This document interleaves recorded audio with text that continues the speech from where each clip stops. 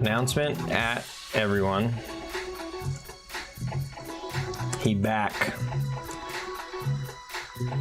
And God is good. Prayer hands.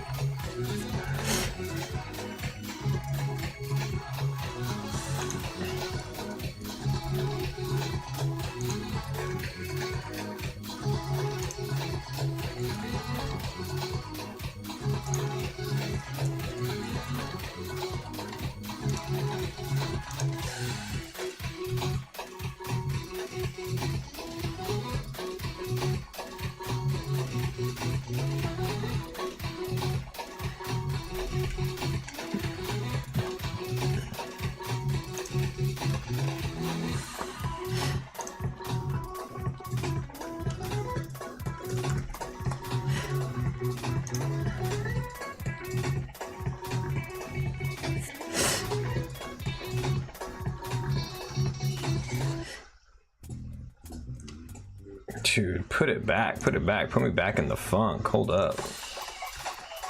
There we go. Can I do this? Let me see if this works.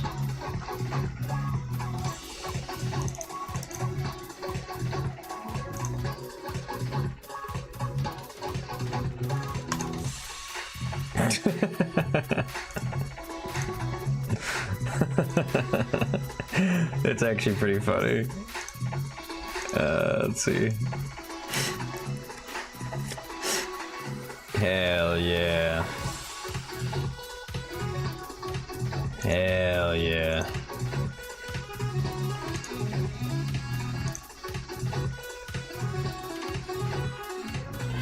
Hell yeah.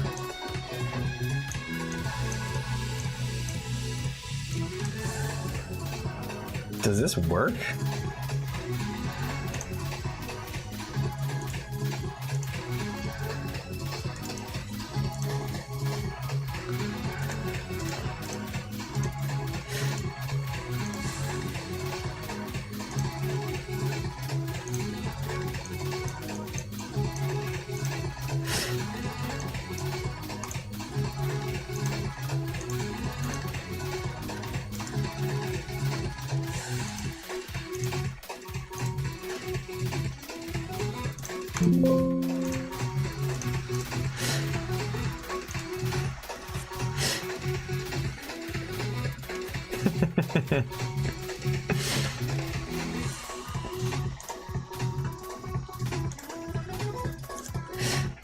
Make it stop.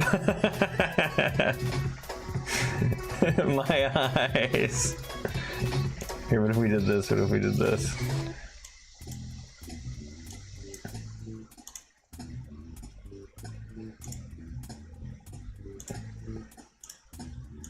Or like a little bit less, like 50%. There we go. Hang on. Can I put it right here? There we go. How? How did you make it worse? We gotta put this artist, I need to... Actually, I can fuck with this too. Holy smokes. The funk just hits. I want to find a filter that will let me like overlay this though. Audio video filters. Here we go. This is what I was looking for. Video delay. Oh, this is only for audio. Effect filters.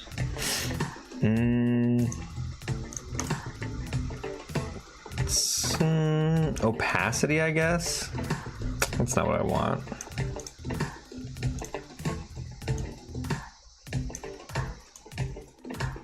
I guess I can kind of do this. There we go, that kind of works. Something like that.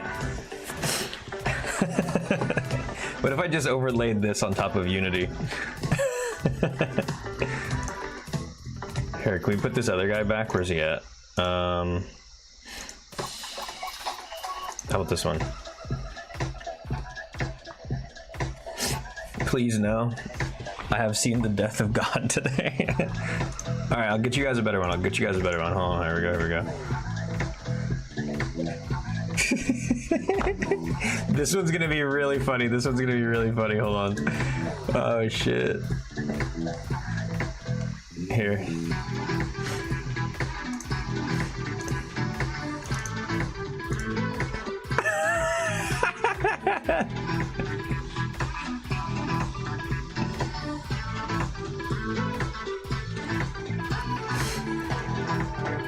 Can I do this? See, cam only. Put me like that, like this, and then add in media source, party.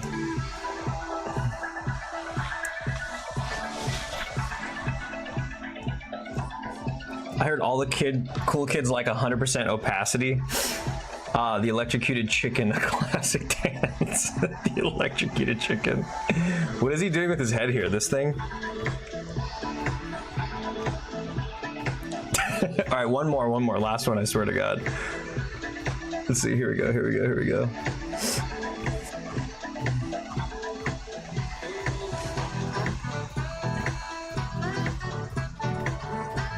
I'm finding one really good one,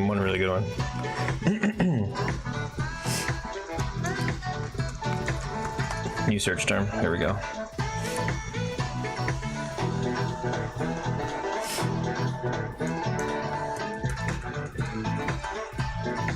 We got a good stream ahead of us tonight. This is gonna be a banging night stream. One of the greatest streams of all time. We got some amazing things lined up for you guys tonight.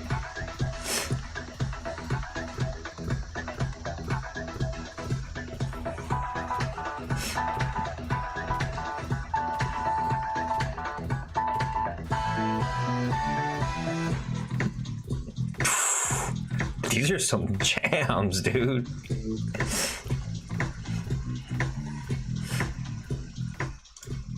All right, last one. This one is in better taste, maybe. And then we start, and we actually do the work.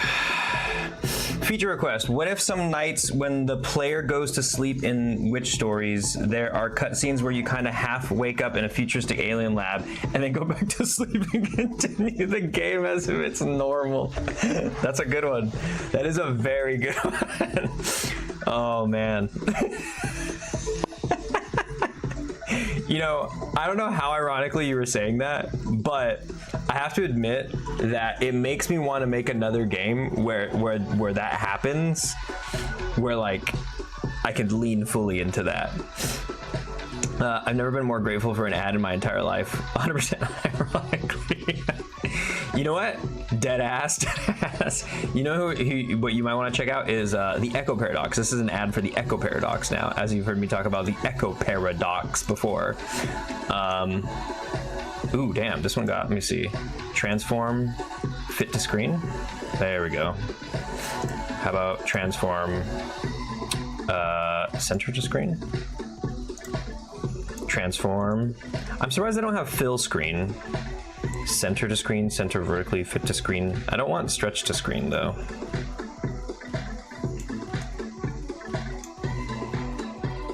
There we go. This is what we want. Something like this. Yeah. Okay, we ready to get to work? The thing that sucks about this one is it's so high res, it kind of screws up the way the other ones are presented. Even though I like this one more.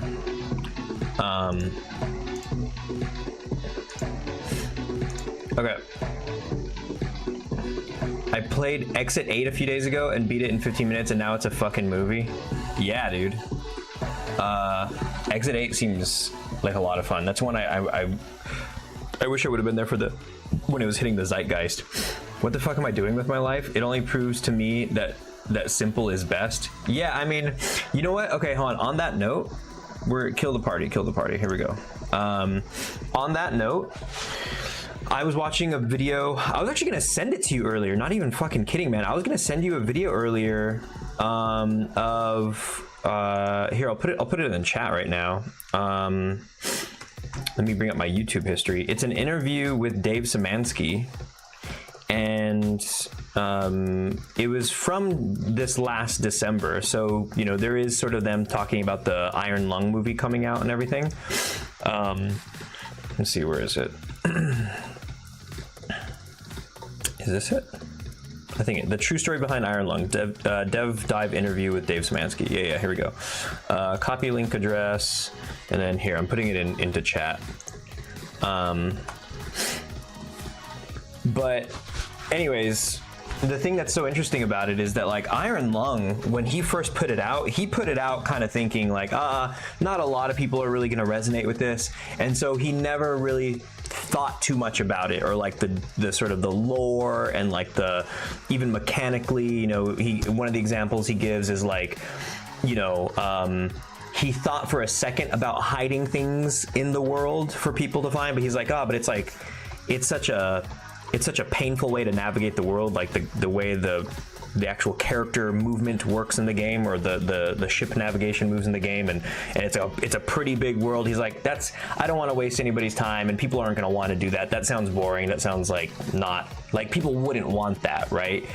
And then Iron Lung popped the fuck off. It's been sort of like one of the cult classic, like, indie horror darlings, like, of all time. And, you know, now we have a movie of it. And by the way, the movie, just so in case y'all didn't know, just hit $18 million off of its weekend, which rivaled a fucking Disney-produced movie, which their cap was $20 million this weekend. So Iron Lung, self-financed by fucking Markiplier, the YouTuber, beat out a Disney production, which is insane. So, anyways, rewinding a little bit. Dave Szymanski never sort of anticipated, like, sort of like how much the world would want something like that, and so started very simply. And I was like, bro, I kind of resonate with that. I made a very simple horror game too, and to be honest, even my simple horror game was more like complex and multifaceted than his was, but it just didn't hit with people, I don't think. I also just didn't fucking spread the word or anything. My bad. I did a shit job at marketing too. But the flip side is that, like, he would afterward go back into this game that he already released, inject with all this additional thought. Like, he put in all the lore and some extra shit. Like, I guess there was a lore update. And yeah, talking about, like, making small games is big in this interview. So if you watch this video, there's a lot of stuff where he's talking about, like, the size of games, wanting to work on bigger games too, the idea of sort of throwing the dice more, which is literally language that I've used my whole life with making small projects, where it's like, if you could put out a small project, if it hits, then, you know, that's your golden ticket. That's your fucking Willy Wonka golden ticket, or literally your winning lottery ticket, whatever it is, hitting Snake Eyes, all that sort of, like, language around. It's your submission, right? It's your entry. It's your one shot. It's trying again and again and again. You don't need to do one big thing necessarily. I mean, it's like whatever floats your boat. Like, obviously, Memories of a Spy is not done, and Memories of a Spy will be massive, and it might not be a commercial success or anything like that. It might be a flop compared to other games I make that are much smaller. Who knows? The point is that, like, if you want to try to hit that, and if you want to try to make a living off of things, and the scale is sort of, you might be incentivized to make smaller things intentionally, you know? Players always want hidden lore, even if they don't want to find it themselves. Yeah, and some people will. He makes a good point. I don't want to reiterate everything he talks about in the video, but to that point, I thought was interesting too. Is he mentioned how some people will go and find all those little hidden things, and they'll spend time doing it even if it's not fun, and then they'll judge you for making that process not fun, for making it like an option, because it's almost like they feel kind of like the same type of language that addicts use. You know, when addicts kind of blame external factors for their habits, you know, for like whatever it is, abusing substances or whatever the hell it is, that similarly players will be like, that players are going to be like, yo, like fucking I went and found every single little hidden package and all the and all you gave me at the end was this, and it was such torture to do this and that. It's like, well, bro, like if there wasn't any promise, like it was just find the things, you know. Anyways, I thought that was an interesting point. It's a great video. You guys should watch it after the stream, obviously, or second monitor, separate tab while you keep the stream running, obviously. Sorry, let me blow my nose really quick.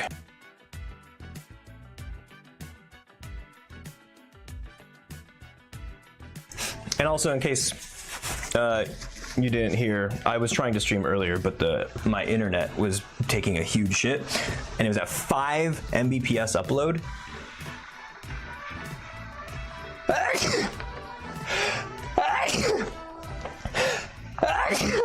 Excuse me. But now I'm back to 40. I'm looking at the Steam page, and the trailer is literally nothing. You mean Iron Lung? Iron Lung's great. It is a very different pace. It's a, like, he calls it like a tonal poem type of thing, you know?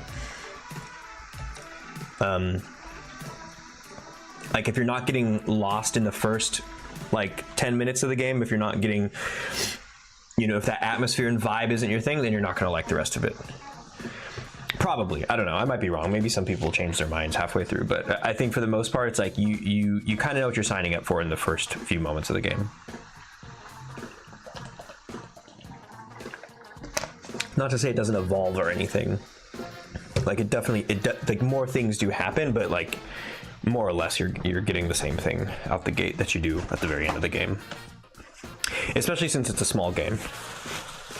Sorry, I have to mute this again and blow my nose.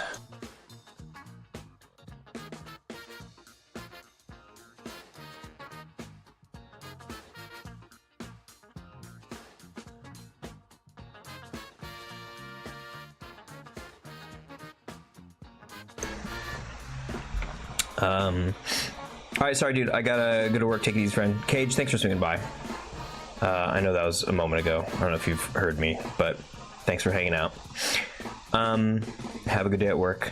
I got the notification that I need to rush and watch your VOD to keep my streak. Bless you. That's really funny. That's really funny. Bless you. Thank you. Gesundheit. Thank you. All right, so the thing I was really bummed out about earlier was like I actually have some genuinely cool things to do on stream today.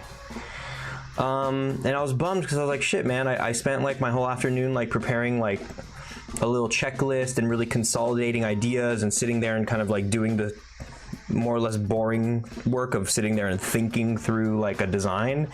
And I was like, okay, great, all these things line up. Here's what I'm gonna do on stream now. Cool, these are gonna be fun, mechanically interesting things to see happen on stream. And then my internet took a shit. So I'm excited to get back to this. Here, I have the list right in front of me now. Here we go. This is it. This is the list for today. How much of it we'll get through, who knows? But we're gonna take a whack at it. So, which enter through chimney? We did the effects of that yesterday, but the thing I want to do now is make sure that this is getting fired off from the Chase FSMs. This one's maybe a little less exciting, but the following things I think will be fun to do on stream. Is Fat Wet Burrito on that list? Hang on. Fat Wet Burrito. Fine. Eat. Poop out. Okay. Yeah. So check it out. We got Fat Wet Burrito right here at the top of the list. I'm gonna star it to make sure that it's like #1, right? And what is it? Can I do this still? Yeah, good. Hold on, is that zoomed in or not? Hear text clearly with natural voices? What the hell? Close this. Did this not zoom in at all? I can't tell if this is zoomed in. Is the screen that your guys seeing broadcast, is it zoomed in or is it my full desktop?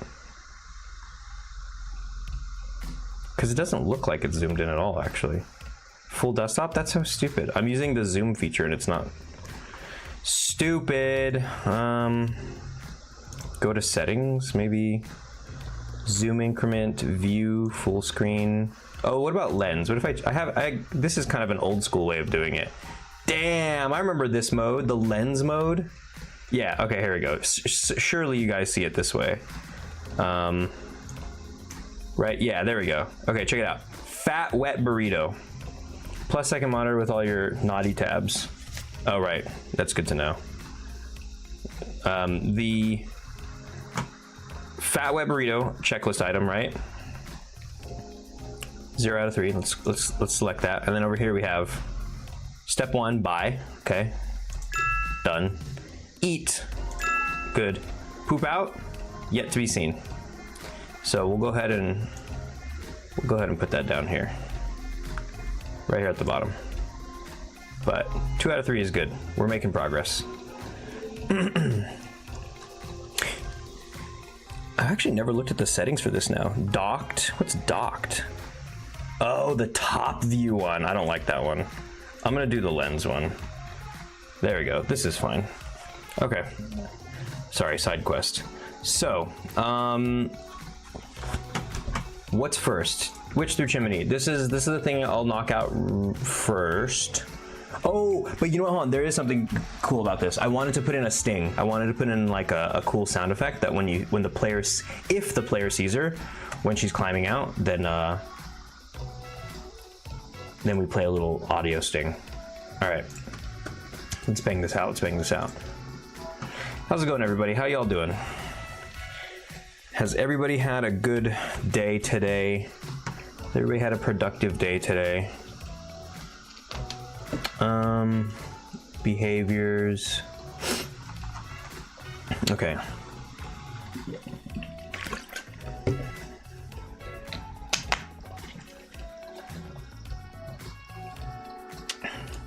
What are we looking at? Fireplace entrance. Okay, so I started working on it like this.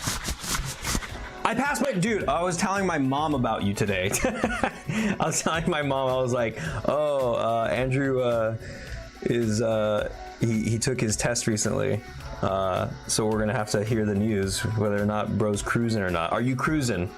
Are you cruising yet? You passed, but does that mean you're cruising, or do you have to do the actual cruise? Do you have to do a cruise test first?"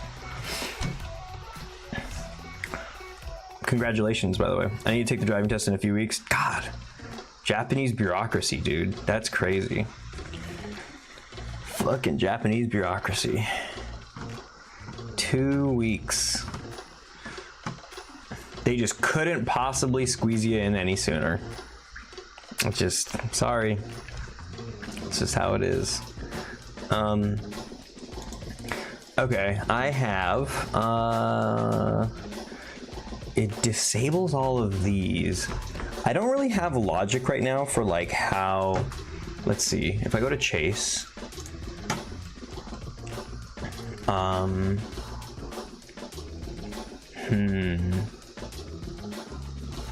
me see, what's the condition I'm asking? Is during any chasing mode, if the player is home and the door is closed and locked and the fireplace is not lit, then do the chimney entry. So,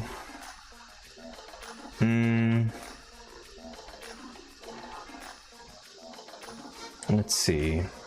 I'm kind of wondering where I put this then. Maybe fireplace entrance.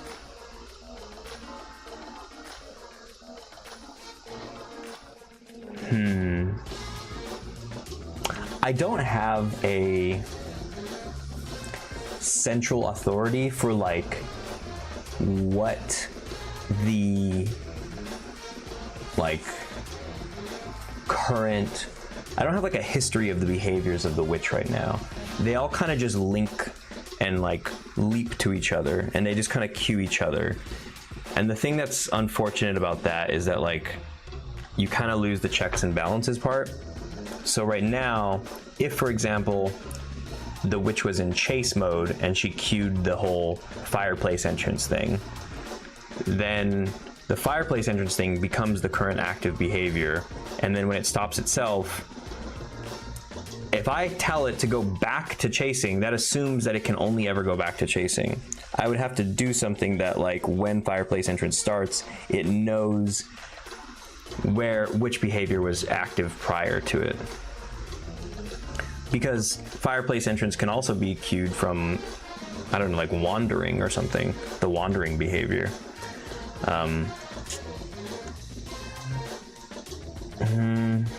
So it's almost like maybe in fireplace entrance,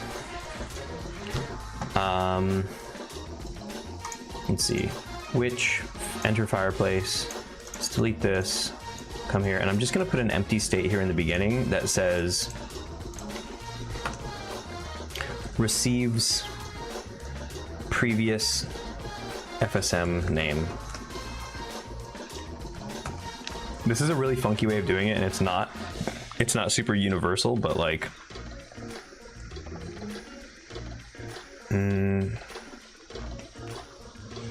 yeah, I'm trying to think of, like, Wander would send there, Chase would send there. If I ever decide to have Angel Chase be its own separate behavior, then that would also send there. Investigate might also send there. Yeah, Investigate would actually definitely send there as well. Wait, right? En route, yep. So it would need to know which one to go back to. Fair enough. So what about witch sequences? God, I hope not, right? Prep ceremony, baby begins sacrifice, and then chase player. This is like old stuff. This is old. Caught player, old. Player has baby, yeah, okay, so it won't be there. Okay, in chase, let's see. En route to target. And then also my last day of work is the 20th. 16 days. 2 weeks. 2 weeks and 2 days. I'm gonna go broke. It's gonna be amazing. Shut the absolute fuck up. Oh my god. You live in the place where your USD goes so crazy banana hard. And certainly your cushy little VFX job, 550 yen bentos every day. I don't. Okay, I was living off of like $1,500, or not $1,500, 1,500 yen,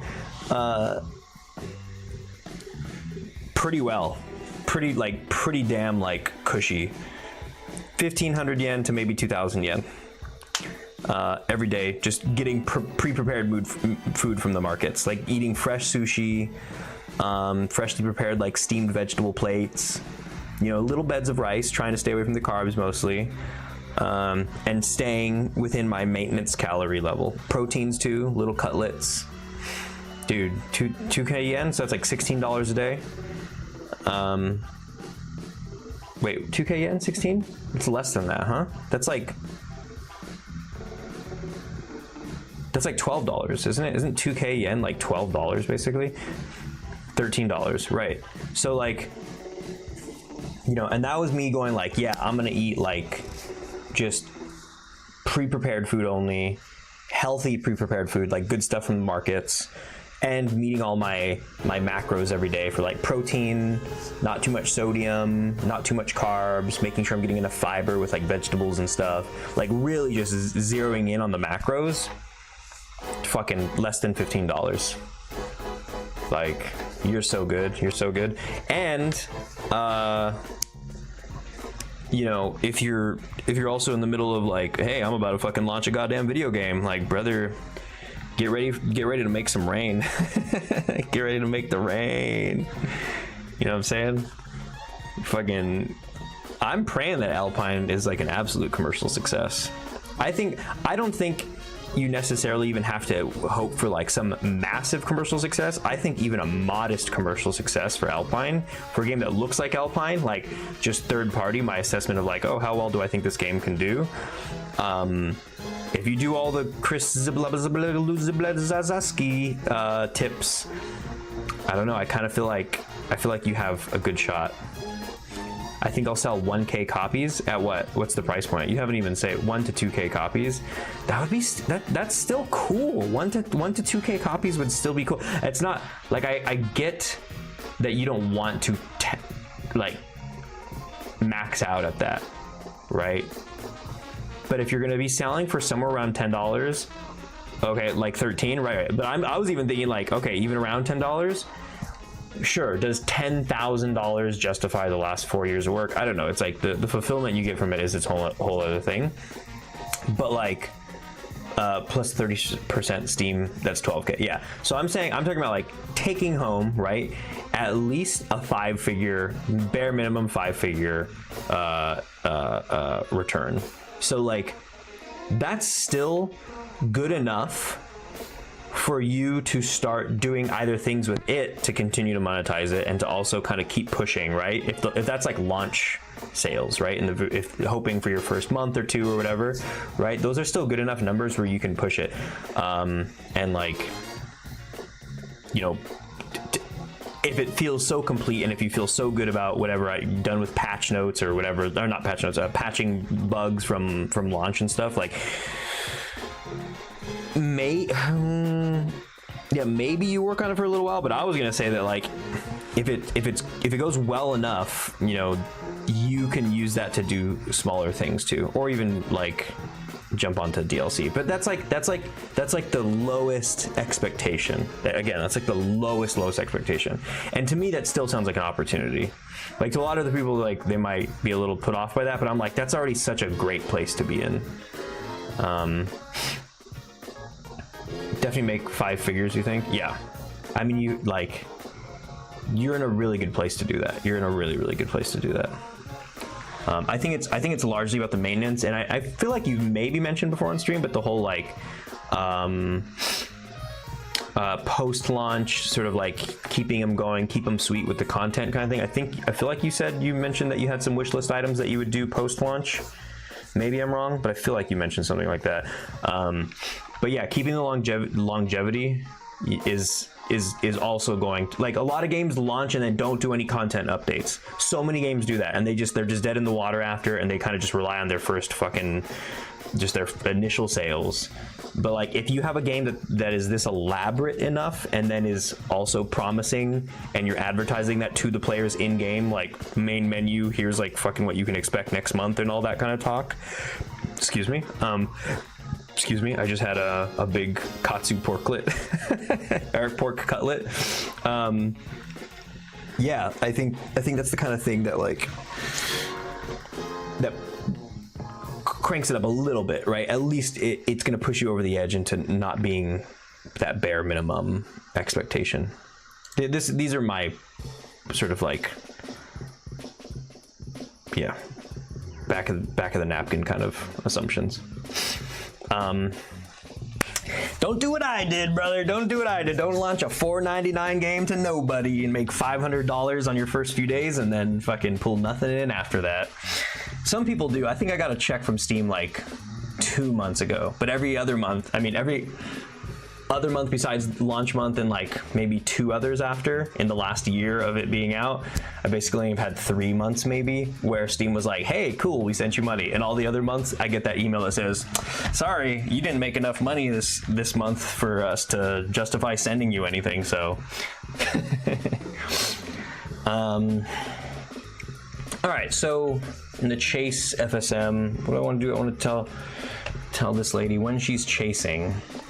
I think I'm gonna be doing this logic a lot, so I kind of feel like maybe what I'll do is, fuck, that if I just turn on the fireplace entrance,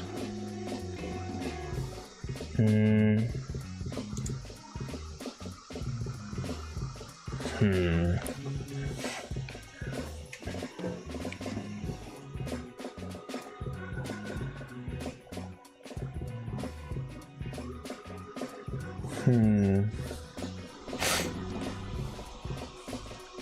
don't know if I like this method anymore.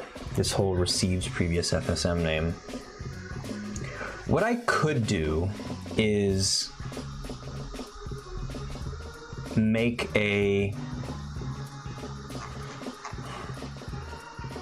I could make a new FSM. I feel like I should do this because the witch is getting a little complex, and I should call this like behavior manager, and then we'll put this at the top. God, I still hate the way Unity handles dragging and dropping components. Okay, behavior manager. I think that's fair enough. Behavior manager, yeah. What we'll do is variable, let's just have a string that can be called like current FSM. I guess maybe current behavior is fine. Current behavior FSM, just in case there's like subcategories. And then we make that an output so I can see it. And then that way in Fireplace entrance, when it starts, get FSM string, and then it'll, actually, no, it shouldn't even do that. We'll do it at the end. So we'll just say start entrance. I'll do this at the end. So return to previous behavior, right? So it happens here. I'll say get from behavior manager, the current behavior FSM, store it in the same string as that, and then say enable FSM. Yeah. Because it's going to turn off wander, chase, encounter trigger, and it should turn off investigate as well. Okay.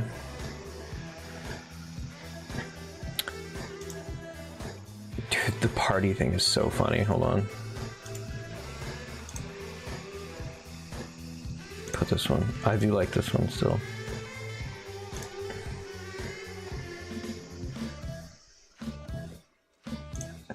So I could just hit stop. That's good to know. So I could just do this. Okay, and then stop. All right. You ready to make me a new trailer in a few? Oh, 100%, 100%. I don't go to sleep. When I'm done and I sign off stream and everything and I say I'm going to sleep, what that means is I push my chair away from my desk a little bit, like this, and I sit here and I just look at Discord. I keep Discord right here and then my email right here. And then I keep a browser right here with all of the social media that I'm connected with Booyah Grandma on. And I just sit here and I wait. And I look at that, Discord, email, Twitter, Blue Sky, Discord, email, just like this. Okay, has he messaged me yet? Has he emailed me yet? Has he messaged me yet? Has he emailed me yet? Has he messaged me yet? Has he emailed me yet? That's what I do. I don't sleep. I wait for you to be like, here's the Google Drive folder full of game footage. Make me something beautiful. Okay. I'm so ready for that though. Dude, hold on. Where's, I think I have it in Witch Stories actually. Hang on, let me do something. I think, wait, do I have it in here? Music? No, maybe it's not. Wait, where did I save this shit at? Hang on. Where would I have saved it? Documents, currently working, Witch Stories, marketing materials? No. Reference, screen recording, sketches, stream assets, stream VODs, wiki, dialogue. Damn, where did I save this? Maybe it's on an external, but I have,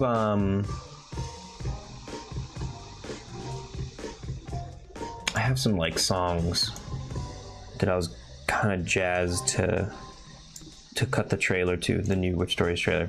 All right, whatever, never mind. You guys are just gonna have to wait. Sultan Thuza. Hello, Sultan Thuza. How are you? Welcome in. How you doing? How you doing? Okay, so we get the FSM string, the current behavior FSM, and then we enable that FSM, current behavior FSM. Yes. Enable it. What I should do too is we'll do enable passive FSMs. That way, I think basically in here it's like you have, because wander would get disabled, chase gets disabled, investigate should get disabled, but encounter trigger should also be re-enabled. So like that. Okay. I hope that's robust enough. I wasn't that forward thinking about the witch's behavior in the beginning, and I kind of painted myself in a corner. I like when you review coding in video games for any games.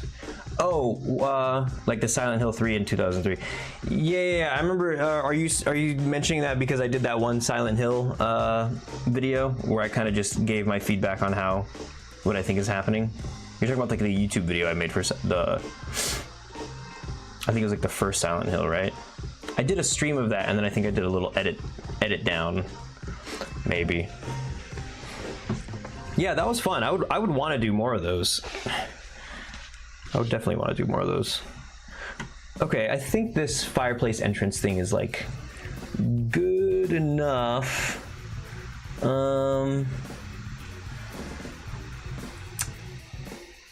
Yeah, so I wonder if fireplace entrance is just an FSM that runs instead of relying on an event.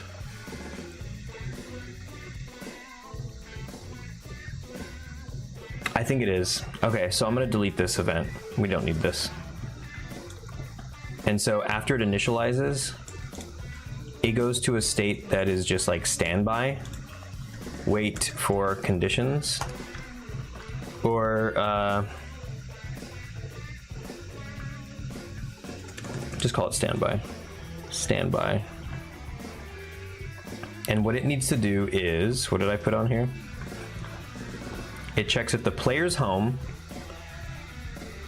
and the door is closed, and it's locked, and the fireplace is not lit. So let's just write that down really quick. Player is home,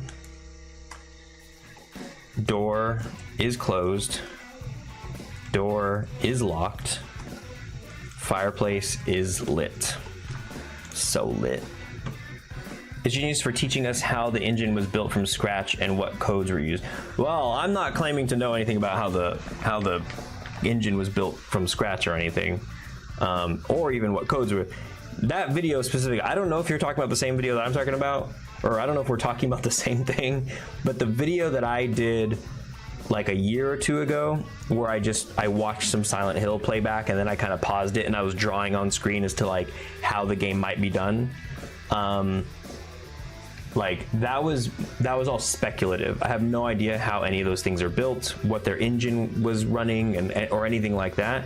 But I was just speaking to techniques and sort of like traditions that like are maybe a little agnostic to whatever game engine you're using, and I think they're probably some timeless methods. But that being said, I have no idea, and there very well could have been different techniques that they used. But the point of that video was just to show you that like this is like simple. It's like it's still simple, and it's kind of even easier every year.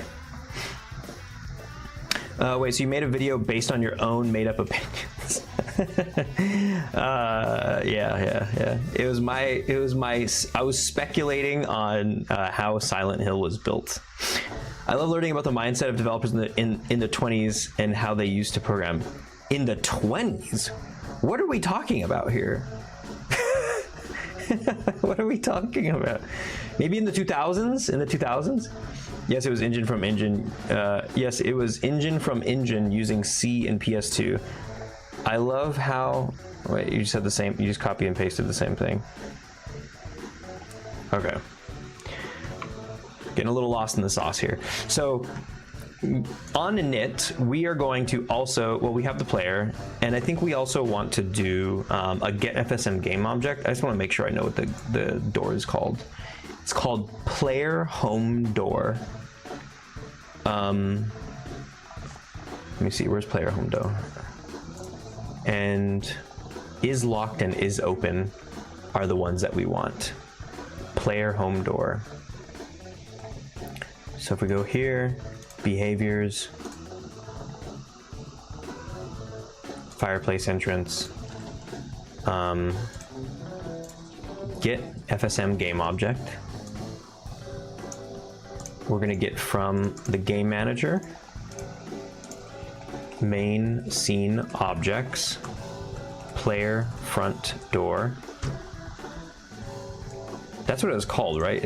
Did I already fuck that up? Did I already fuck that up? Sorry, I have to just... Player home door, that was close. I already fucked that up. Player home door.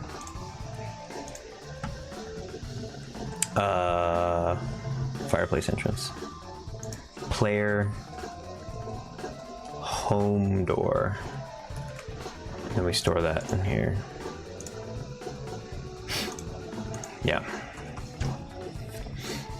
The 2020s. Sorry, 2000s. Oh, gotcha. What do you think how developers video games in early 2000s? I'm gonna guess that what you're asking is, what do I think about... Actually, I'm not really quite sure I know what you're asking. I'm gonna make an assumption. I'm gonna assume that you're saying, what do I think of developers in the early 2000s? I think they were probably having a great time, and it probably seems like kind of a golden age, right? Had to have been like just a golden age of like really just screwing around, trying things out. It is also funny how not a lot has changed. Like really not a lot has changed. That was another point I was trying to make in that Silent Hill video, is we're all still basically doing the same thing, just in different orders, and nowadays especially different magnitudes. Yes, about mindset. Yeah, exactly. So it seemed fun. It's just like they're open. It was kind of like nobody's done this before. They weren't leaning so much on traditions. It drives me nuts how much people lean on like trying to just clone, like people just clone. And it's not like I'm fucking reinventing the wheel here or anything. Like, you know, I have a first-person controller here in Witch Stories. It has the retro PSX aesthetic. I'm literally trying to recreate a thing that like I, to be honest, didn't really vibe with that much when I was younger. But within that framework, I'm trying to have the sort of open-mindedness and experimentation and kind of like fun naivete that I imagine those game developers also had. They built everything from scratch, or a lot of things, not everything, but a lot of things. One second, let me just, sorry, I have like a really runny nose today. No, wait.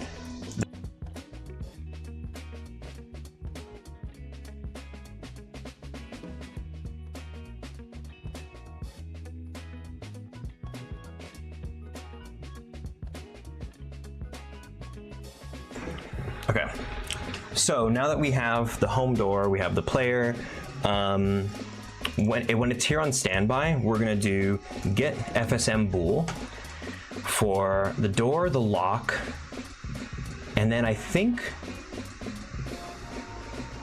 two other things, right? I think all of these, right? 1, 2, 3, 4. Oh, we need to get the fireplace as well. Hang on. Where's the reference to the fireplace?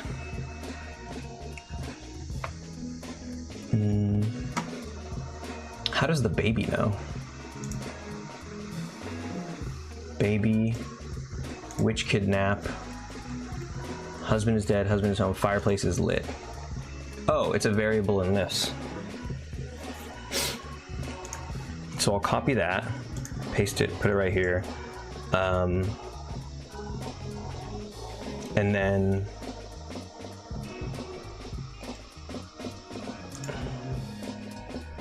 I guess it could be It is funny that this is also a... I'm not gonna use that one though. What did I say if the fireplace was lit? And that was kind of the only other one, huh? Okay, whatever. X, save, back, go to the witch, behaviors, fireplace entrance, paste this in.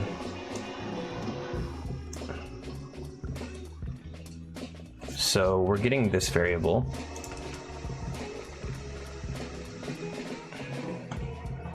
And we'll be checking every frame. And then this will be replaced with a bool test. Bool test. I need to make a custom action that just does both of these. That I could specify a variable and then it tests against that is, instead of having to put these, because I just do the same combo every time.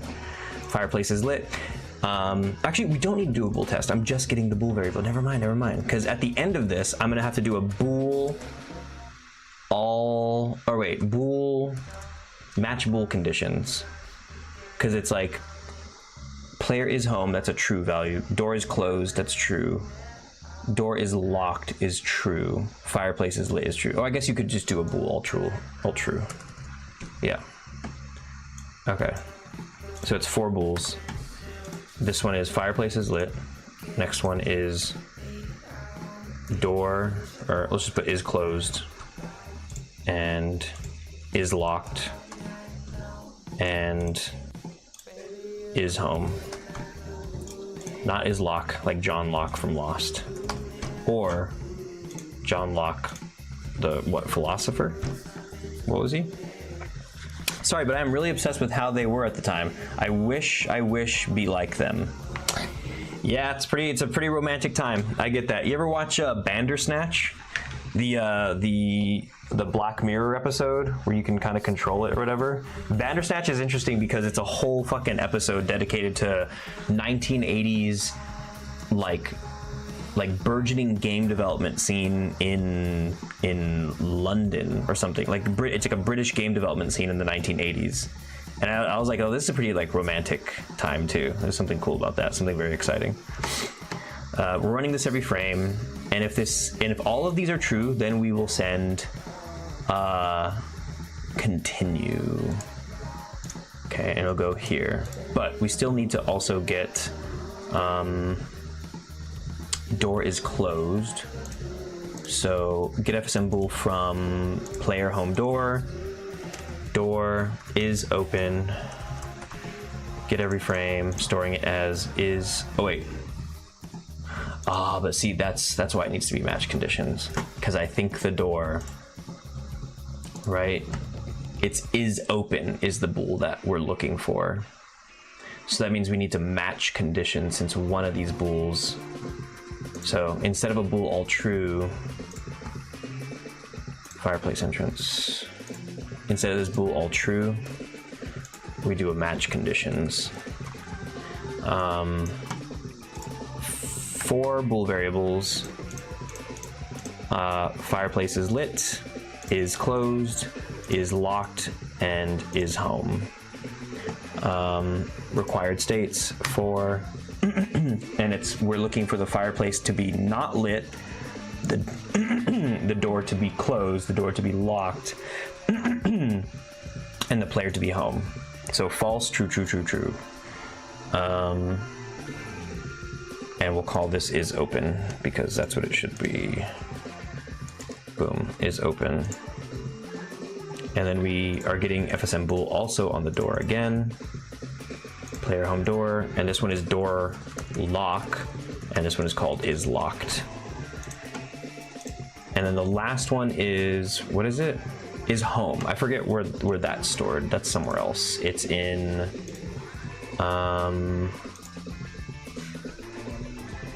wow, that cool.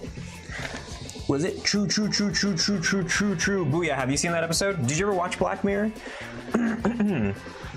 That's a good episode. It was also just like, it was fun because it was kind of a little choose your own adventure thing. So I guess it was more, less so did you watch it and more did you play it? Also, check this shit out. Got myself some Trader Joe's peanut butter cups. I don't think I played that choose your own one. Dude, you should check it out. That one's actually a lot of fun. Because it's like, it's creepy and really like, it's disturbing at points. But as a game dev, you really relish in the setting of it.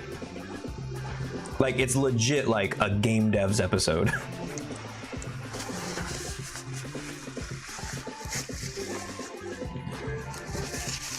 Haven't seen the latest season, but I've seen the first two. Same. Actually, like, I fell off big time. A lot of them started just losing their appeal to me. They started becoming too like a parody of themselves. It was like somebody was like, oh, I bet you I could write a Black Mirror episode. And then the Black Mirror staff were like, great, let's just, you go ahead, we'll use your script. You know? And then it just became like this like tired, like, I don't know. It kind of lost its charm. I heard that in some later, like I think in the last season, they kind of came back. Started injecting a little bit more optimism in them. Okay. So I wanted to look for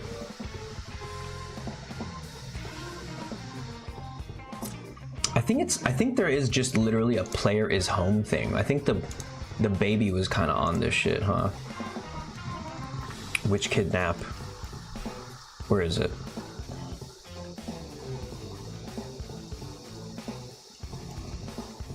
Player see baby. How come it doesn't say anything about the player being home? Player home door locked? No. Baby is home, baby's crying, player has baby, baby has anti-witch.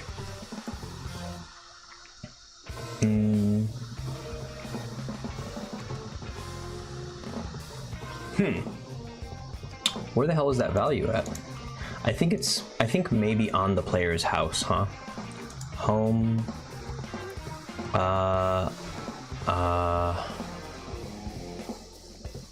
Let's see. Node manager.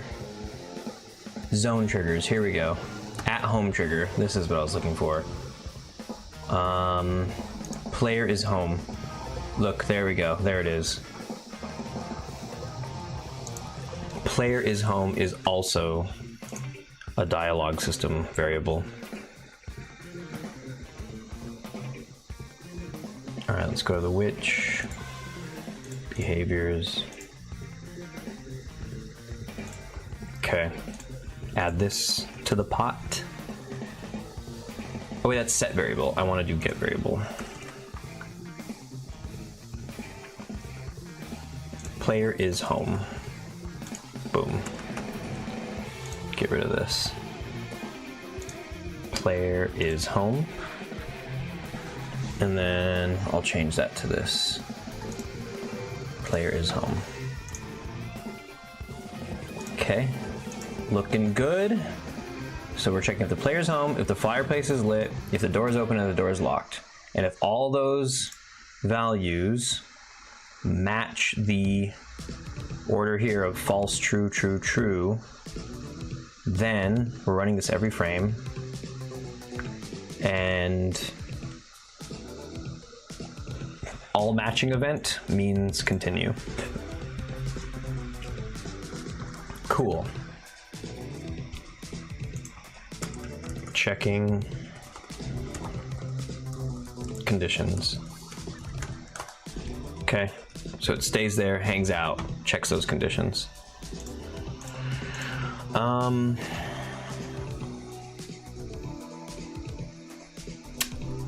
Okay. So that whole system works fine. I just don't want it to be on all the time, so I can turn fireplace entrance off.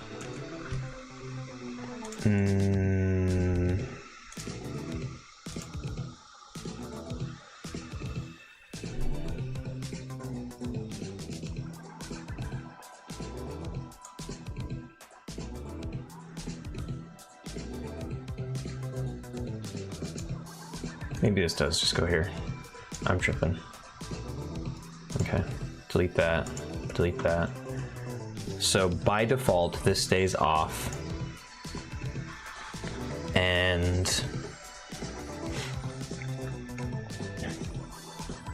then I think it has to disable itself too, right? So at the very end, disable self. Boom. What's this called? Fireplace entrance, disable.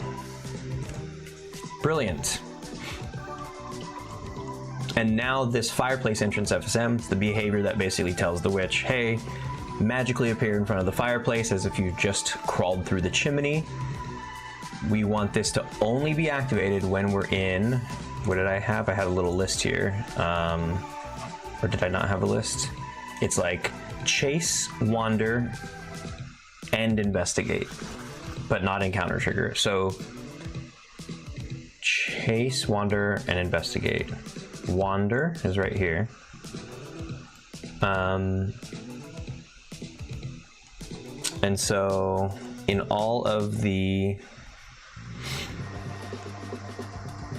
it's like in all of the ones where it's in route, right? This one it should not. In watch from, well actually watch from close. Watch from close it should not. Watch player from tree line it should not. Wander tree line near player, it should also not. Okay, so wander actually doesn't really fuck with that. That makes me happy because that's like one fewer behavior that I have to worry about managing this.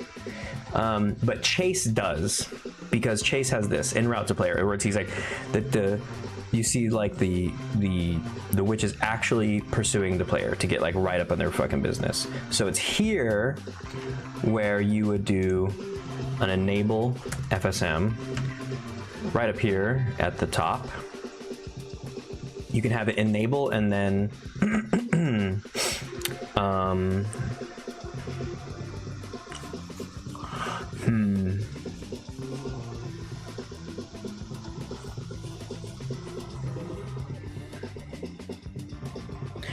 and we won't reset on exit. Actually, yeah, why not reset on exit? Well, no, because then if this FSM closes, then both of them finish. So, oh, it's a little tricky, it's a little tricky.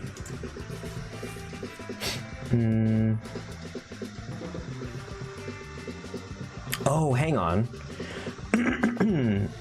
What if we just make a bool that the fireplace entrance can check? That just says, hey, we only do this if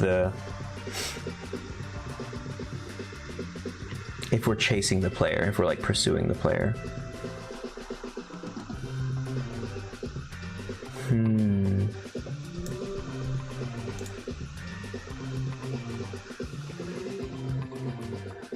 Chasing player right here. Where's this used at? Right. So if it's in any other state other than this, okay. Maybe we only...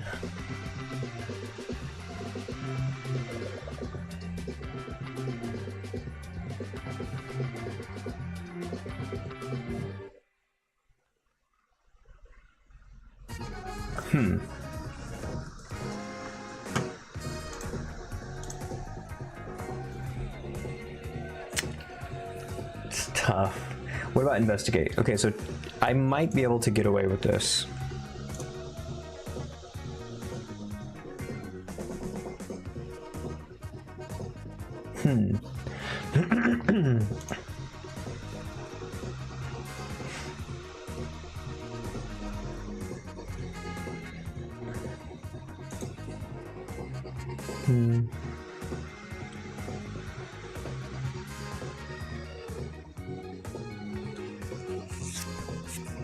Investigate should not go into the player's house, though, I don't think.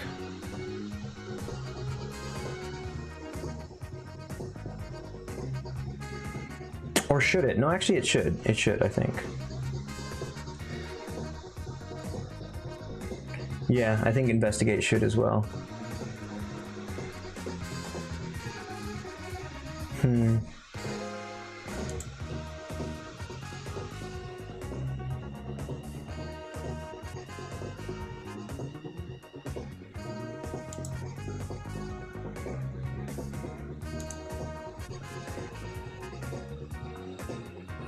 I actually haven't even used the Investigate FSM in a while because I haven't figured out a good way to set all of it up.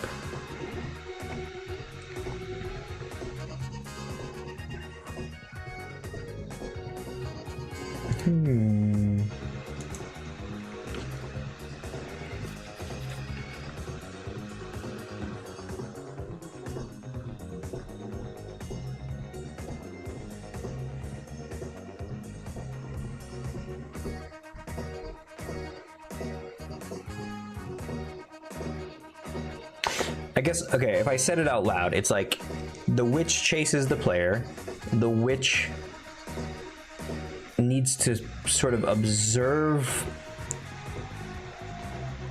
It's kind of like only when it's like en route, right? Like the player, like she should kind of only, it should only be when the witch knows where the player is, like knows that the player's home, and not just magically checking these omniscient values of like player is home and all that.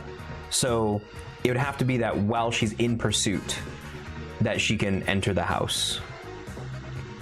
So it should be obvious that like if the witch is chasing the player, then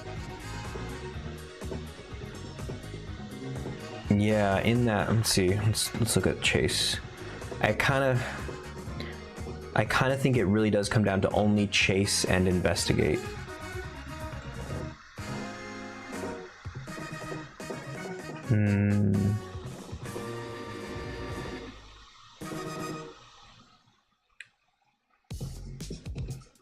But also what kind of sucks is there is something kind of magical about, let's see. No, because investigate is, I think I should leave investigate alone because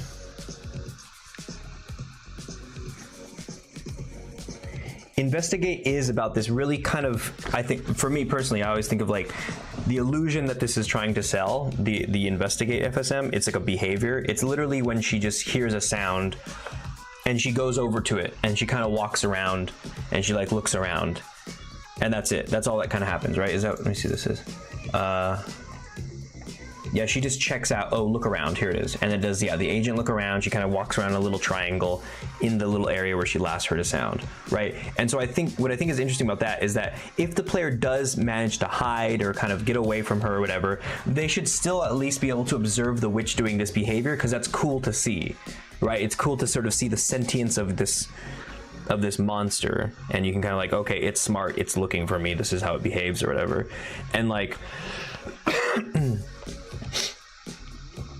that illusion gets, or this becomes sort of null, like this actually doesn't happen, you can't witness this. If the player hides in their house, then the witch just goes, oh, I'm automatically teleporting into the house. Right? Is that what happens?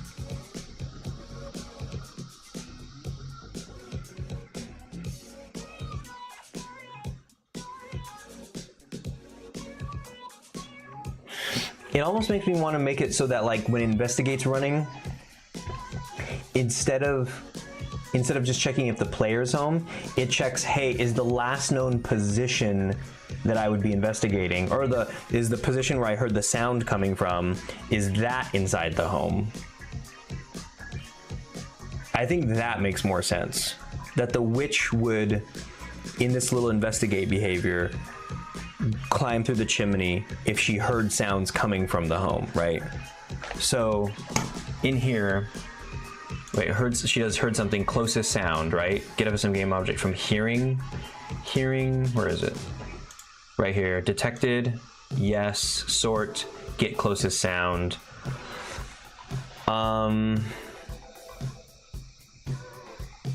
What kind of sucks is that like, I don't have a way of reliably or quickly assessing whether or not this sound came from inside the house. I would have to make a whole new system for that, which I don't really feel like doing. In Memories of a Spy, what's really nice is like all the ground pieces, like inside of buildings, or even the grass at the park or the walkway at the park and everything, all the ground pieces have data on them that say where they are. So whenever I can get information about like any type of place where anything happens, any person is, a sound is made, an event occurs, like whatever the fuck it is, it can always just do a raycast downward and be like, what ground am I on? Oh, I'm on the grass at the park. That means I'm at the park. Oh, I'm on the fucking you know, like the floor of the library. That means I'm at the library. But this game, as of right now, only checks for little character entities that are within the home. Why, Steven? Why did you do it that way? Why did you do it that way?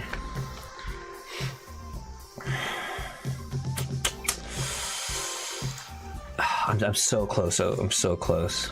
Let's see. We're not going to go to hearing. Let's go back to investigate. I feel like if I figure out this investigate thing, chase will be a little bit easier to figure out.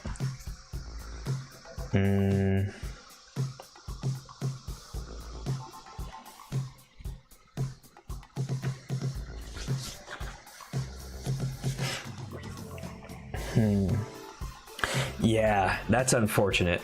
It really, oh fuck. It really is like,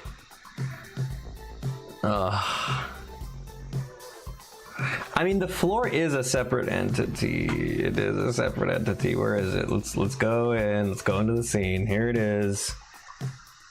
There's the floor, and it's its own whole separate game object. So I could put some data on it and say that you're at home. If you could shoot a raycast down and get whatever this is.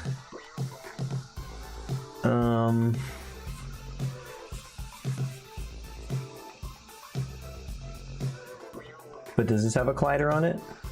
It does. I'm gonna take the fucking collider off this rug. Holy shit. Remove component.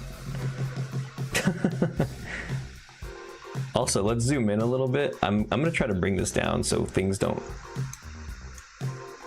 Right there. Because people were dropping the raven's feather on it, and like it would get lost underneath this.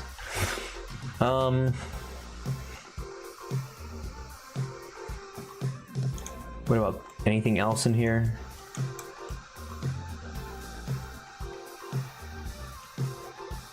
I think this has... Does this have colliders on it? It does. There's some edge cases where this might not work, but overall, I mean, even... Where's the...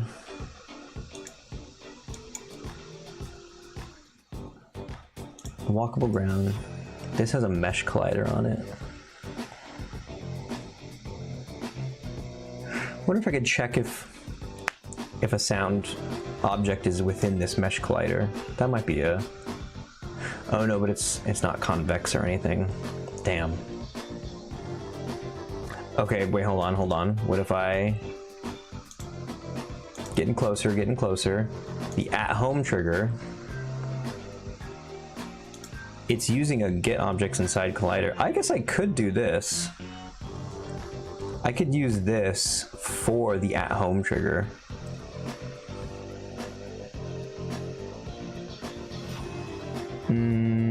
Let's do it. I'll do it. We're gonna make this a scene object, a main scene object. Add variables, game object, at-home trigger, input, at-home trigger. Okay, and then what we want to do is in behaviors on investigate, when she hears something, she'll disable these FSMs or whatever. First, she will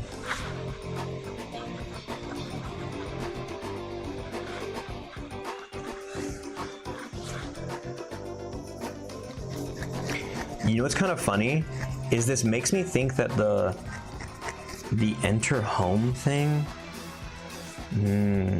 like what if you fed it a destination so that it can return to it there?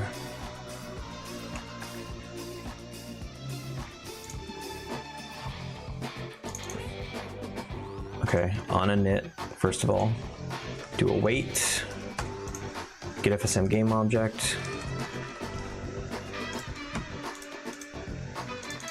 Game manager. That home trigger.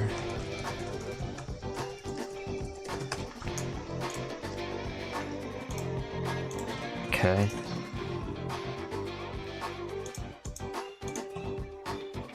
And then you do, oops, get objects inside collider of the at home trigger. Include triggers, exclude self, store game objects. Objects detected. Detected.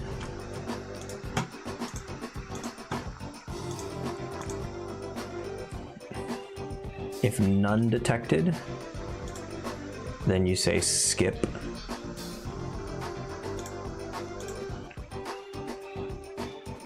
Else, you do an array contains.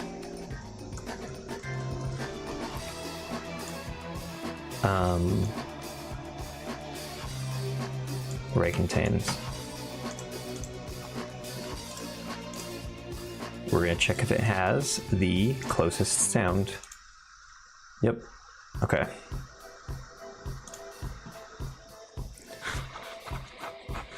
And then, oh, what's funny is geez, I don't even have a layer mask on this. It's just gonna get anything that's detected in there. That's crazy. All right, well, that's crazy. This doesn't have a layer mask actually.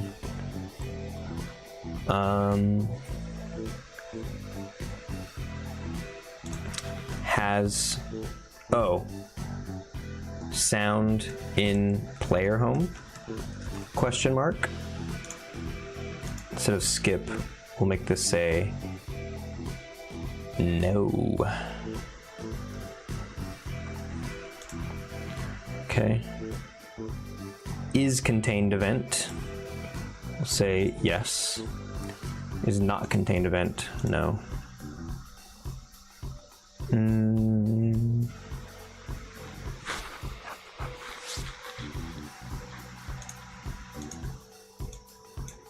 So if it is heard, then we come here and we say enter through chimney.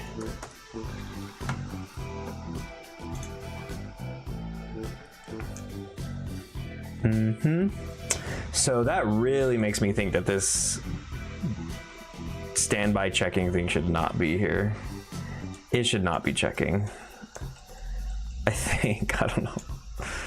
Okay, yeah. I'm gonna leave that there just in case I want to bring it back, but I feel like this is fine. Okay. Now in investigate, enter through chimney.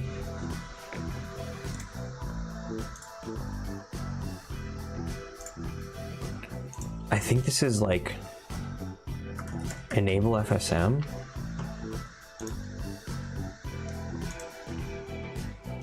Fireplace entrance.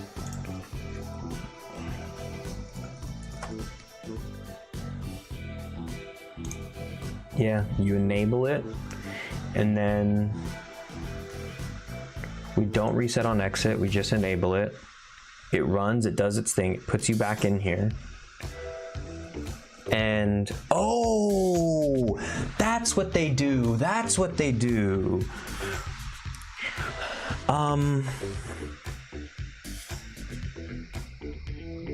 So any behaviors that need the fireplace entrance to do that, they can just be running an FSM bool test.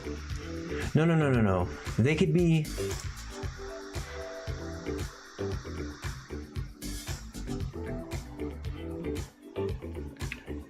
I just have to wait for a callback, basically.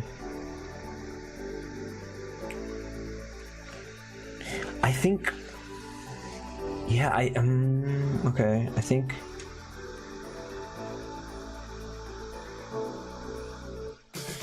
I think it's safe to at least try.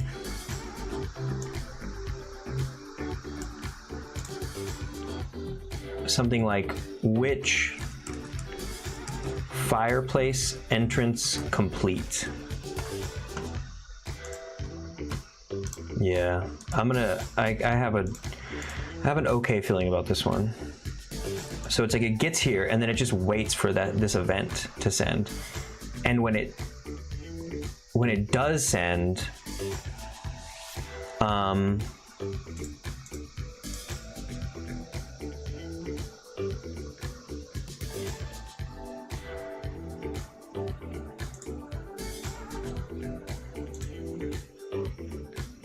it could just go back to this, so it can continue the behavior. Now this makes me wonder, how does this work in Chase? Oh wait, hold on, let's add this to fireplace entrance first though. Instead of disable self, right?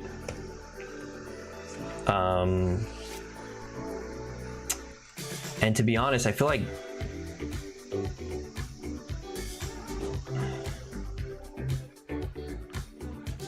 all you really do is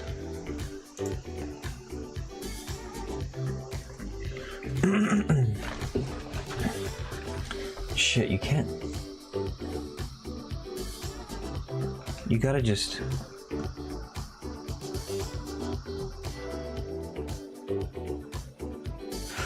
hold on.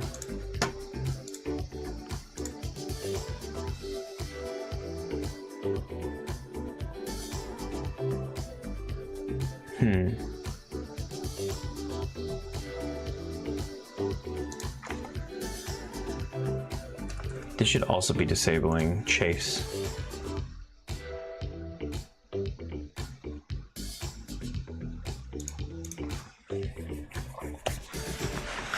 Yeah, this is not a super robust like behavioral like manager thing.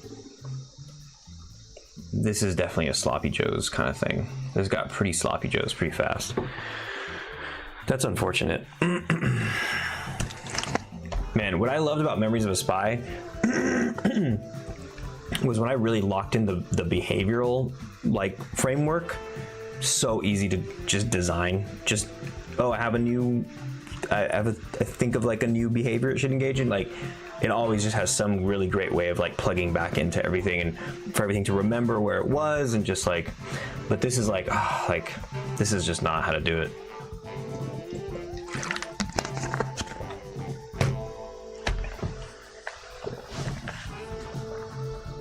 Okay, when you're in Investigate, you're disabling Chase, Wander. You should, and anything else?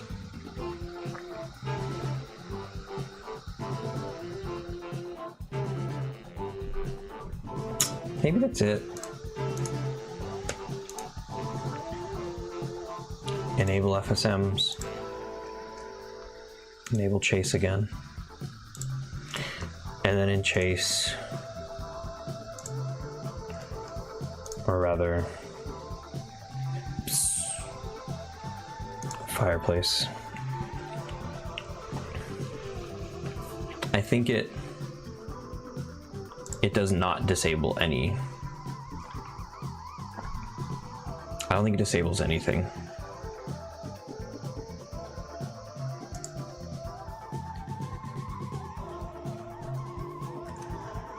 I'm gonna remove this as well.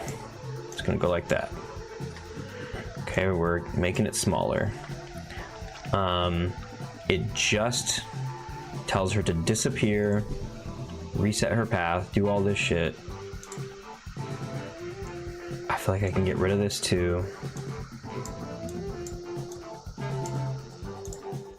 And then return to previous behavior. I don't even think it needs to do that. I think this is where you say, entrance complete event, and then you send an event to this game object. All the FSMs on this game object will receive which fireplace entrance complete. Yeah, and so, for example, investigate will be here waiting for that, and then it just sends into this stuff. And I think you do a reset on exit, you do turn it off.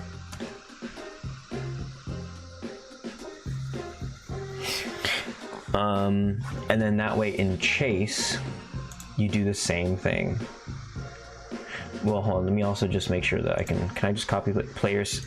Sound is in home. It's gonna use different logic. It's gonna use very similar logic though. So in chase, how are we gonna check? It's like spotted the player, cool. Then we disable these FSMs. And then we get all these theatrics. We're en route to the target. So we're sitting there, we're chasing the player, the witch is playing her animation, going towards the player. And then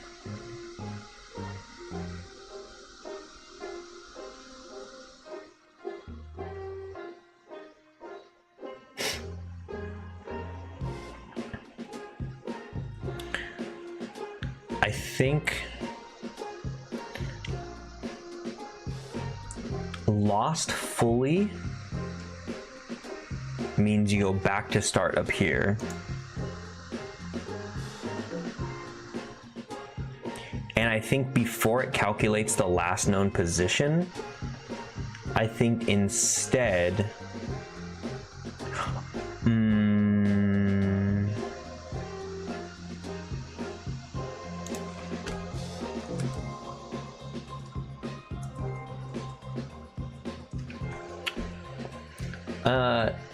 Timmy's Game Dev or Timus Game Dev, or Tim is Game Dev with two M's for Tim. Hello, how's it going? I've never seen this Playmaker setup you got going. Have you ever seen Playmaker? Do you use Playmaker? Welcome in, how's it going? Hello, hello, hello. Did you stumble in just browsing Twitch? Or are you from my my YouTube or Discord or anything? How's it going? How's it going?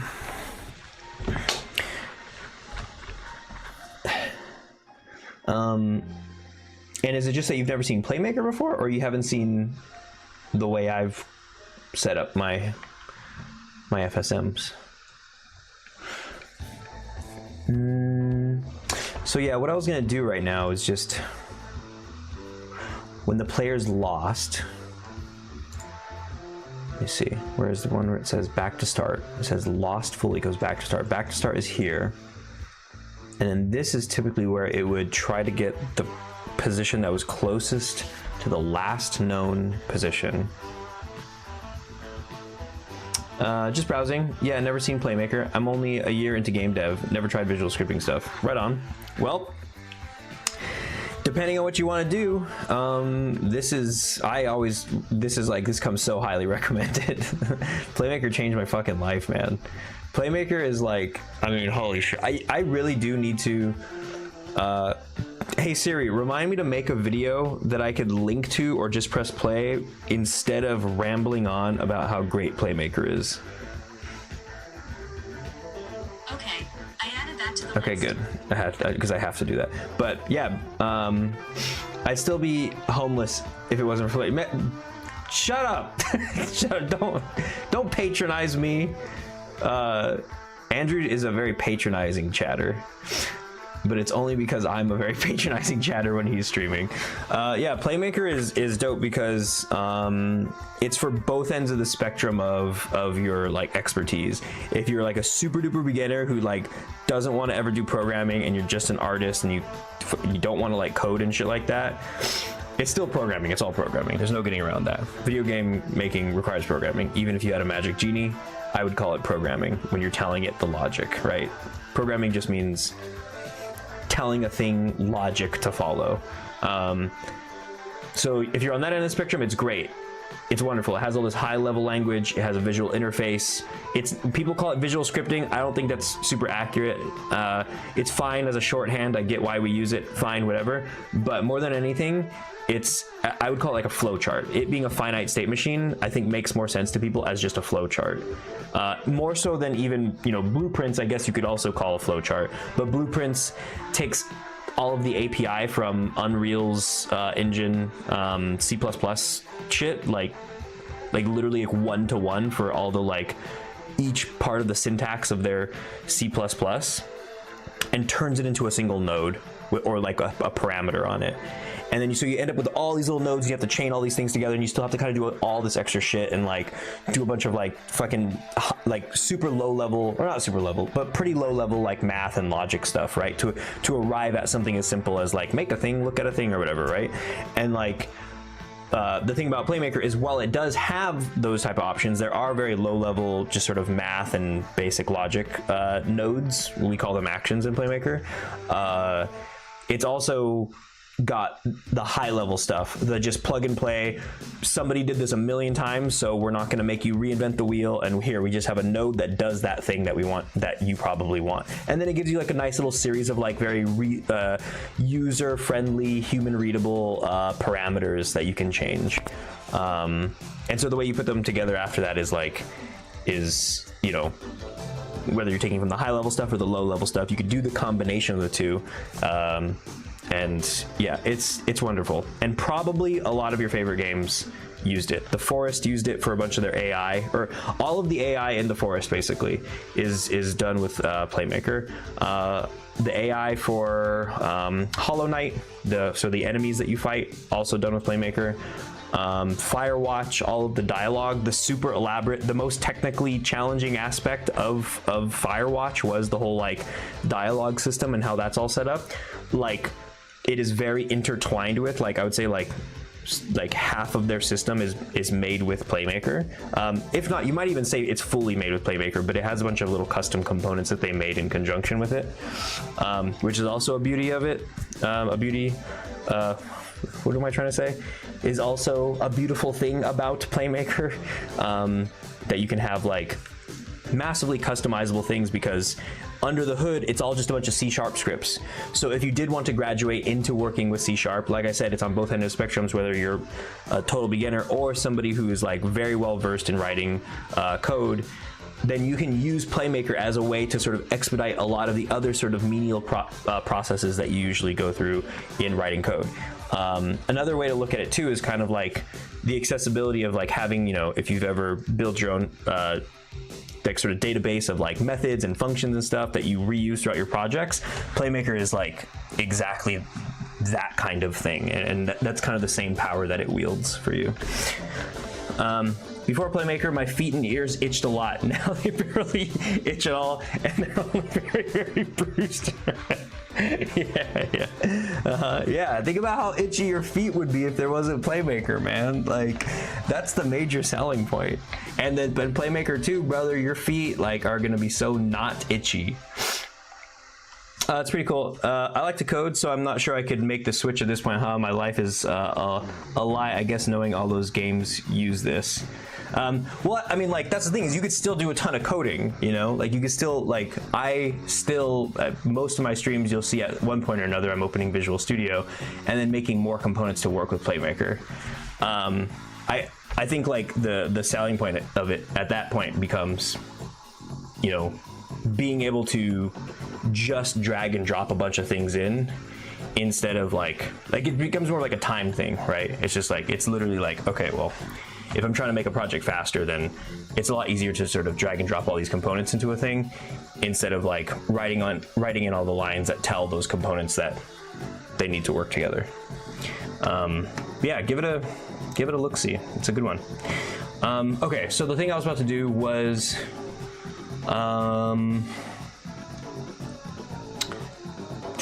what was I gonna do? Where the hell? I was gonna check if a point. I was gonna check if the last known position was in the house. I feel like I could do that. Or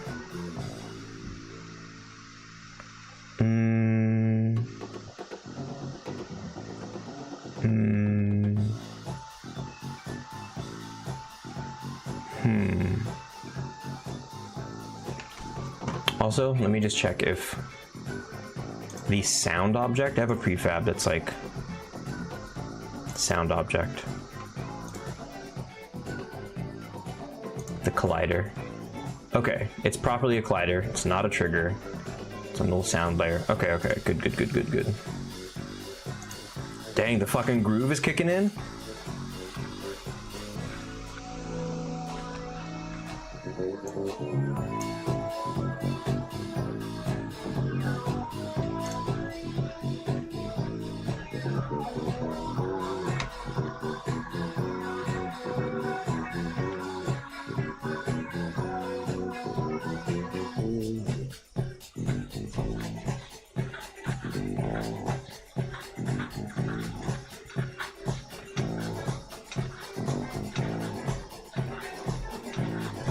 Okay.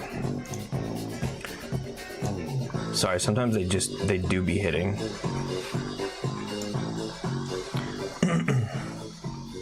I'll stop it.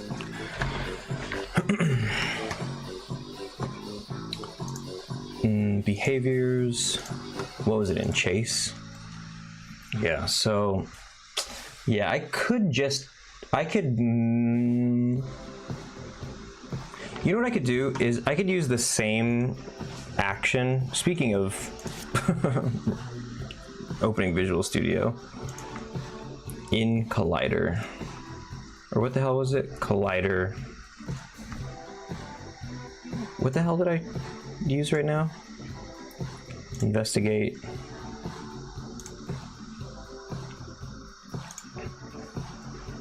Get objects inside Collider.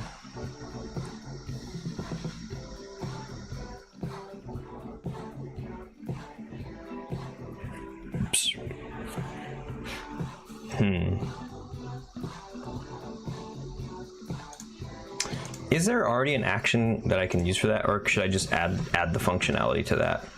Let's see. Point inside or something. List game objects inside Collider. Oh, look at that! I could have just did that. Array list. Dynamic. No. I wonder what this one looks like.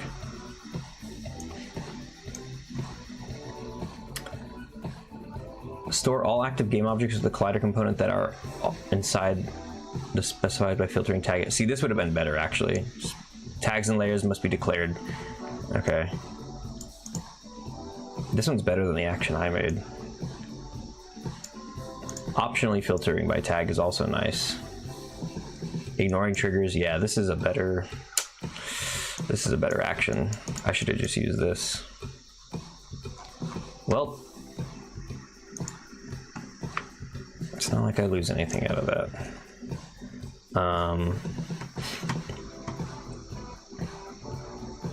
Okay, we're gonna ask Geppetto to make us some shit. Get objects inside Collider. Get objects inside Collider. Okay. So we're gonna say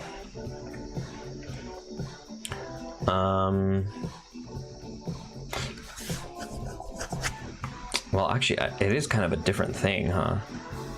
I'm just gonna say, make an action called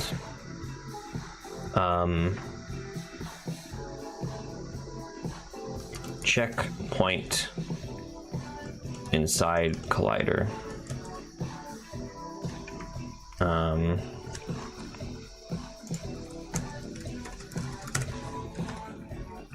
It should let me input a vector 3 and a game object, the one with Collider.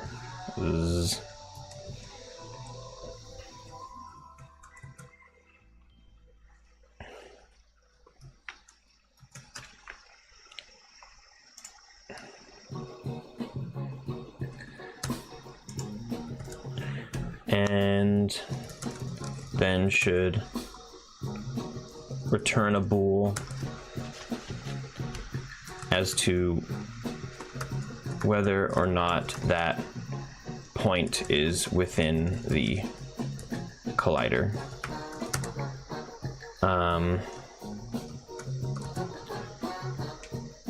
And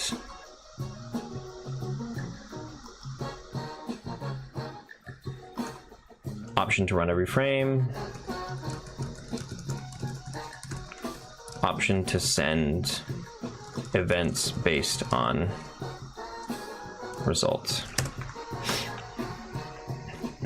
Is that all I'd really want to do? Yes, sir. Okay, so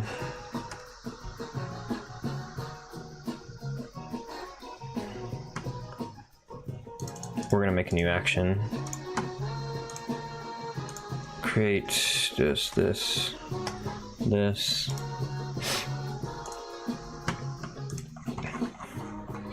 All right.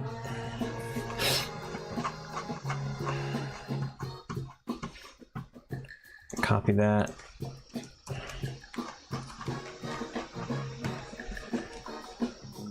Okay.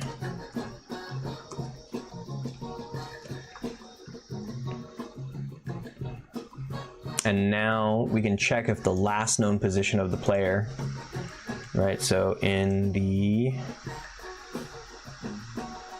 chase FSM, I'm gonna make global transition back to start right here, delete that transition. I'm just gonna call this just in case I wanna move it around more. And in here, you say last known position in-house, question mark. Target last known position. Is it getting it from here too? Yeah, get position, target last known position. Okay, good. So within here, you do point, checkpoint inside collider. Oops. The world point is target last known position inside of player, or what do you call it? It's called the at home trigger, right? Include children. Include colliders on children of the target game object. Let's check. Let me just make sure.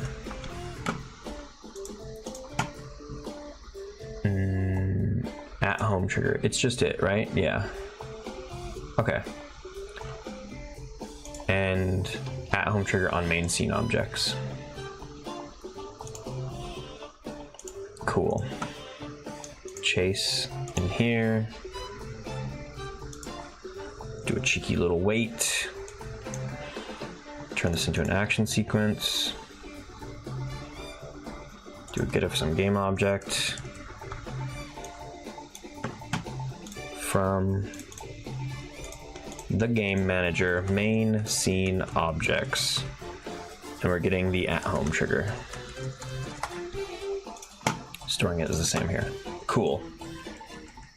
So now we could check if that's in there, and then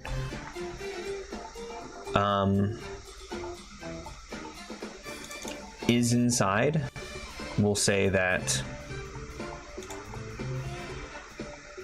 only send on change, only send inside outside events when the result changes, prevents event spam. But if it only does it once, then it should be fine.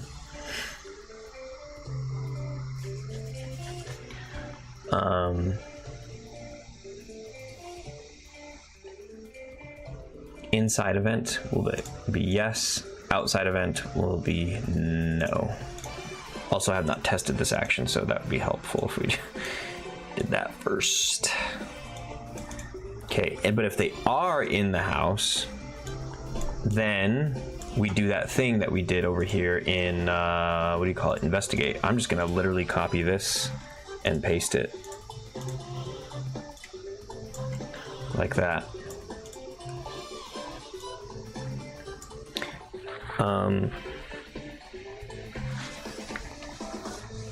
And then which fireplace entrance complete. So when she is in there, then she just goes back to this where she calculates. Ooh, and that's clean.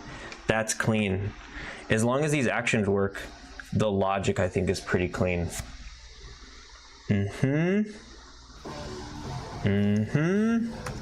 Okay, so that works when you lose the player. Let's see. Right, it says lost player, and then we...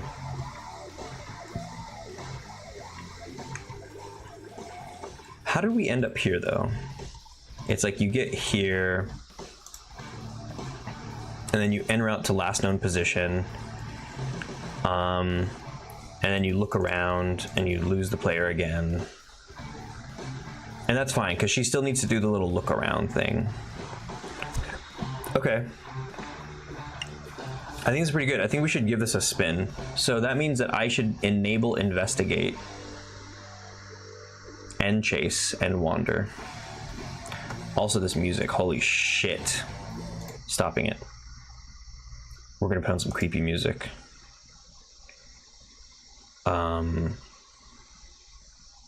Music. Horror. Horror. The horror.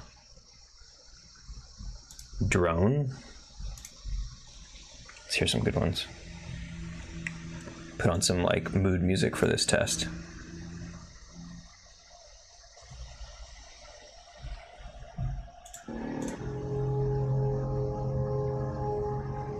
There was like a good one I found that last time. This is fine. Okay.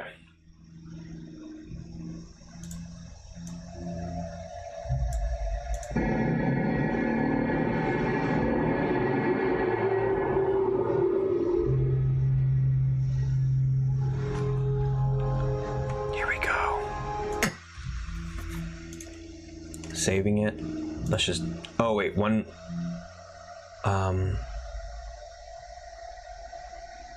the behavior manager I don't think even needs to exist anymore, right? I don't even think it needs to exist anymore. Behavior manager, I'm gonna delete it. Okay. And let's just run it. Something's not gonna work, but that's okay.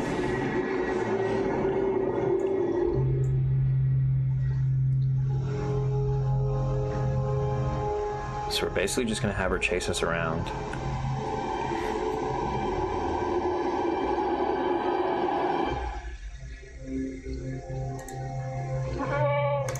Okay, here we go.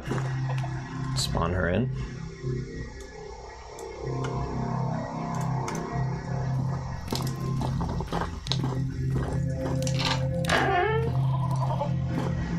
Let me lower the game volume.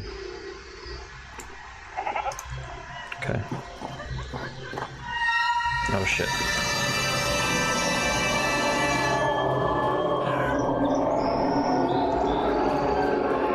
Okay, so she's already chasing me. I'm gonna go inside. I'm gonna lock the door.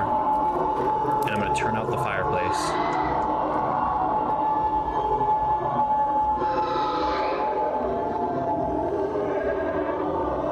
Oh, there she is. Yep, it worked. Okay.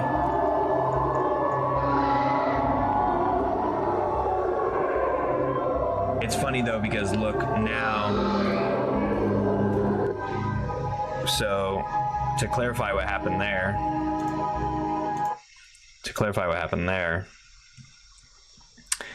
She did go inside and go to the last place, but I think the unfortunate part of that is that she stopped.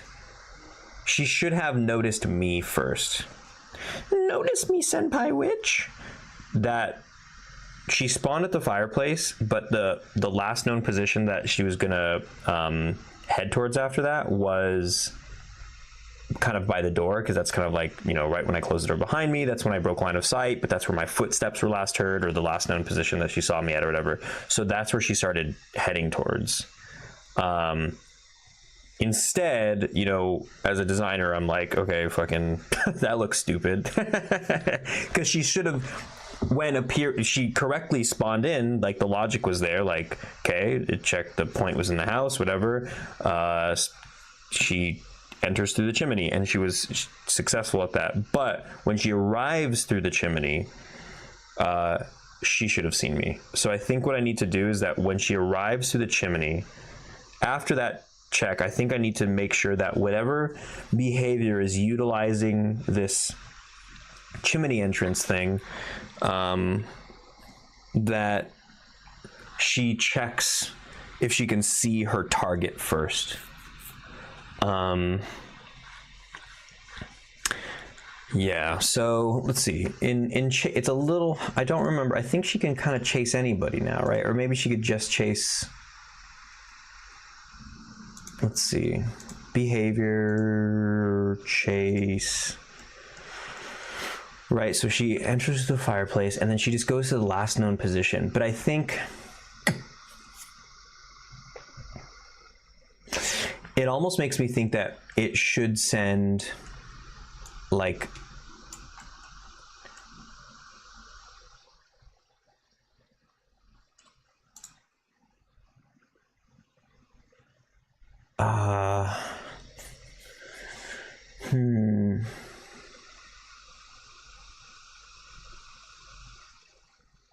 maybe it goes to look around.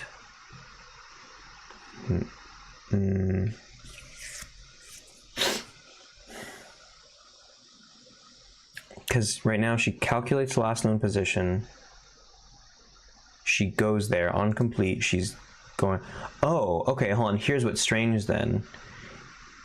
Is while she was...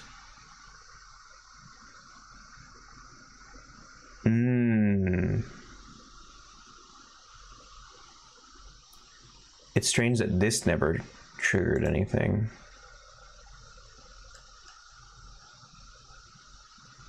Let's run that back, actually. I want to know why. It might be that her vision, let's go to her vision really quick. Might be her vision takes too long to process. Where is it? The lost timer target is 1 second. The track after lost is 3. Endpoint tolerance.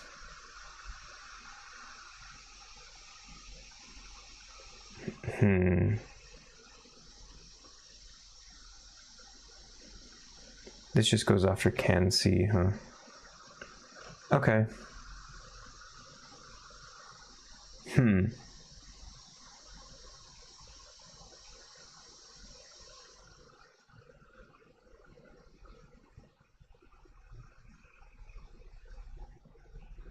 I think we do just need to run that back. I need to pause and look at her FSM and see what's happening. Because I feel like she should have seen me in that room. All right, let's play it.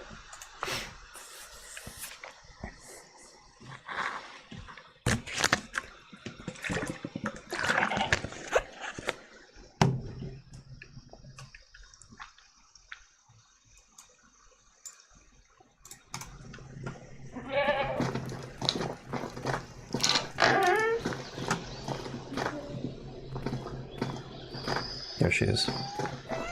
Come get me.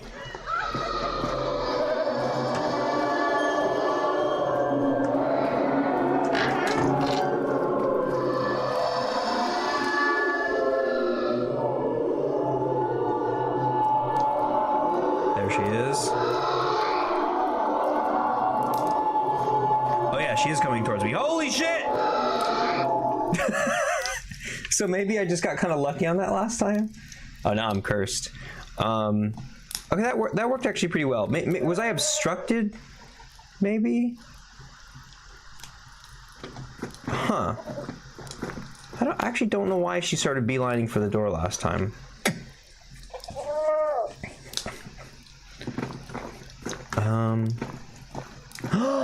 Oh, I know why she was beelining for the... Well, actually, I don't know. Because if I was standing on the bed... It may have been that it was doing that thing where like I'm technically not on the nav mesh, and maybe it wasn't sampling the position, or maybe if it was sampling the position, nah, if it was, it should have been closer.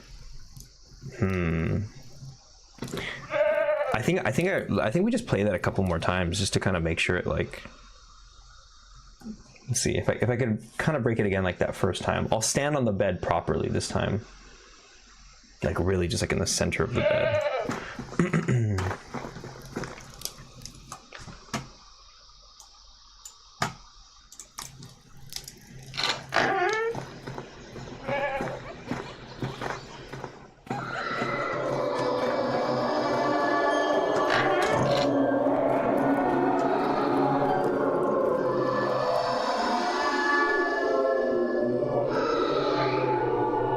She is. Oh, she's heading for me again, though. I don't know. Ah, holy You know what? Maybe it's safe enough to. So that's when she's just actually chasing you, but maybe I'll try a different test this time. This time I'll have her chase me. I'll lose line of sight first, so she's doing the investigate. Hang on. When she does investigate, I think I should check that. But when she does investigate, what is the? It's just if she hears something.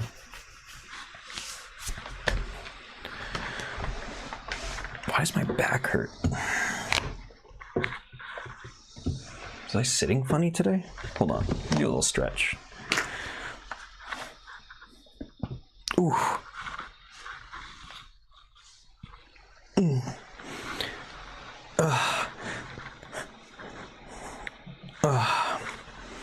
It's been a while to watch, but I'm heading to bed, man. I'll have to stop by and watch some more of this Playmaker stuff some other time. Well, thanks for hanging out. Thanks for coming by. Yeah, I'm glad you got to see some cool bits. Yeah. Thank you for the follow as well. Thank you. I've been streaming kind of like at an irregular schedule as most of my life has gone, or my streaming career. But I'm sure you'll catch me. Hit the bells and all that kind of stuff. If you're on Twitch, you can also hit the Discord. Put announcements out there. But yeah, I'll see you around. Thanks for hanging out.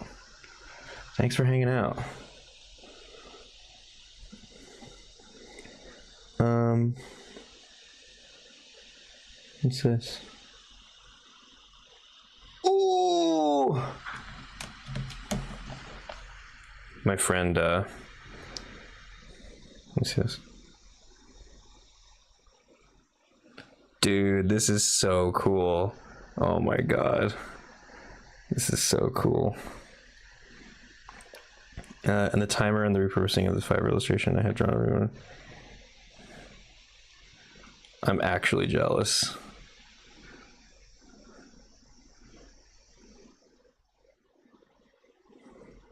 I need to step my shit up.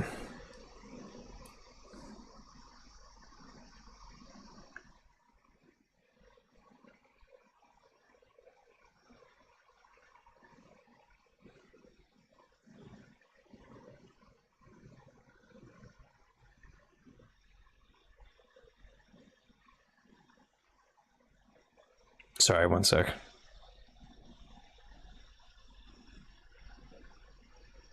Okay.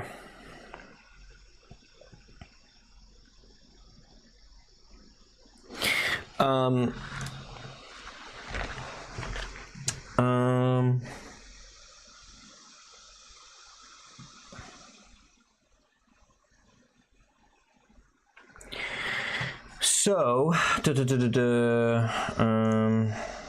keep this going. Holy shit! Jesus Christ, dude.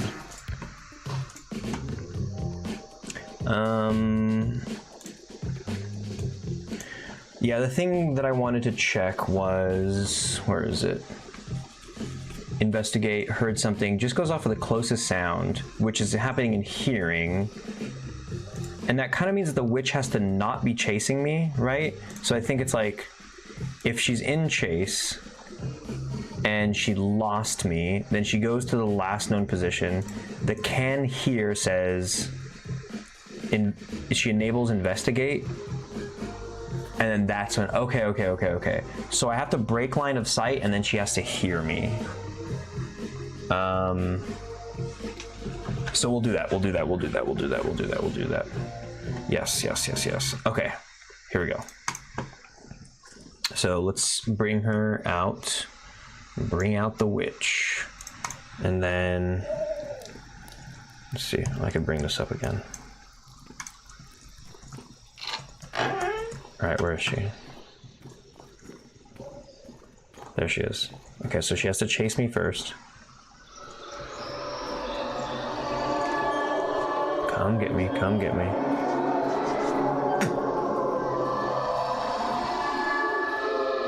Fucking disappeared, where is she? There she is. Okay, I just have to kind of juke her out around this house. Oh shit, that was way too close. And then if I break her line of sight right here. Come on, almost. Right, that kind of breaks line of sight. But she's certainly hearing my footsteps. Oh wait, there she is. Fuck, fuck, fuck, fuck, fuck. Oh, fuck, holy shit. And then what's she gonna appear right there? Fuck, holy shit. Okay, her animation broke right there. That's funny. Is she stuck in a loop? Is she gonna go over there again? Let's pause it. Okay. Let's see. That scared the shit out of me for a second. Behaviors.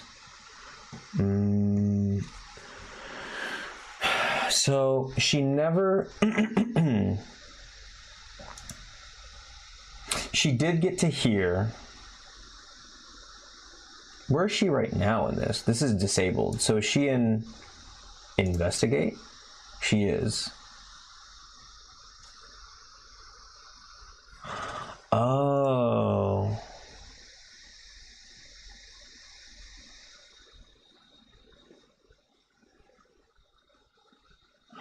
Oh, wait, does Chase?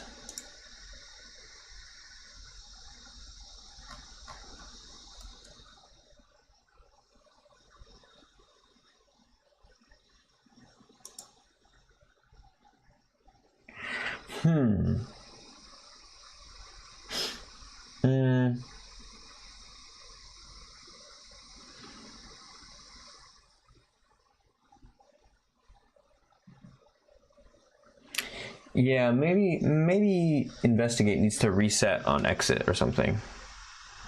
Because I kind of feel like when we're investigating, if we disable Chase, then didn't I just add that today too? I feel like I just added that and I kind of did it willy-nilly. All right.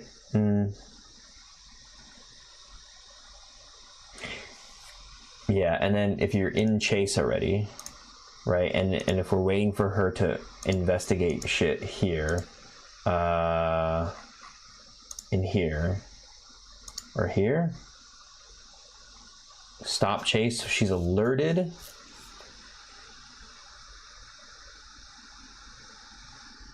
So it's like she's heading towards my last known position and then she hears me. So she goes to check that out. I feel like this investigate should reset on exit. I'm gonna do that.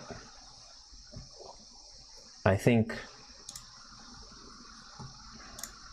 in Chase, right here, we should reset on exit. She should not be investigating you. She should not be investigating a spot that she heard if she can see you. And if 10 seconds go by, then she goes to lost player anyway, and it turns off all this shit anyhow.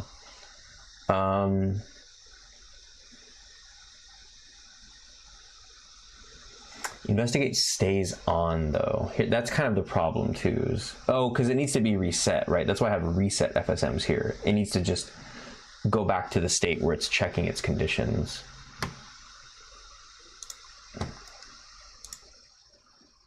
I think the thing that's unfortunate about this is that, like, investigate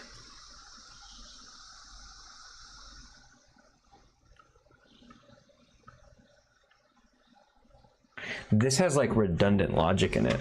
Like it's getting the closest sound and it's checking if it's null. So it's basically saying, am I hearing anything? And then, so that's what's happening in this investigate. But so is chase, right in here.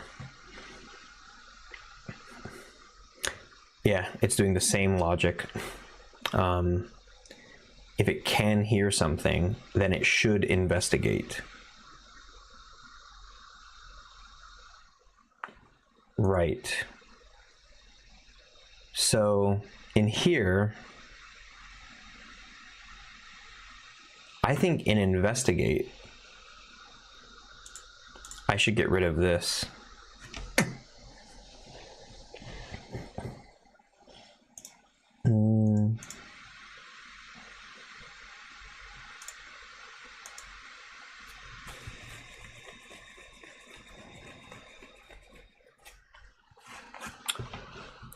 Yeah, I think this,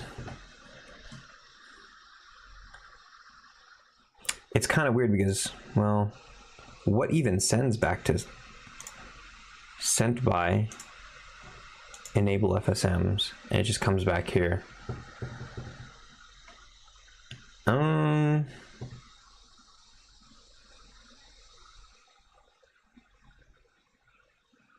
don't think it should be disabling these. I don't think you should disable FSMs. And I don't think it should even go here. I think it should just start right here. And then I don't think you should enable these again anymore either. So this just goes like this, look around, and then like I don't know what to make of this one, because it's like the investigate part is like, let me turn this down.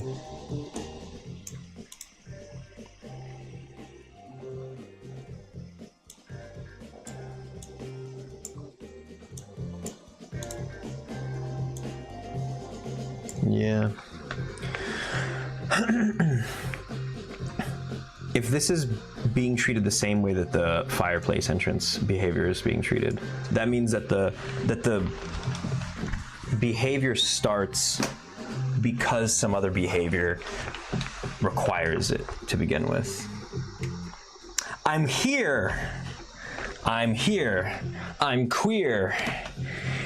You're a buffalo. I'm a steer. Let me see. Let me read these texts. Let me catch up to your other chat really quick. I don't remember why I bought these rainbow stickers. Whatever, it was the same designer who made the font. Oh, by the way, for Fleischer cartoons all came together. It was something I'm still. Oh, right on, right on. Yeah, it is very Fleischer. It is very Fleischer. Yeah, the fucking graphic looks really cool.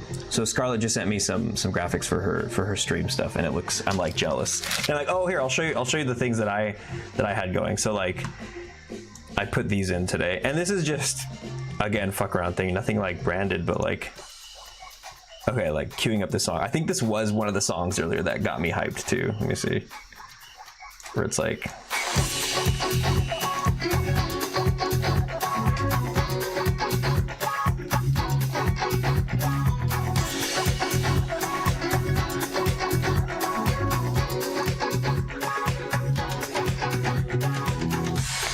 I think party has to be transformed. There we go.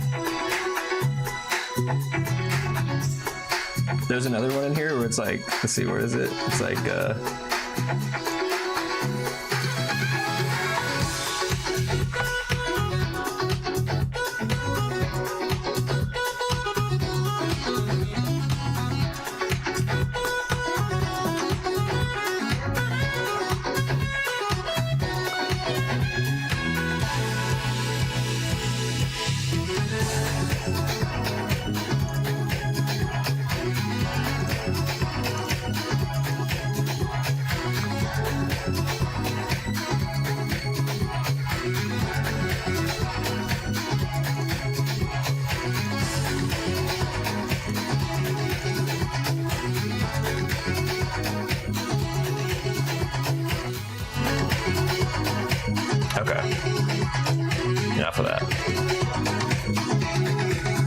turn that down.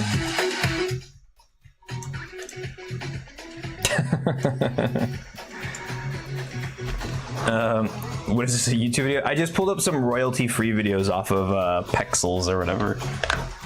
I mean, I did it like on stream right now. It was just, I had to find something to express my enthusiasm for the jams that we're playing.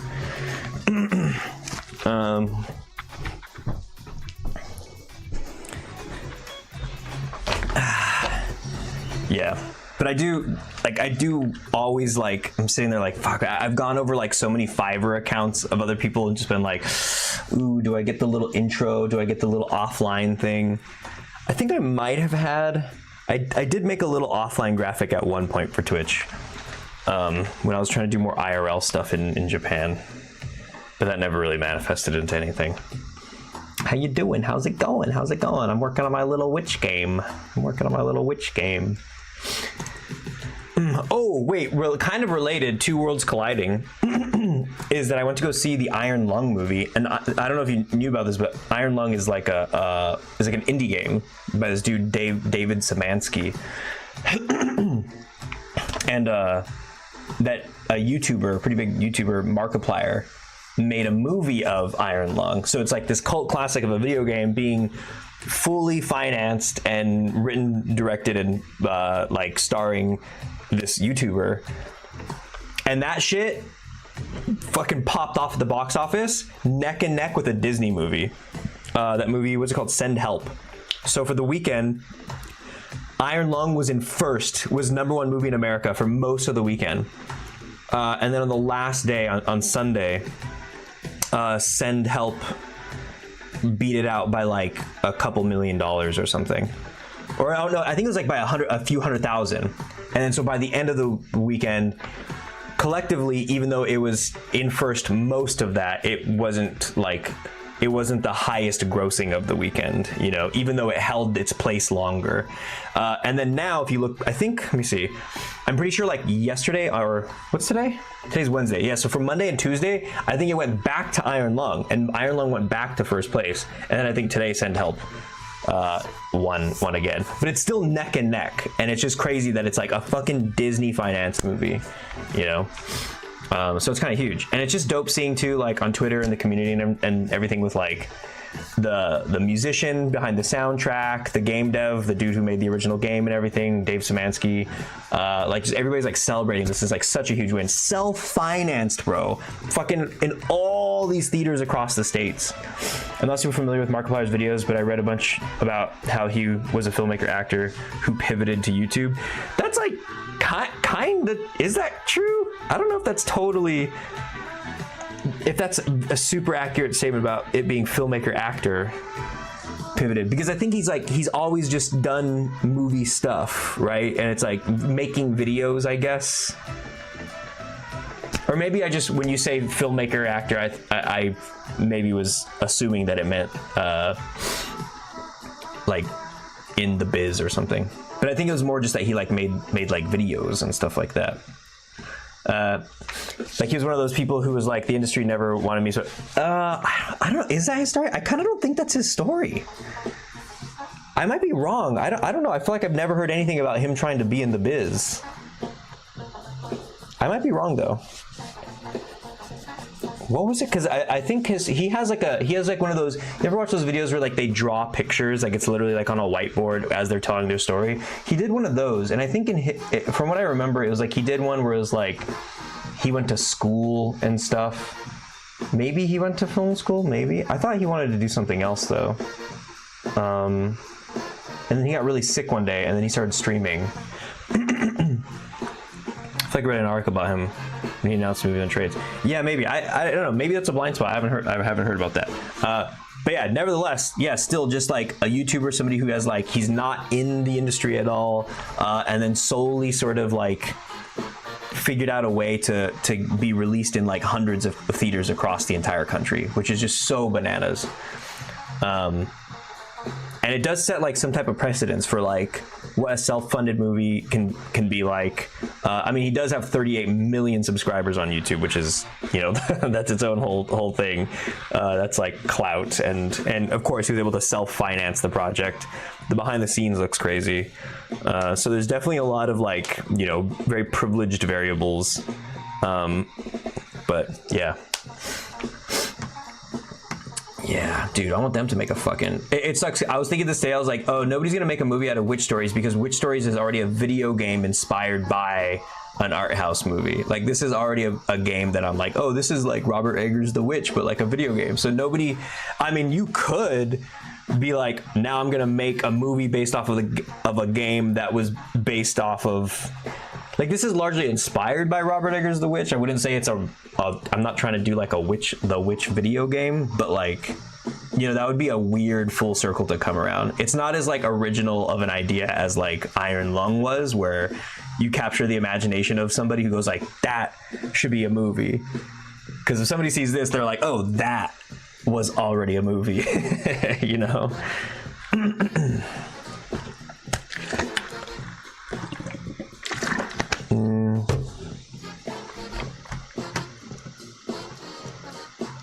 Anyhow, I gotta make this bitch work though.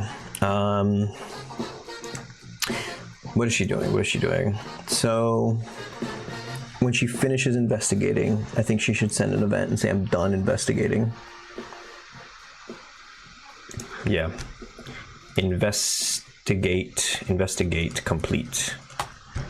Okay, I gotta go to bed. I feel crazy. I stared at the screen all day. Okay, GG's. Thanks for swinging by. Thanks for saying hi. Super cool graphics. I can't wait to see them put to use. I gotta tune into your stream early just to see the stream about to start screen. XOXO Gossip Girl. Rad. Get some good sleep. Good night. Good night. Sweet dreams. Let's do a send event in this bitch. Game object, owner, new global event, which space investigate complete. And so places that this gets used are in Chase. So it sends investigate.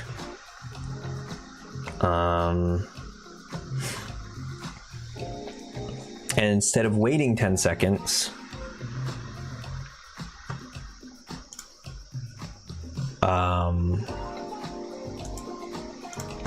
add transition, custom events, which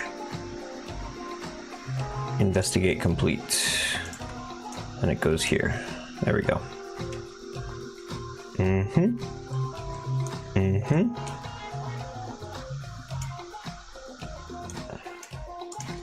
Okay, so FSM's getting a little messy.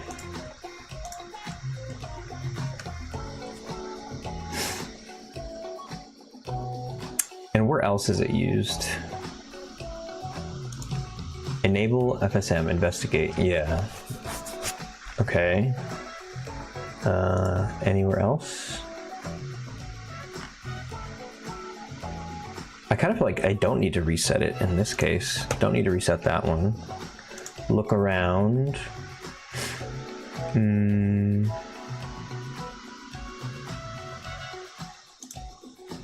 Tooth this track.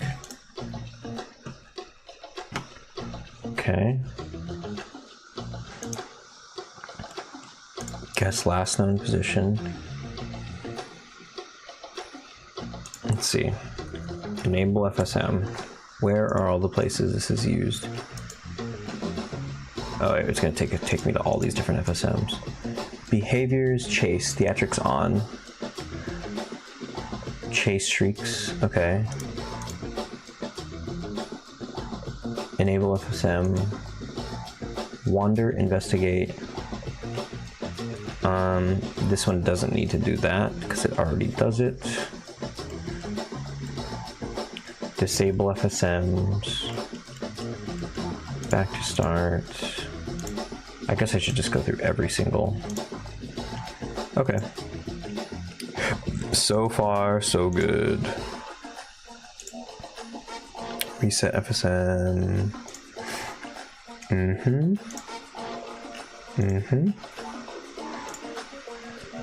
Cool, so that's in Chase. And then what about in Wander?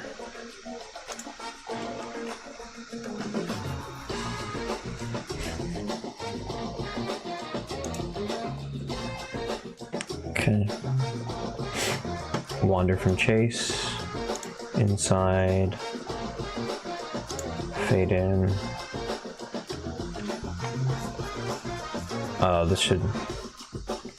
This should use the old.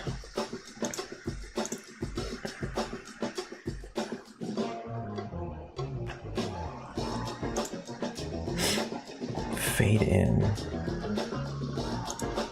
Which reappear.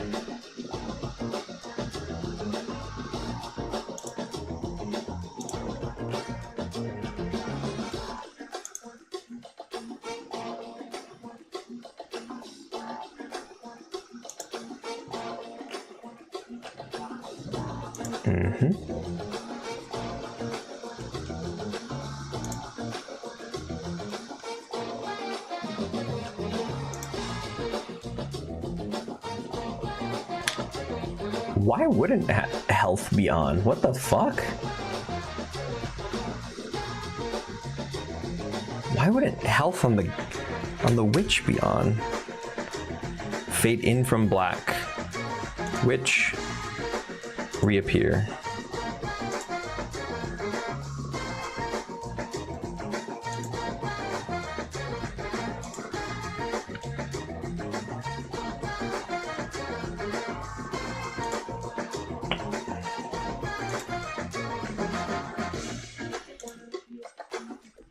Fade out. Here we go. Witch disappear. There we go.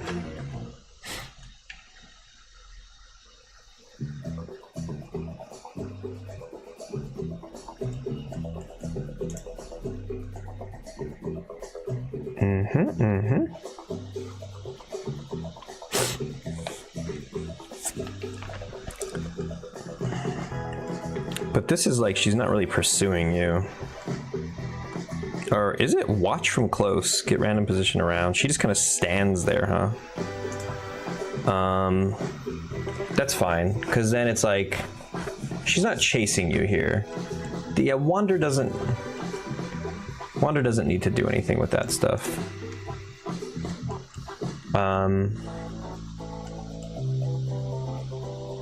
Yeah.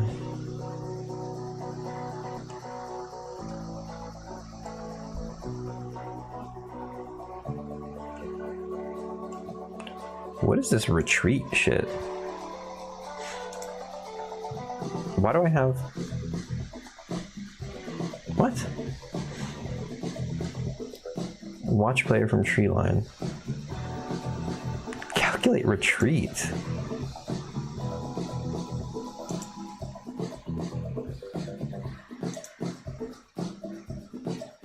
Okay.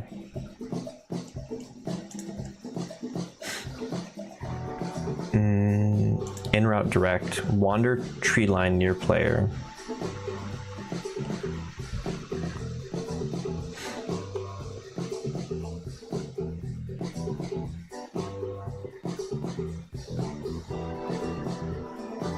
Okay. Yeah, I guess Wander doesn't really need to take advantage of the investigate thing.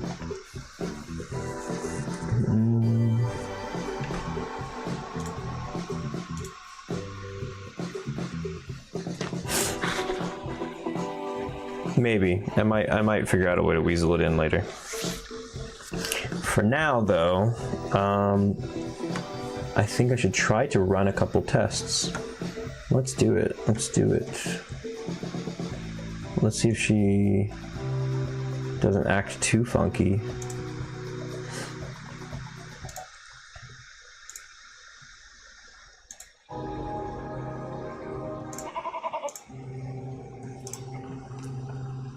Alright, wish me luck.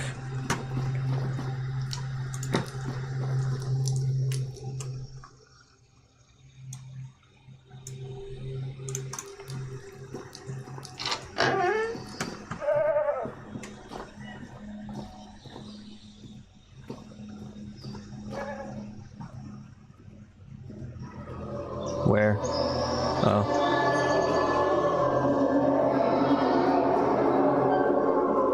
Why is she not animating?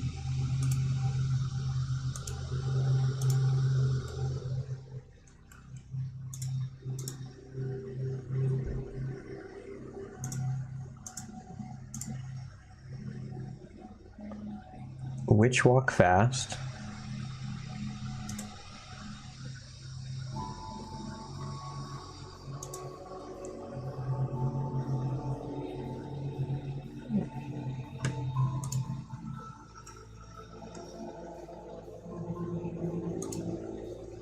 She's in Witch Curious Idol. I wonder why.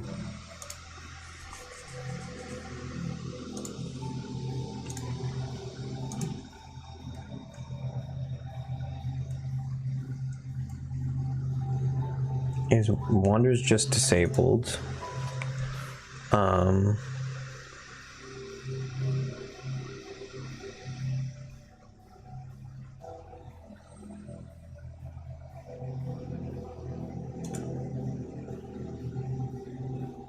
She did do an investigate?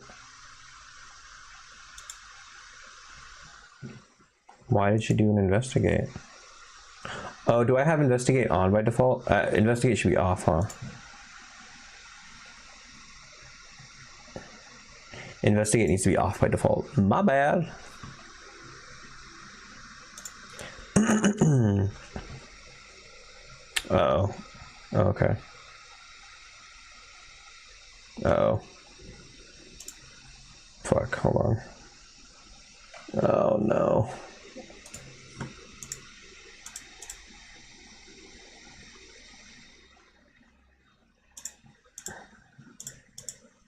Revert all. Witch, boom, behaviors, investigate off by default.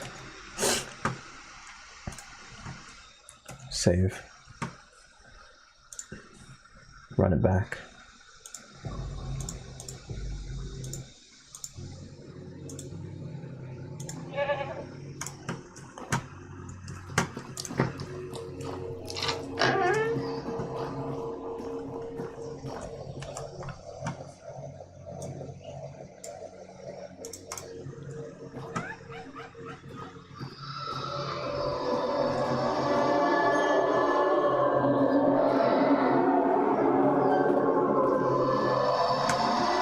Oh shit.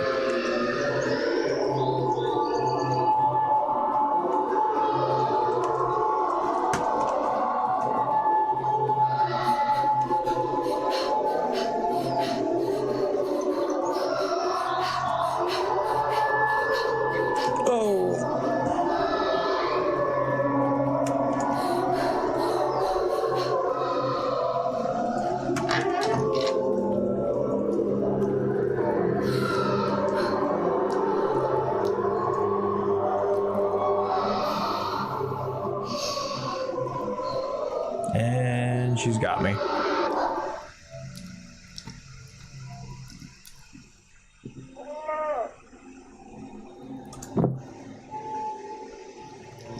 Okay. That seemed a little bit cleaner this time. Just gotta play it a couple more times just to really make sure things are running smooth.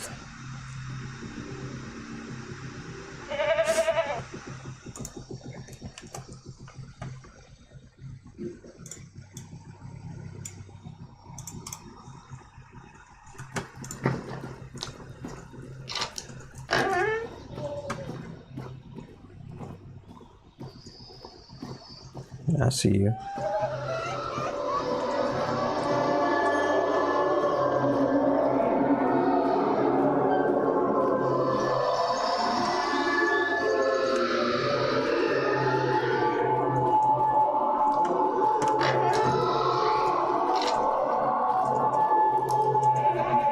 Oh shit! Go this way, go this way, go this way, go this way.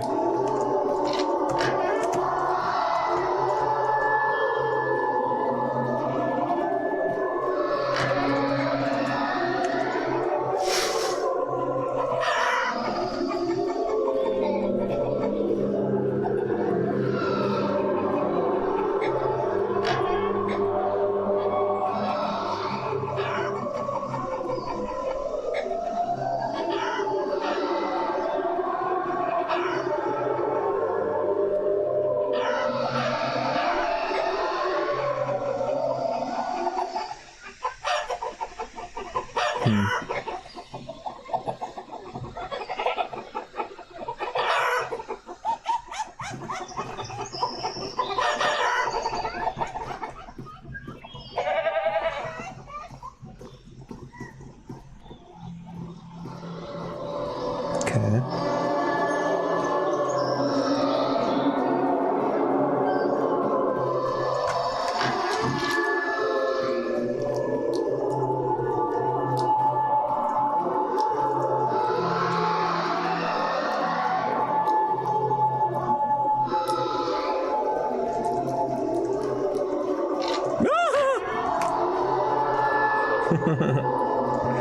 Yo, Elba Kolski.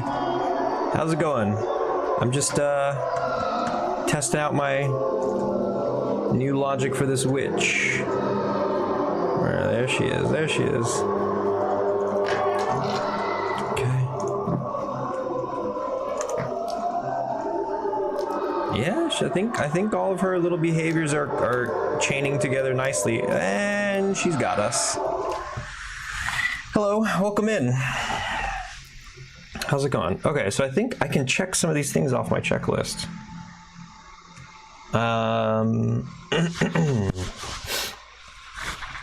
During any chase mode, yes, and yeah, great. I could delete this. No need to ever abort the fireplace entrance. She should just continue doing whatever. Yes. If player can see witch on entrance animation, then play a sting. Ooh, this is what I wanted to do. This is what I wanted to do.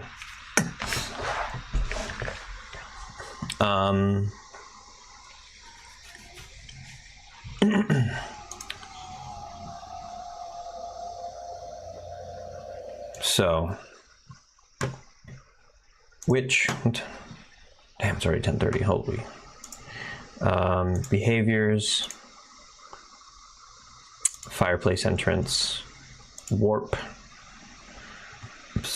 reappear. So I think here is where you check. I think it's like, oh, you know what would be really cool? Another chocolate.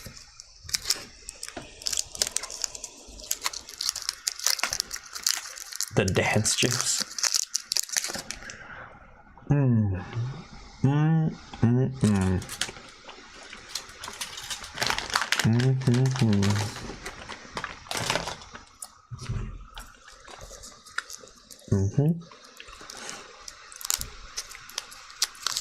So I got some stings to play.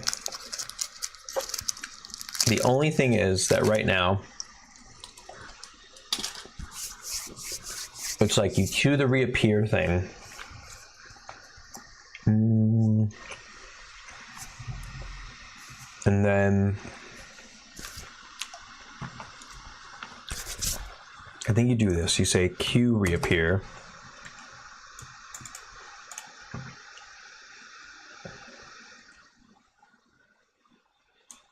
And then you wait for stand animation, or wait for animation.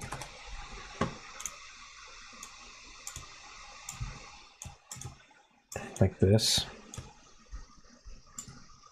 And in here you say player can see, question mark. And then we just yoink that from another one, which I think like Wander has. Player can see spot. Player can see spot. Player inside. Player can see witch. Okay, we'll copy that and take it over to the fireplace entrance. Player can see. Paste it in here. Like that. Get rid of that one. If the answer is no, then we skip ahead. If the answer is yes, let's delete some of these. Let's have some fucking conviction. There we go. And if the answer is yes, then you say play sting. Okay, we'll do master audio play. And we'll call it,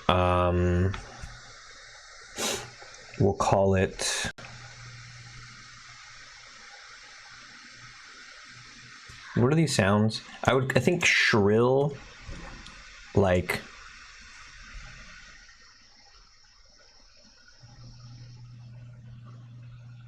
shrill. Let's see if there's a audio, stings, zap splat pack. Here we go.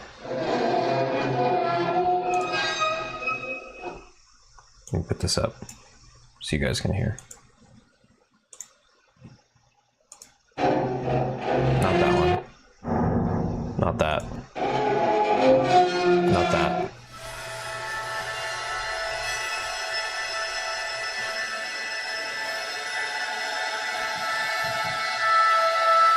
Not that.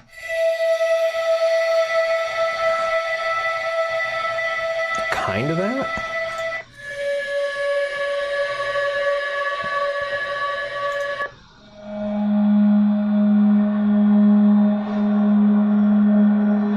Yeah, I think these are kind of hitting it.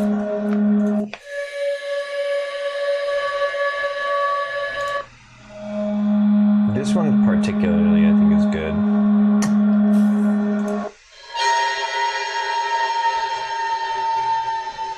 I think that too.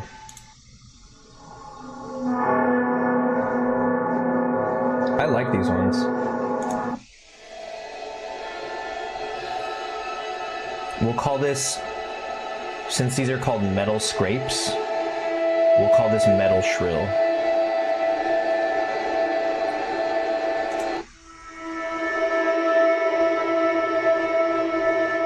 Great, so I want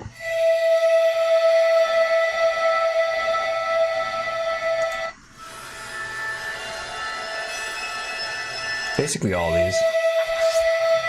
Okay, we'll call it metal shrill. So in behaviors, fireplace, play sting, metal shrill. And then once it's done, it goes here.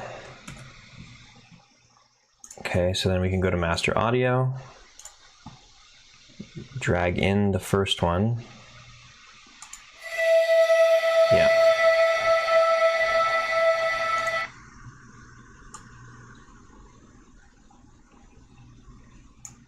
Okay, and then we can go to the rest of master audio right here, call it metal shrill, and put in the rest of them. Let me hear it. Which one is it? This one? Okay. So we're gonna take this all the way to this, and then create all those. We'll go to master audio to then say chew wet needs to be on main, and so does this.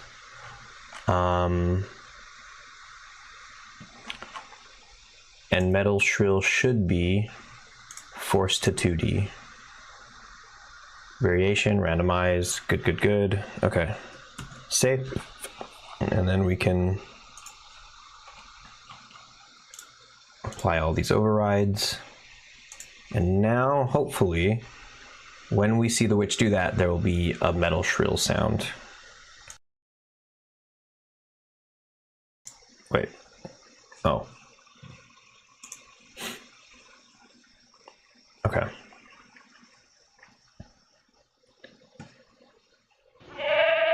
Here we go. Witch.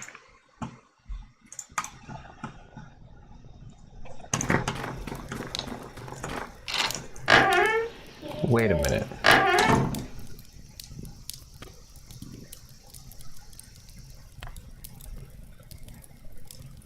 She's been doing this even when the fireplace is lit, which should not work.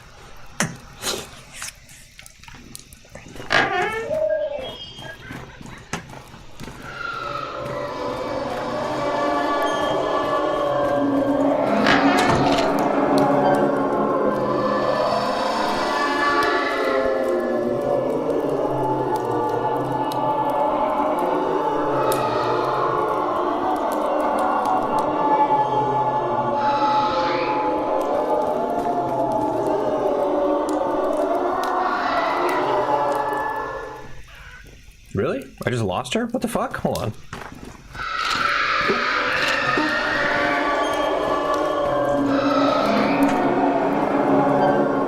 Oh, it missed it. That's really funny. I missed it. What should happen is it should be checking even while the animation is playing.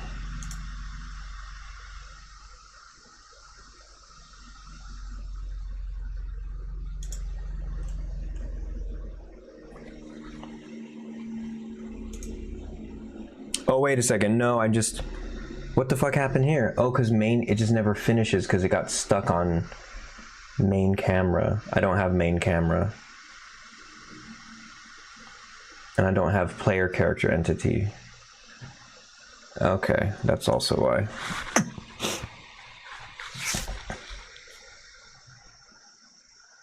Uh-oh, and is this like...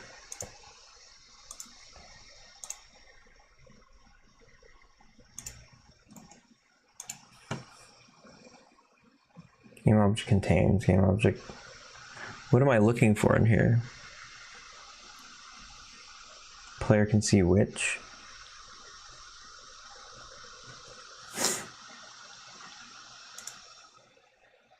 Which entity? Main camera.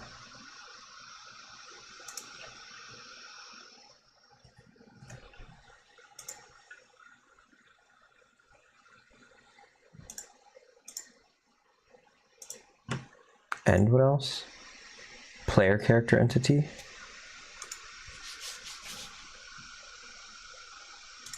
So you have to do get child of player tagged character, player character entity. Okay.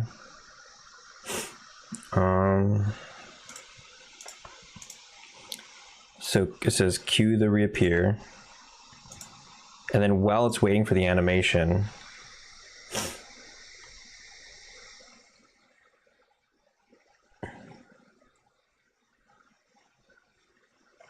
yeah, it should be. It's hard to do. It's hard to do.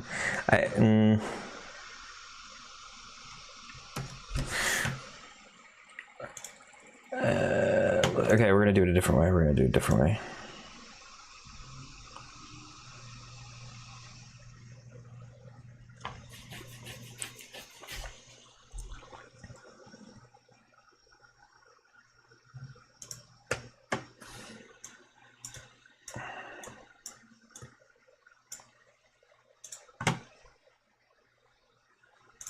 Standing up.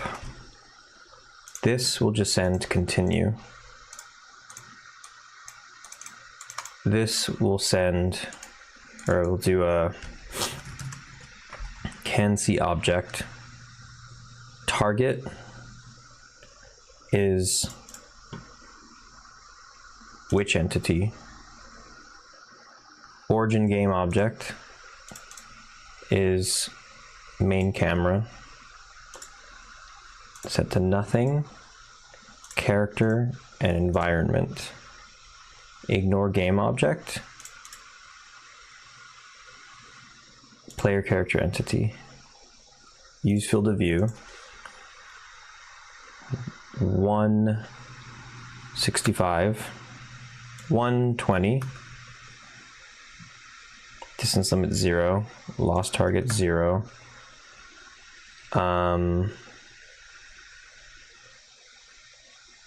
Running every frame, repeat interval, that's fine.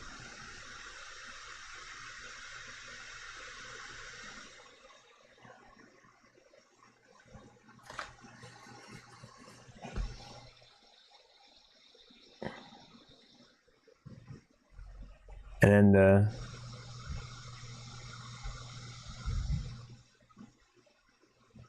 can see, player can see which. You're going to bool test the whole time.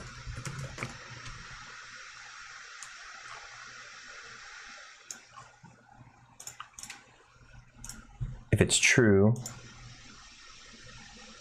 you say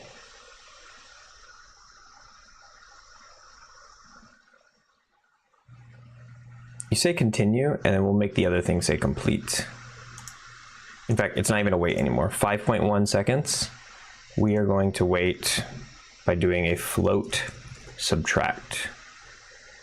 Or is there like a, fuck, I hate doing this.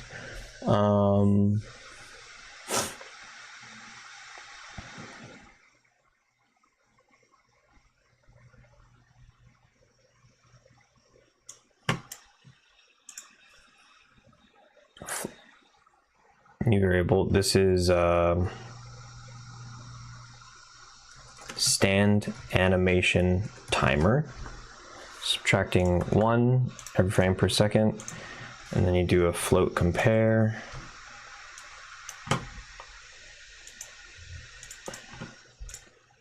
When it gets to 0,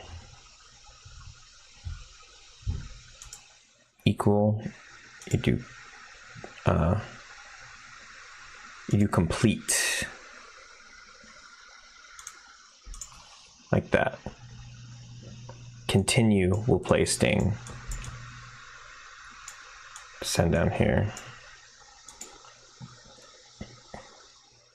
And then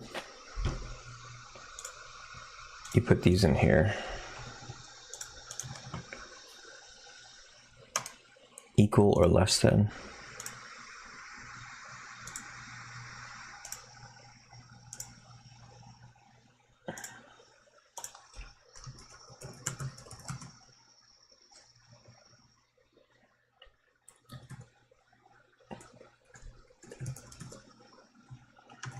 Standing up, played sting, question mark, or parentheses.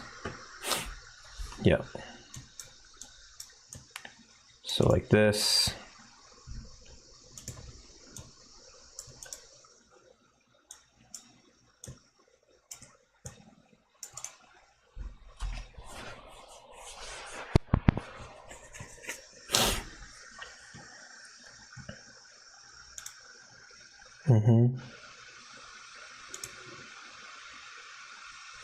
And on a knit, you need to set a float value. Stand animation timer with 5.1.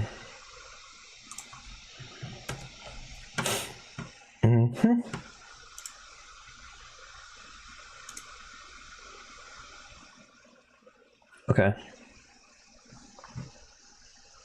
Let's try that again. Whoa.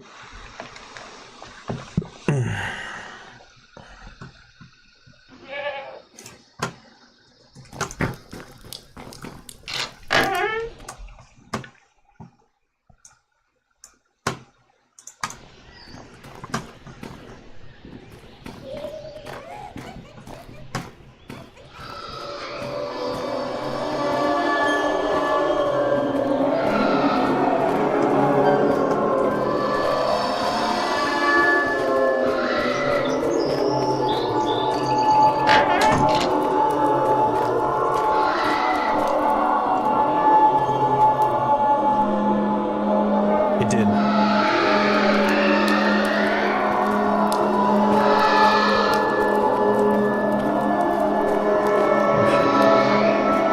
Wait, why should do that? What the fuck? That was kind of weird. But it played the sting.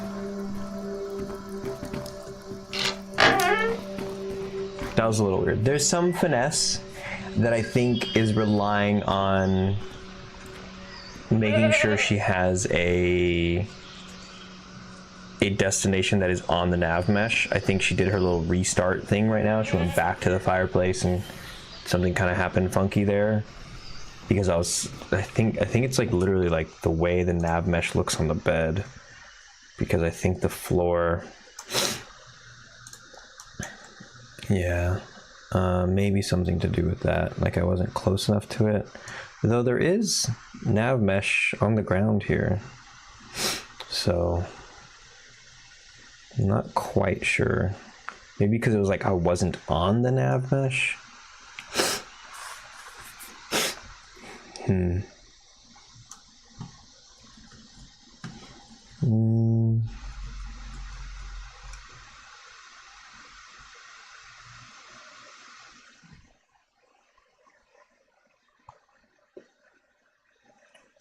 Okay. Good enough. It works. The player can see the witch on entrance animation, then play a sting. Boom.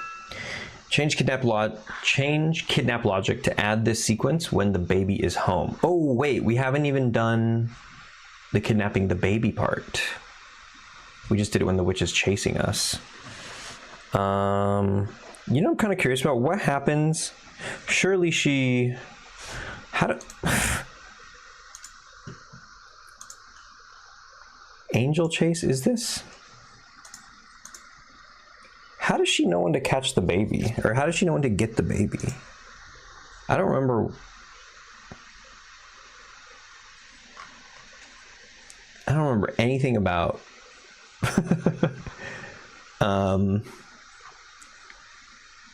Snatch Baby.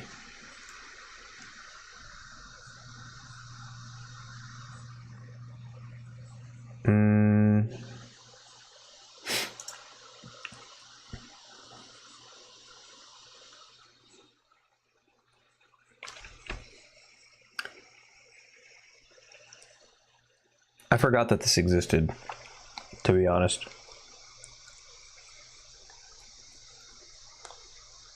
I think I might have to account for this somehow. She should always prioritize basically looking for the baby. Look at all this shit. Turns off wander, encounter trigger. Sets this FSM bool looking at witch to false.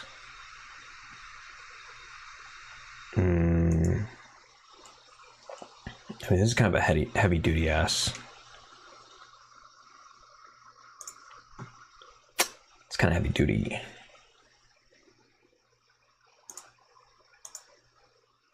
Behaviors.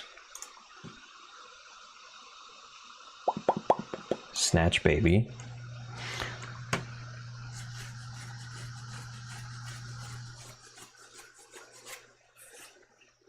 What's character to hide?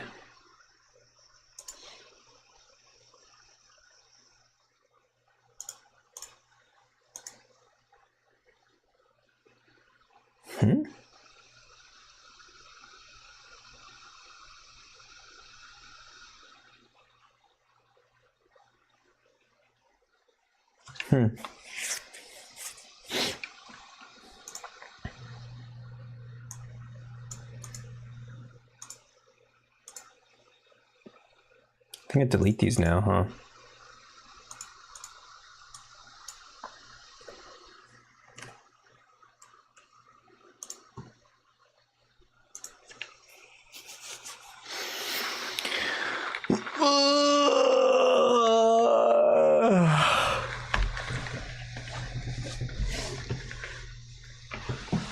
Ooh, one more.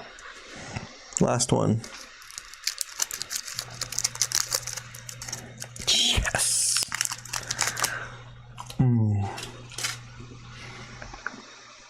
My goodness.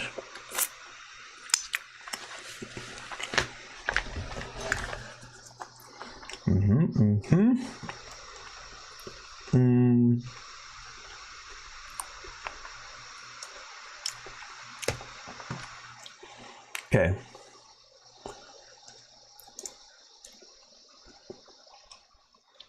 Looking for babies. So what is it? It's like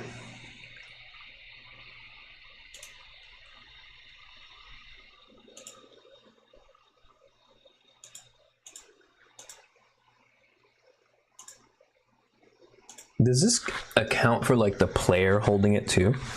It does, right?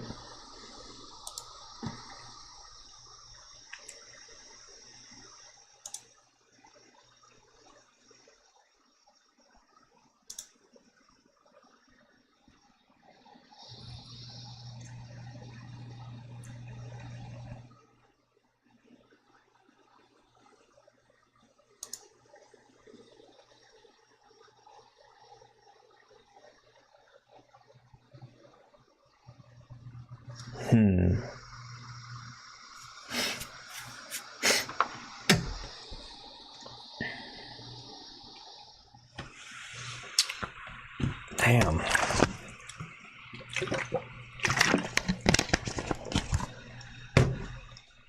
It's a lot for one fellow to wrap his head around. Gotta put my thinking cap on.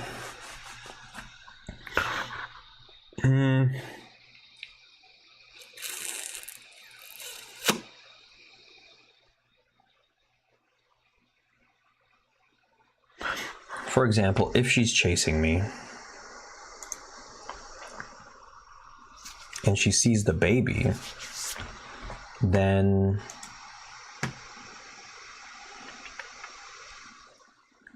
how does where has the angel chase work?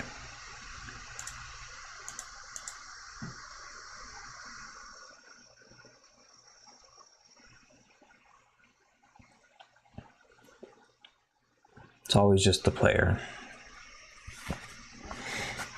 Okay. Did I make the decision then to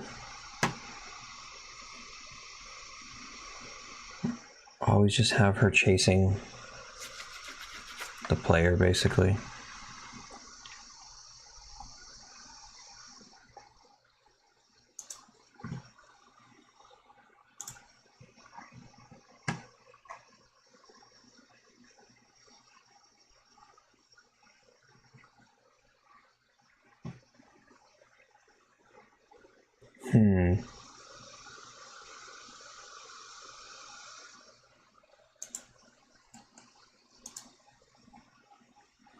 How do I fit this into the larger scheme of things?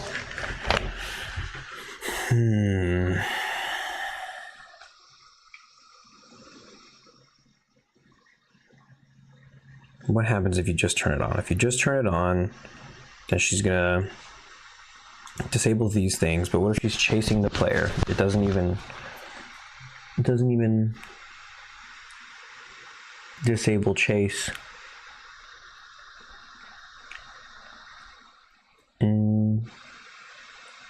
But maybe it should. Maybe Snatch Baby is always running simultaneously, huh?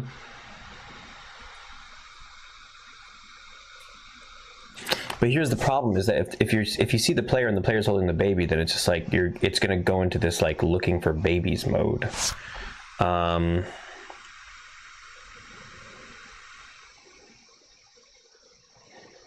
I guess so. I think this accounts for that then, right? But then the problem is that this is only ever making like the beeline, just average Joe Schmo chase.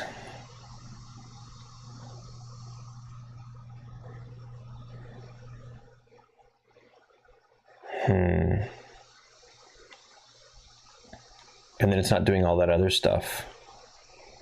It's not doing the teleporting.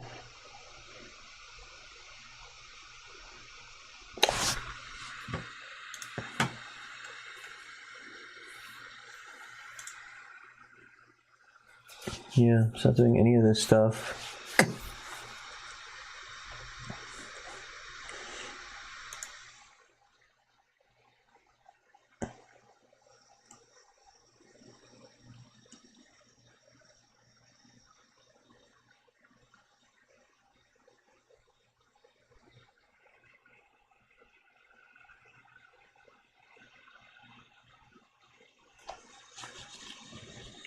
Encounter an offer in which sequences? Trojan Horse Curse. Okay.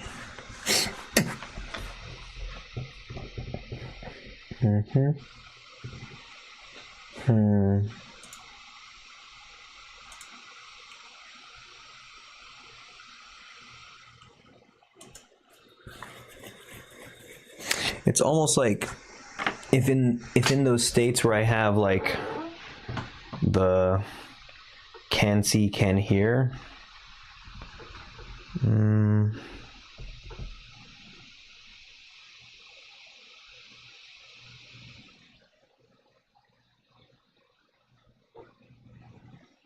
Yeah, like, okay, when I boot up right now and she starts going into the chase mode where she's teleporting around and stuff, if I had the baby with me,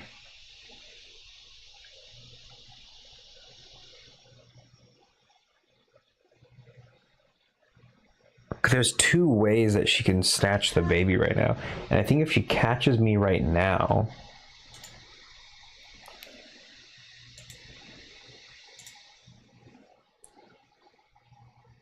She said, it says player has baby. Yeah, because I need to make a decision. Do I have it do this thing the classic way where it steals baby?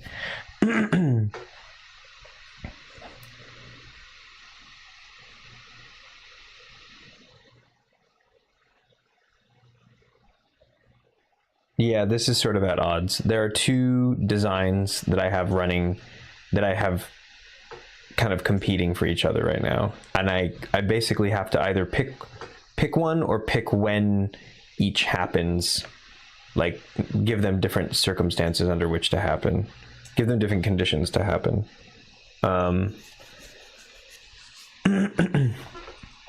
Like right now,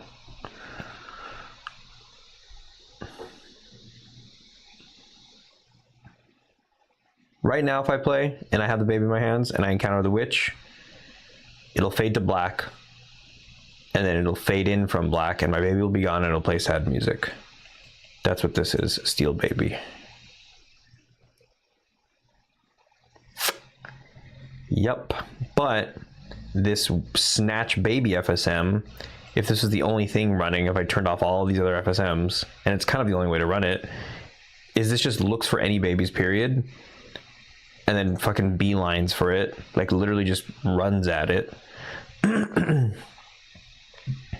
Right, set route, maximum speed, it makes you run really fast. And if the player's holding it, then it makes me force drop it so it can grab the baby. And then she runs away with the baby. She calculates an escape spot, and then she's en route to escape, and then the moment the player can't see her, she disappears with the baby.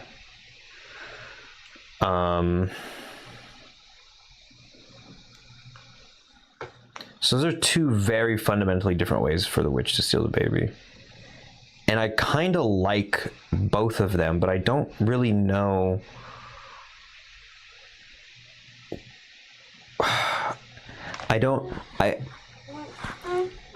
It's like I would like to keep both of them, but I don't know what the conditions are that should delineate which ones happen.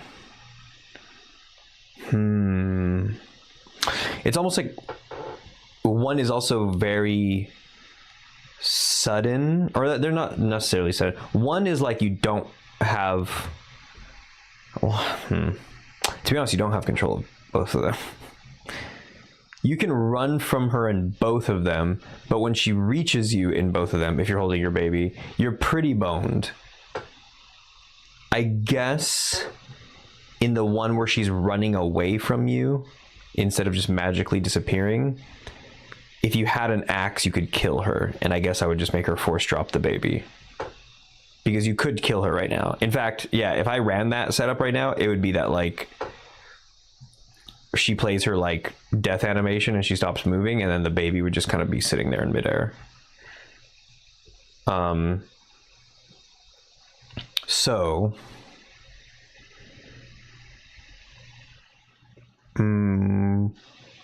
creatively, what's the move? How do I preserve both of them if I wanted to? Because they are both cool. You could make it so that the one where your baby just gets stolen, like fade to black and then she's gone. That's a really...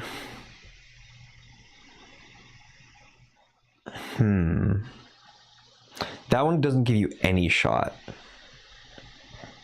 And I'm trying to think, like, is there a situation in which it would feel justified, or at least make more sense narratively, either or, to have that scenario? To have it so she just takes your baby and magically disappears. I mean, she magically disappears in both of them, but I mean, the one where she just shows up to you and fades out, fades to you standing there empty-handed. Damn, I thought I had all this shit sorted. Bruv.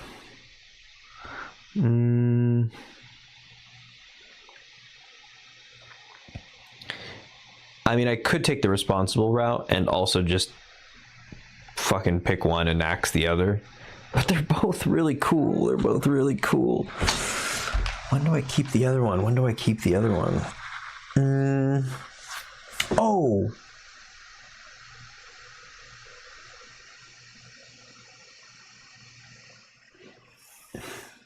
Maybe there's some type of lore I can introduce with like how powerful she is at a given moment.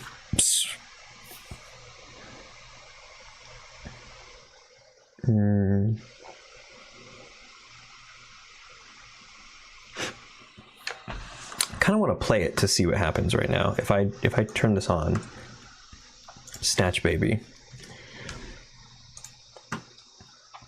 Let's see what happens. Damn. Yeah, this is a design decision. Fuck. If only I had it all figured out, man. Okay, baby. Here we go.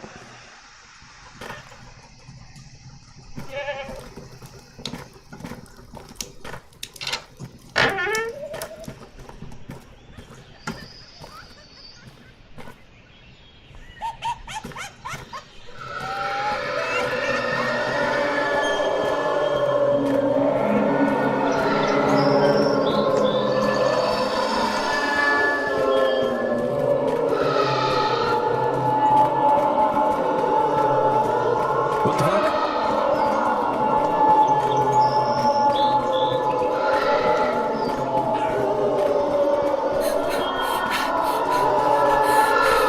Damn, she gets really close.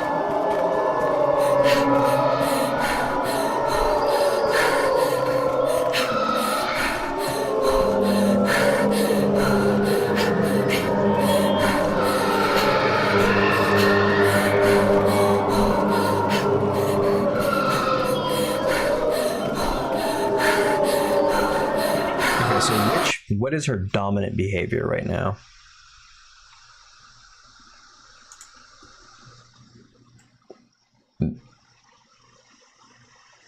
She's en route to baby here, and in chase, she's en route to target.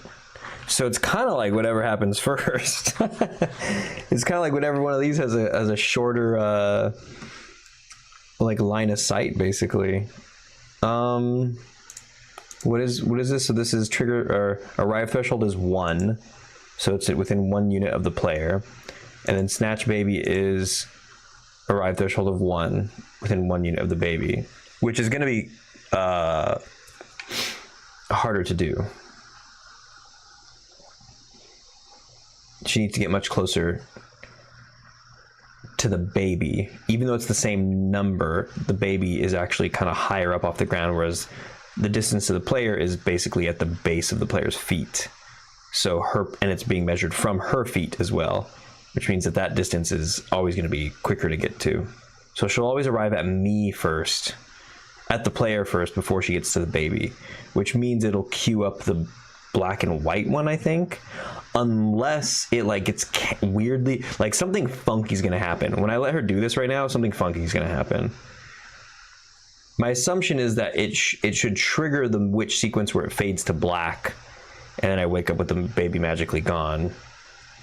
But I feel like in the middle of that, like, other shit's gonna happen already. Like, she's already gonna be grabbing the baby and running away. All right, here we go.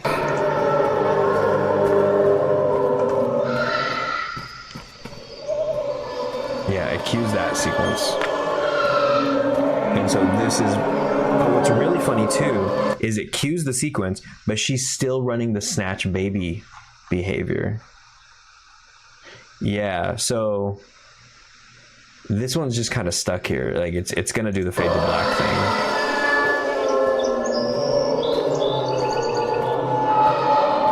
And it's funny because she's heading towards the baby and not me. Yeah, it did the fade to black and the baby's gone. Which means also that she doesn't deactivate, right? So since she's still active, that also tells me that in her behaviors, yep, she never made it to the baby. She made it to me, and the illusion of her taking my baby is still there, but this behavior. Okay, so that's the behavior that's always going to win. now that I know that that is like I feel like it's a pretty reliable win every single time between those two behaviors that are competing. I feel like that helps a little bit. That offers a little bit of clarity, because maybe I can have this thing running. I didn't like how it changes the direction of where she's walking towards.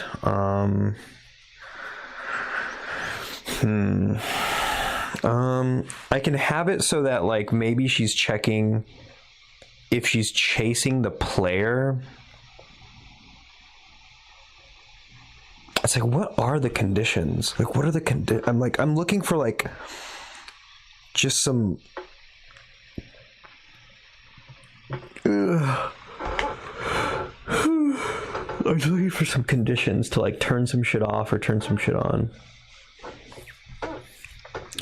If she's chasing the player and the player has the baby,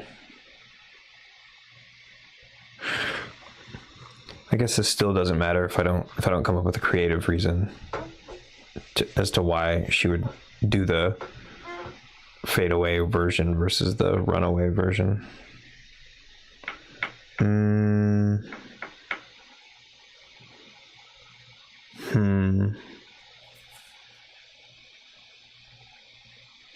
Okay, you know what it could be?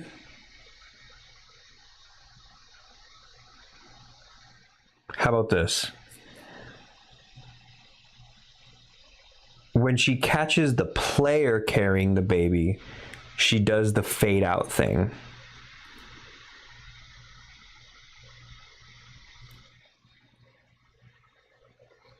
But if she just sees the baby on the ground and then she goes and picks it up. Because watch, if I do the other thing, which is just go out into a field, get her to chase me, put my baby down, she'll go for the baby, I think. But at least that's something I know I can control, where like I can put in a, let's see, all right, bring out the witch, bring out the baby, grab my baby.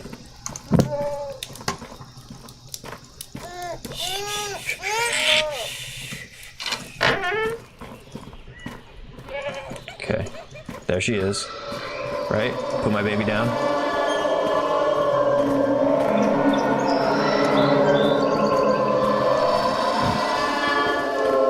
She's chasing me, but my baby's right there. Yeah, like, go get the baby, don't get me. Get the baby. Look at, you're passing by perfectly. Oh, there she goes. Whoa, what the fuck? She went for the baby and me.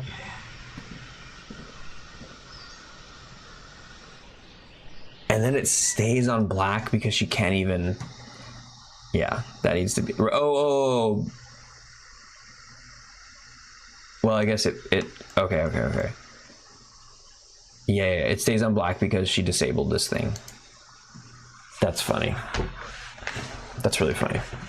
Okay. I like the creative decision though, because now it's like, now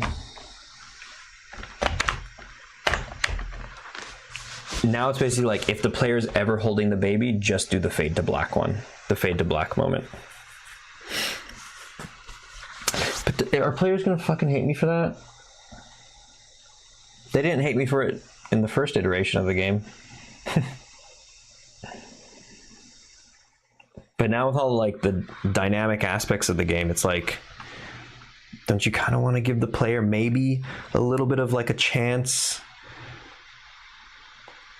Is there like a cool lore thing I can do that just makes it so like, oh, did you know that like the witch always magically gets away with your baby if she sneaks up on you while you have the baby?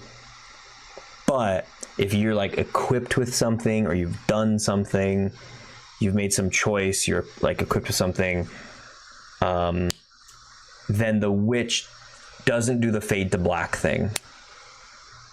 And instead she just takes your baby and runs away.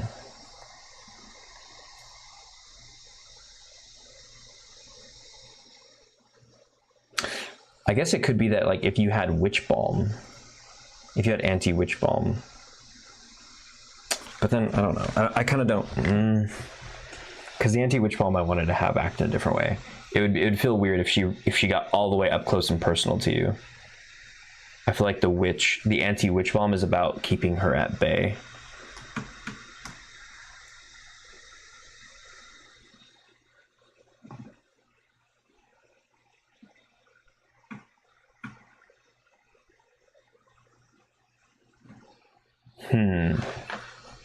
But something like that. It kind of feels like she would never take the baby directly out of your hands anyway. Unless she kind of had you in a trance, like those moments where she catches you. Okay, that's fine, because you still at least have the players still have the opportunity to save their baby. Yeah, it's like the player is now very incentivized to never let the player fully roll up on them while they're holding their baby. Almost like if you could be strategic about it, where if you're like, shit, the witch is about to catch me, then you could put your baby down, and then the witch will grab it and do the runaway animation. And now the player has they've given themselves, so it's like an intentional thing. The player's given themselves that opportunity where it's like, okay, the witch didn't get me. I'm still clear-headed, and I could chase my baby until the witch disappears. Okay. So that's actually, I need to make a note of that. Let's see.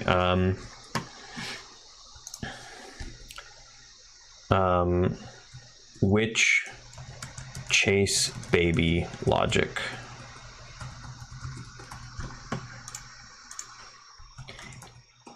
If player is holding baby,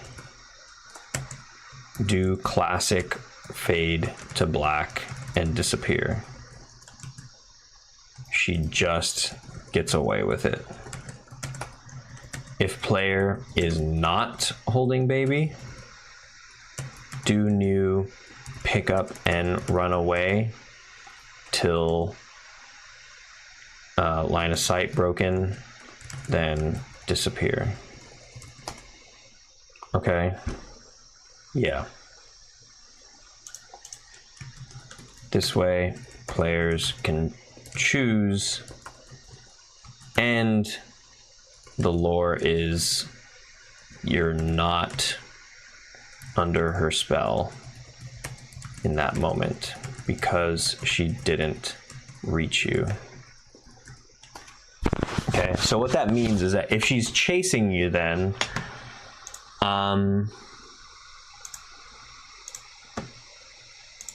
if she's chasing you,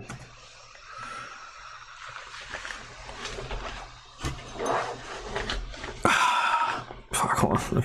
This is not comfortable. If she's chasing you, she still needs to be mindful of whether or not there are babies in the scene. So I think that means that the snatch baby logic can still be running. Okay, this could still be running. Looking for babies, right? And then what's inside of here? It's like, oops.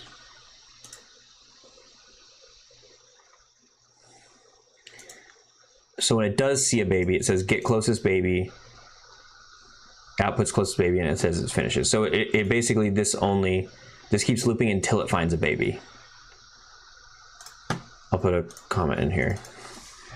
This just keeps looping until it finds a baby, then sends finish FSM. Okay, but now,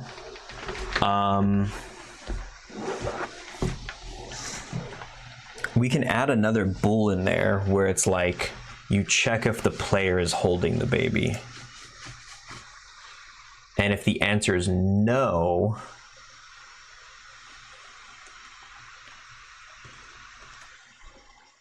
so let's see, let's do a new one. See any babies? Yes. And then require player not holding, question mark. And then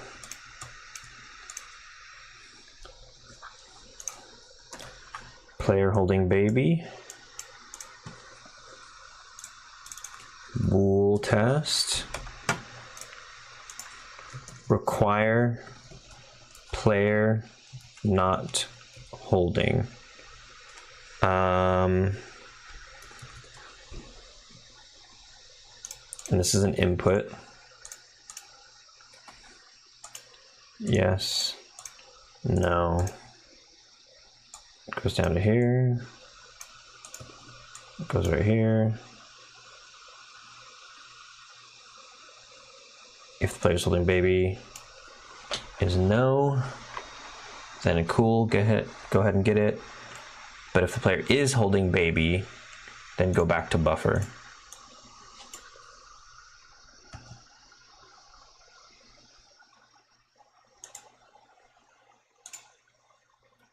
Right, require player not holding, yes. Okay. Let me just make sure player's holding the baby. Yes, then that means go back. But if there's not, then that means okay, good. So this should keep looping until it finds a baby not being held. Till it finds the player's baby. This is what's unfortunate too, is that like if she finds the newborn and the player is holding their own baby, then she's gonna skip the newborn, which I don't want either. Fuck! I want her to pick up the newborn because the newborn is... I guess there's a way to check if it's the newborn, right?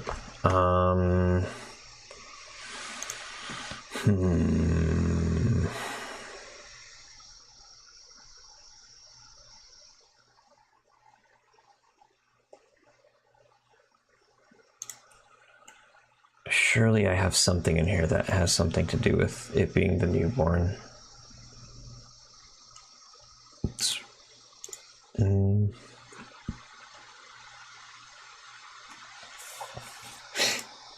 How do I tell if it's the newborn or not?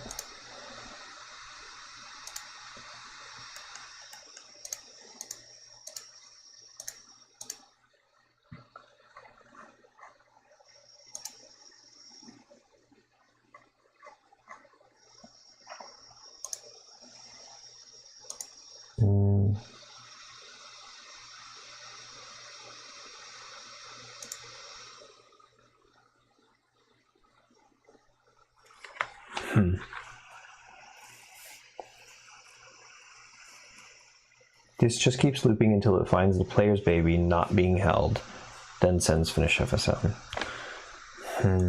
Yeah, because it just checks if it's a baby, adds baby, see any babies, require player not holding. Oh, you know what it could do? Is it can check. Oh. Yeah, require player not holding. Instead of doing it this way, hang on. I have a better way. You do get root of the closest baby, and you store the root as closest baby root, and then you do a game object compare, and you compare the root to the player, because that's what you would get. That's what it would return. Player holding baby, and if it's equal, then that means yes, and if it's not equal, then it's no. Yeah. And now it accounts for the player holding the baby with that Q mode, the player baby mode, and the newborn, which is in your other hand as an object. So now it accounts for both of them. So this is fucking perfect. Holy shit. I got lucky there. Okay. Now I just have to make sure that this finds the player at the beginning, because I almost didn't. Let's see, find game object. Player. Great. Okay. So now this will only do its thing, right?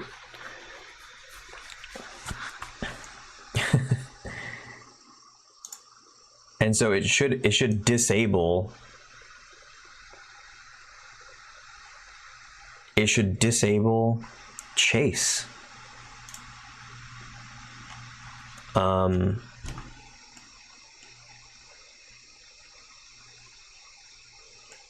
then when it's en route to baby, it should do one last check.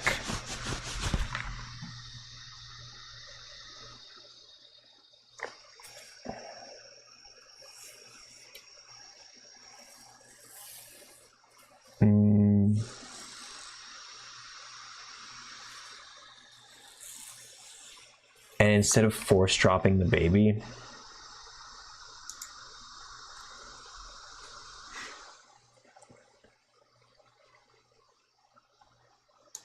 that's old.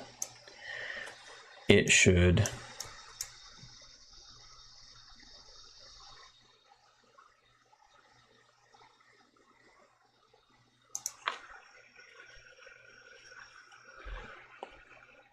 cue encounter sequence.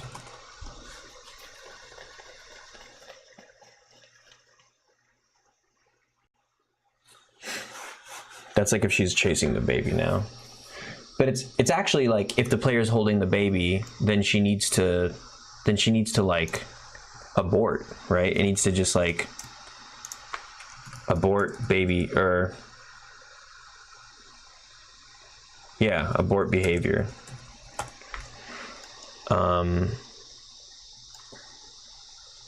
So basically re-enables all these FSMs.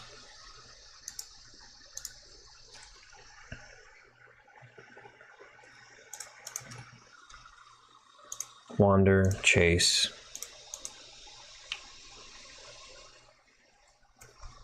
Encounter trigger. Actually, encounter trigger. Yeah, why not?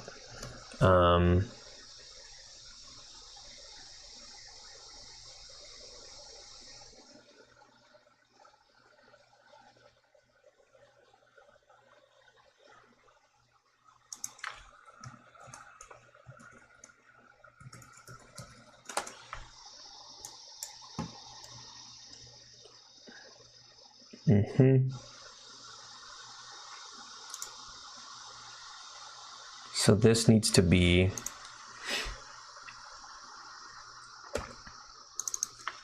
send event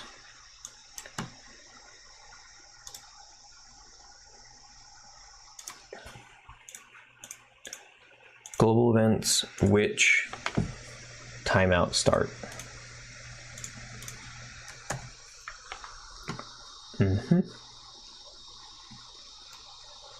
Okay. And then when it does that, then we can come back up here to stop behavior. I think that's okay. If player's holding the baby, stop. Player holding not holding the baby, cool. Then grab it and then get to your escape. So okay, let's run it. Let's see how she acts.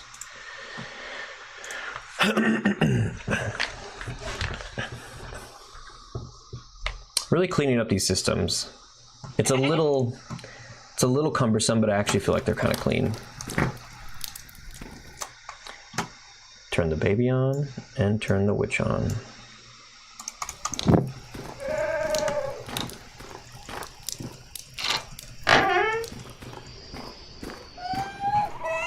All right, come get me.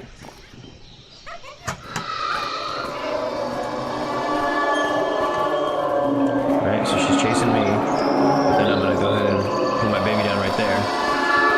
And then she goes for the baby. Oh, and she's going in my house. Where'd she go?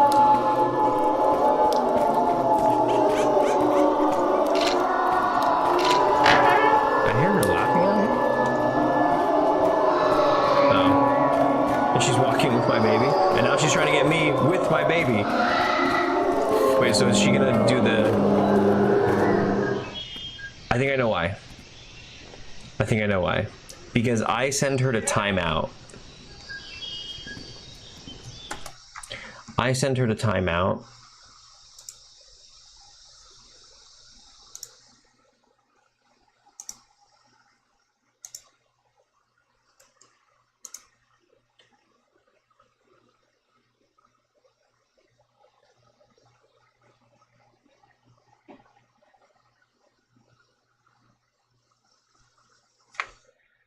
So there's no reason for me to re-enable all those FSMs that I enabled like right after that, which is stupid.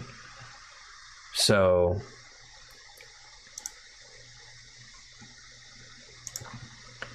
Snatch Baby. We'll call this abort behavior.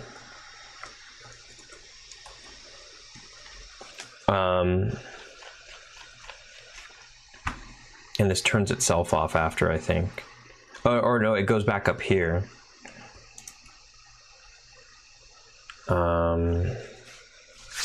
Yeah, it goes back up here. Because it'll only continue if the player's not holding the baby after that. And this, the disappear, I mean,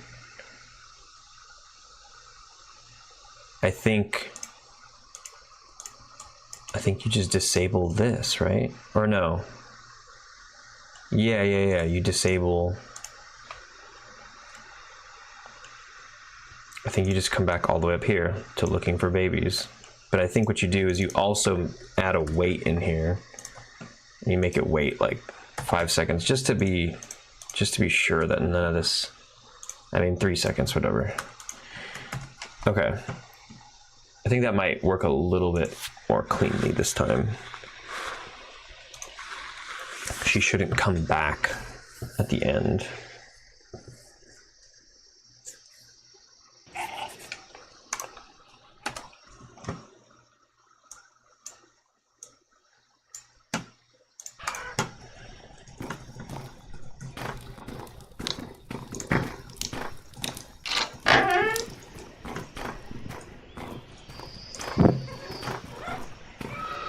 Okay, come get me.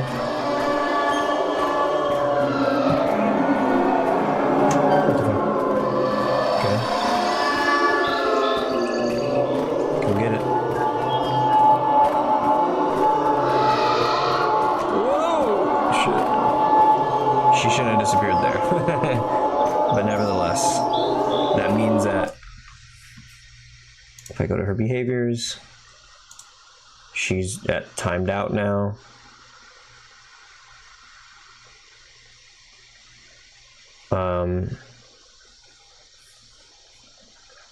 Snatch Baby, she's waiting there to go back to this, and that's fine. I should be able to.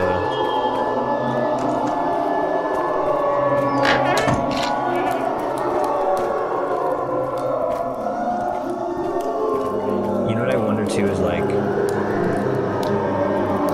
think I'm gonna stay in this nightmare mode.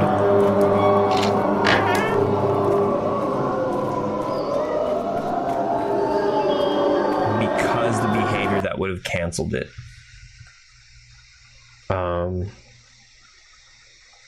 But at least she didn't come back. So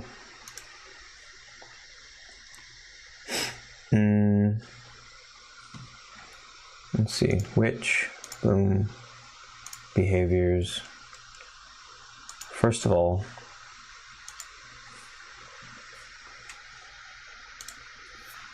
slash ban, or what is it? Is it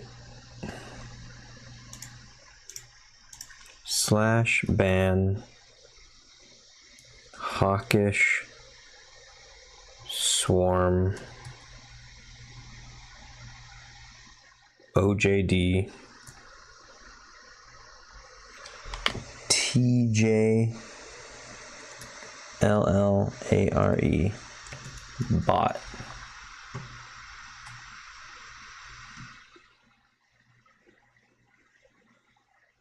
Did that not work through this thing?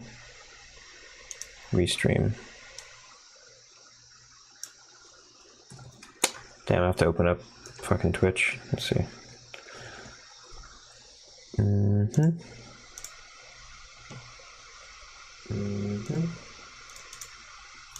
Slash ban.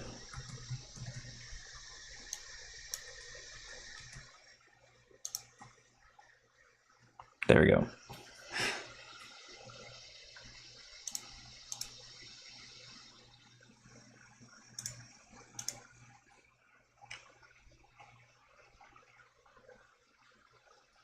Cool.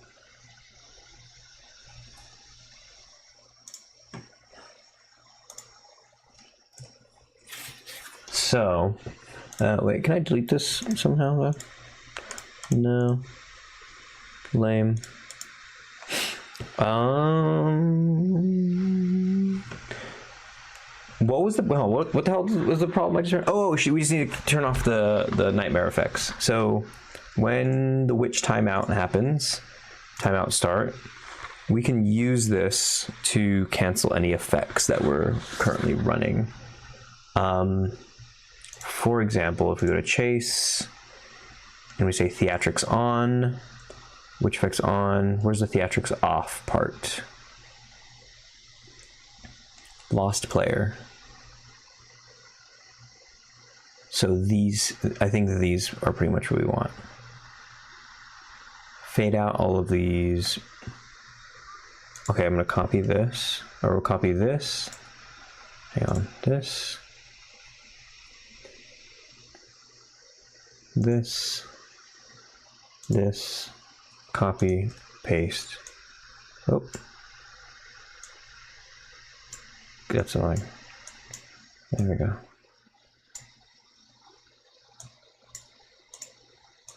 Okay.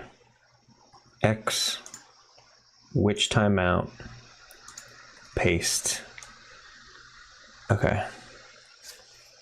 So this stop FX, warp to gone spot, wait for night.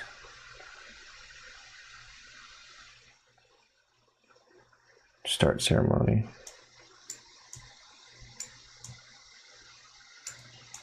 This. Boom. Okay. Cancel chase streaks. Turn off the effects. I think that's it, right? Let's check what else might be in here.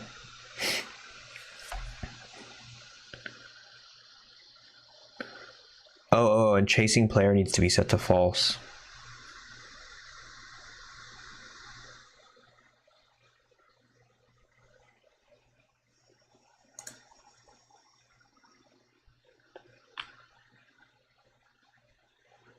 Chasing player.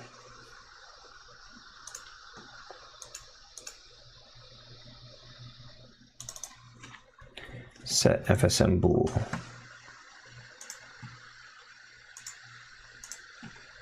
Chasing player. False. Is there any other ones I want to do? Left or right, player can see. Okay, I think for the most part that's fine. We run it again, we run it again. This isn't too bad to deal with, I guess.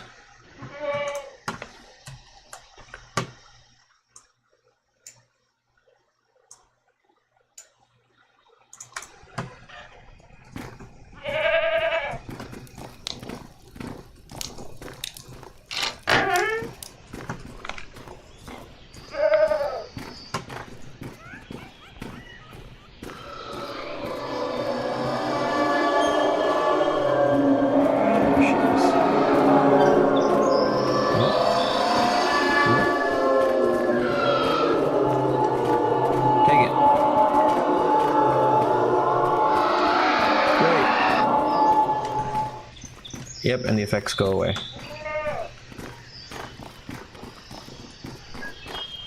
Why is it? Would you see this?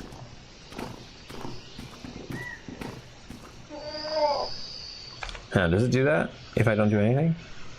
What the fuck's that about? What the fuck is that about? Does it do when I'm over here?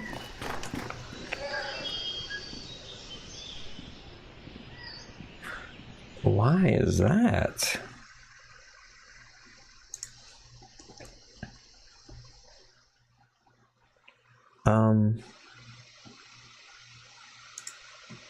Hero?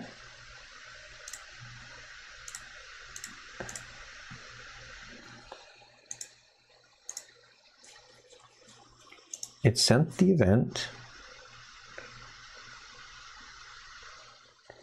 camera witch effects off. To my player camera. Where's that at?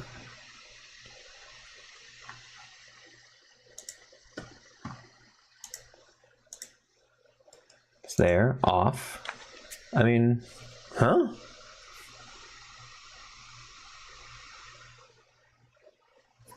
It should just be 0. Sanity distortion script. That's what this is. Play unfocused. Yeah, what's that about? What the hell is sending that event over and over again? You know what I gotta do? Event sent by. Sent by game object FSM name, FSM sent by. All right, go ahead, give me your best shit. Behaviors which timeout? What the actual fuck?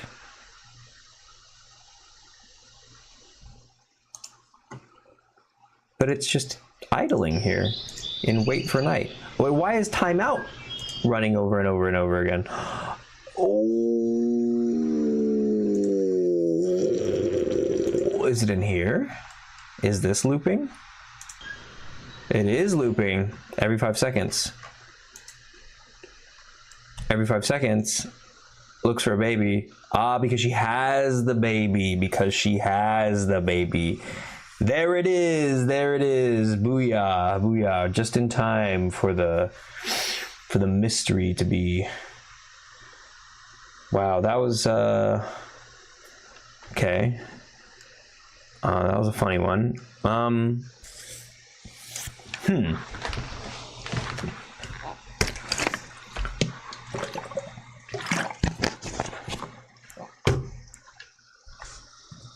Okay.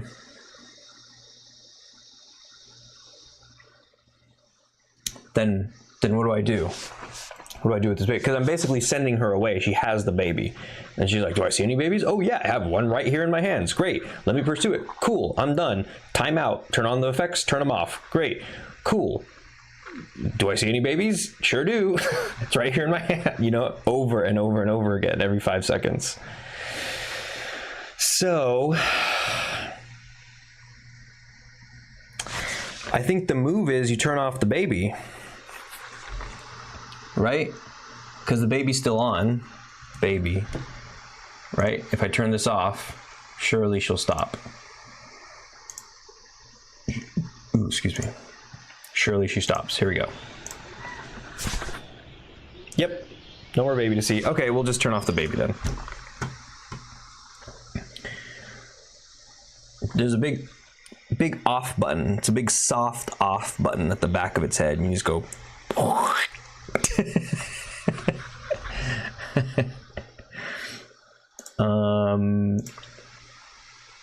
Which Jesus Lord, you know what else we need? Hang on. You know, you just inspired me to do. You know what you just inspired me to do? Check this out.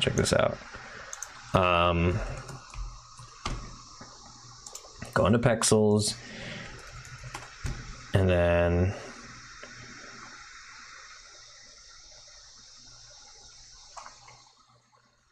what do I got? Find a good one. Ooh, this one looks pretty good.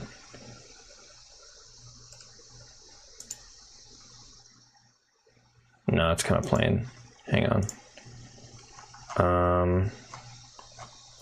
What do you call it? Like a minister? Or like gospel? Hang on. Really dial. Holy shit.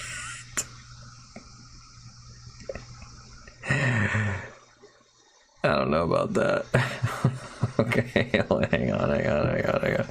I'm gonna try to get it back to Jesus. What about heaven? What happens if I search heaven? Just clouds?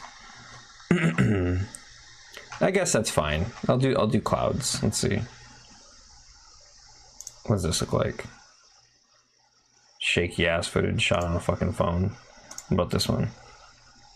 Oh, that's pretty good. Free download. Okay. Almost there. Just a sec. Heaven. No, needs to be genre cinematic.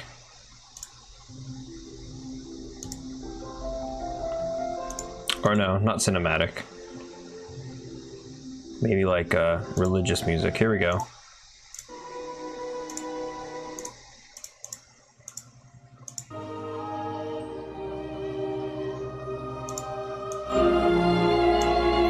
Here we go. You ain't even ready for this. You ain't even ready for this.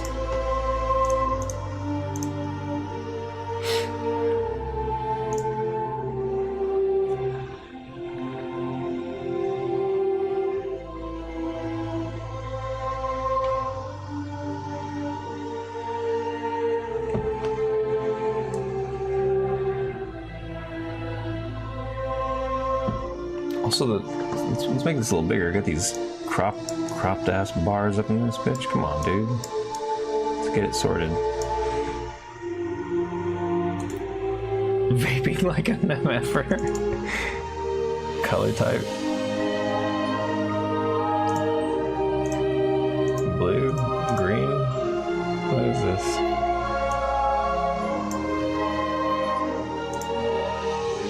There we go.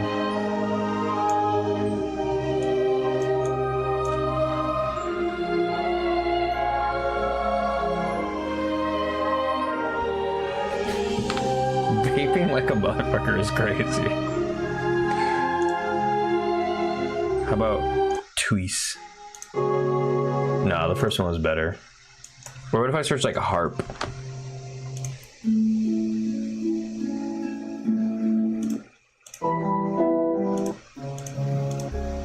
No.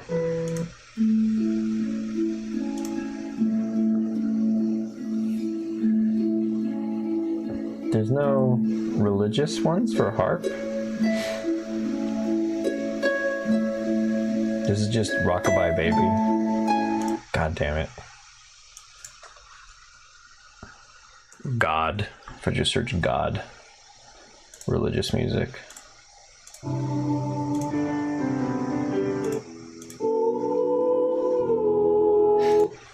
None of these sound like Jesus sounds in my heart. You know what I'm saying? Like, where the...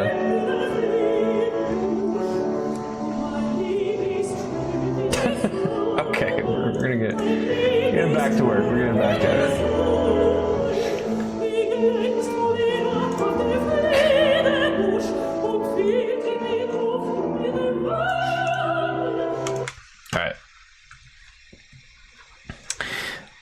What did I just fix? Did I fix all of the things? Oh, I need to turn off the baby. I need to turn off the baby. I need to turn off the baby. Okay. Snatch baby. Disappear. Activate game object. Going to deactivate the closest baby. There we go. Okay.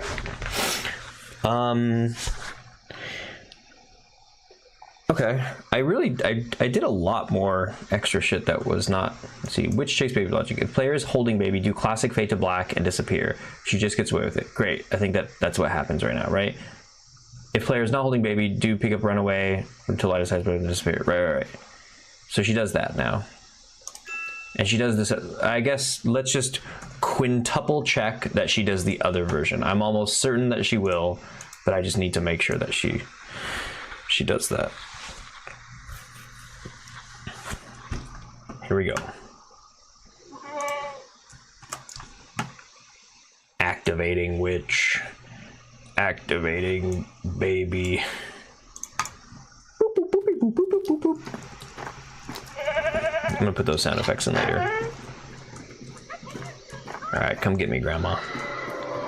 So I'm holding my baby, right? She's chasing me. Come get me. and then it cues this sequence. I think I need to touch that sequence up a little bit. It's a little outdated the way those moments come together now. It's a little different for the modern version. And she's still kind of heading. Okay, good. Yeah, that's the idea. Good. Yeah, it could use a little finesse as far as like the presentation goes, but that's essentially, at least the logic is still holding up. And I need to get rid of this egg. This egg bothers me. It's just sitting there. I don't know when I've put it there, but we can check those items off the list. Boom, boom. And then witch enter through chimney, change kidnap logic to add this sequence when the baby is home. It's too bad that logic isn't on the witch. It's a little out of the way to do this logic. Oh, and you know what kind of sucks? Oh, man.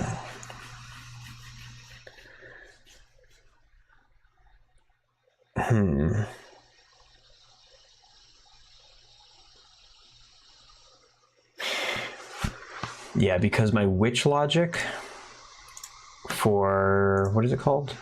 Baby snatching, baby. It relies on, oh no, I'm sorry. Fireplace entrance. It relies on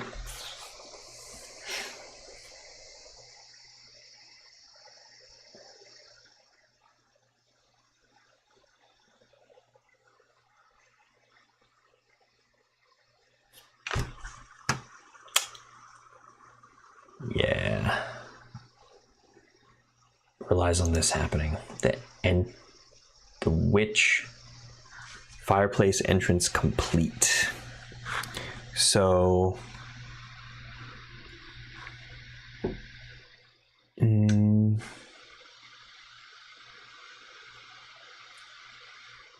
it's like I need to, the baby activates this. The baby enables this FSM.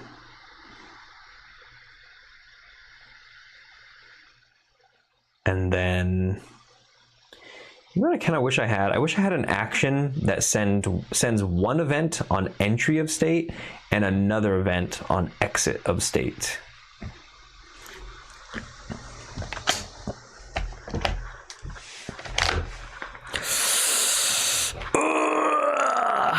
What time is it?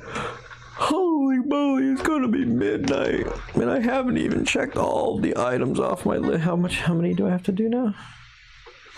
Shit, look at all these. I'm so close to finishing this one. I never even got to the other cool shit. I did a bunch of extra cool shit though. Did a bunch of extra goodies. Was it anti-witch ball makes her stop? Oh, brother. Go to bed? No. Going to bed is for pussy boys, and I ain't no pussy boy. Pussy boy. I'm a fucking just a hardcore dude, brother bear. I'm gonna try to get these damn checklist items complete. Hey Siri, what time is it in Tokyo? In Tokyo, Japan, it's 4:52 p.m. Okay, stop listening to me. I'm done, thank you. Okay. 4:52, huh? Sounds like you got a full evening of SSD streaming. You got a whole show waiting for you. Yeah, I feel like I could, I say this now, but I'm like, I feel like I can kind of run it for a couple more hours. I think I gotta cancel today. What do you mean, cancel? Too much work to do? Cancel what? Oh, streaming? Creaming? Gotta cancel your streaming and creaming? What is it? Wednesday? Today's... Yeah, Wednesday. That's unfortunate. But hey, that's just a drop in the bucket compared to all the time you're gonna have in 16 days. MF. have you ever seen? I saw Wardstone in a streamer's channel in a chat yesterday. Magatron, you know Magatron? You ever see Magatron? I feel like I've seen her streams. I feel like maybe I've even been sent to her streams via you. Maybe she looked really familiar. I tuned in to like I was like browsing through the game dev section, and I found one that had this really cool like opening thing, and so I was just watching it for a sec, and then I was like, then when she popped, I was like, oh, and you look familiar. I don't know if I ever actually hung out in her chat, but she was kind of like on one. She was like kind of going crazy in a good way. She was having fun. I was like, this is a pretty entertaining stream. And then the chat was super chill too. And I tuned it again this morning and yesterday. She streams after I step away, so I never watch her streams. Yeah, it was kind of late. Like when I've started watching her, it's been like 2 a.m. for me, or like 1 a.m. for me. So tonight might be the first night since I started watching her a few days ago that I'm streaming, and let's see, what the hell is? I guess I would have got a notification, huh? Yeah.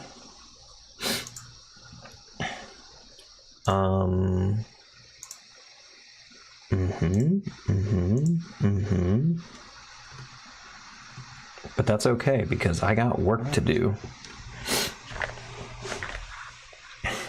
So, if the baby does want to do this, send the fireplace entrance thing. The baby could always just enable FSM remotely. That is possible. It's not impossible. I don't like the idea of doing that. I don't like the fact that it sends this event. Oh, you know what it could do is like there could be. You know what we could do? We make this an action sequence, and you say 0.1 seconds later, disable FSM. Oops, enable FSM, but turn it off. What is it called? Fireplace entrance. You disable it.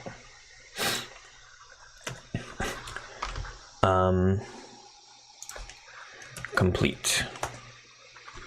All right. Green. So, yeah. That way the baby could theoretically just queue this shit up. Queue it up.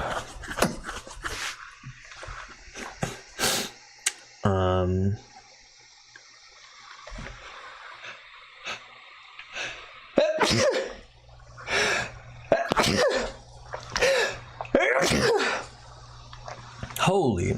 And I guess I can always have it on. Fireplace entrance.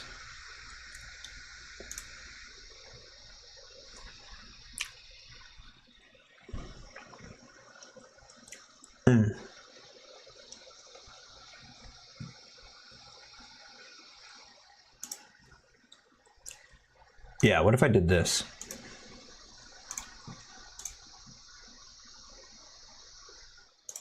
Enter fireplace. And then put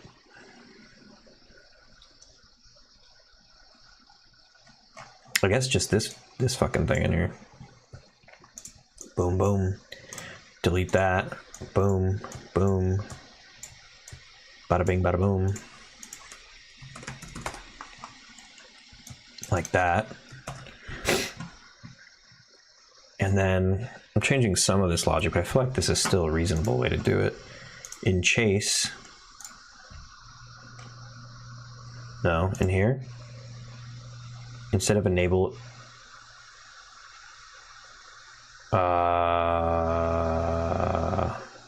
Oh, investigate complete is what it. Wait, what the hell? What the hell's the fireplace one then? En route to target. Where the hell do I put this? Chase streaks. Is it... Where the hell did I put that fucking logic? Oh, enter through fireplace, duh. Right here. You just send an event. So make sure it's on. Game object FSM.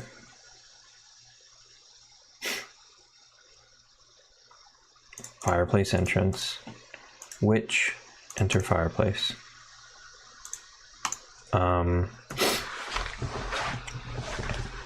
So any place where I'm waiting for that event, I can just do that. Copy. Did I do it anywhere else? Is it just in Chase? Was it in Investigate as well? Yeah, here. Paste it. Boom. Yeah. Hang on. I'll blow my nose.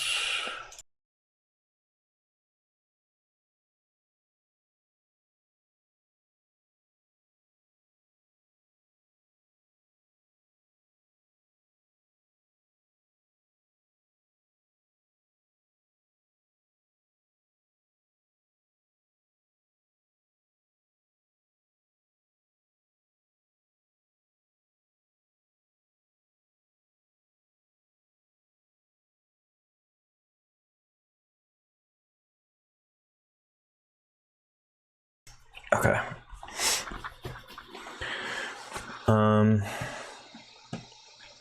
Did this live anywhere else, or were those the only two places that I put it? I think those are the only places, huh? Snatch Baby doesn't do it, right? Nope.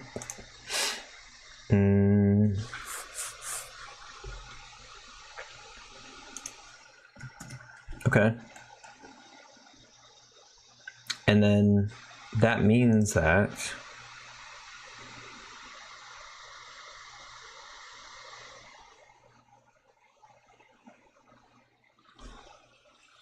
the baby...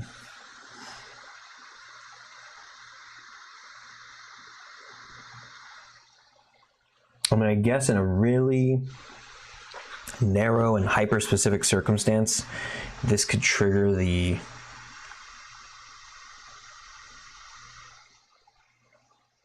This could trigger it twice.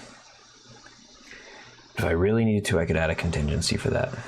So now I think I go to the baby and I go to which kidnap.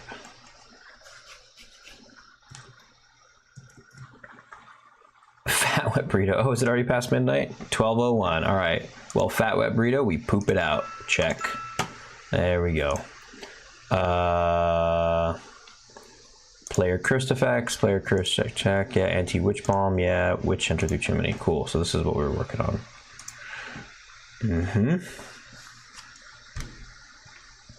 Change kidnap logic to add the sequence when the baby is home. So it's like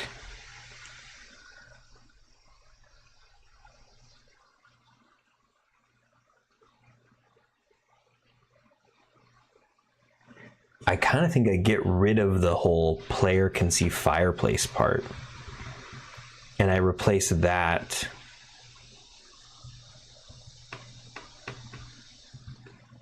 yeah, I think I get rid of that. Fireplace is lit? Nope.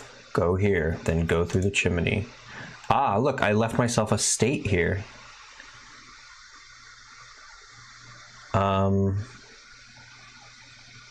know if that's actually helpful though, because the kidnap happens down here.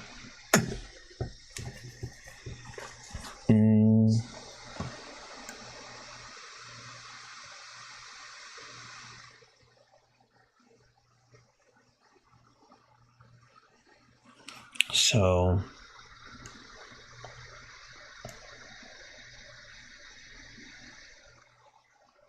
door is locked. Husband is dead. Husband is home.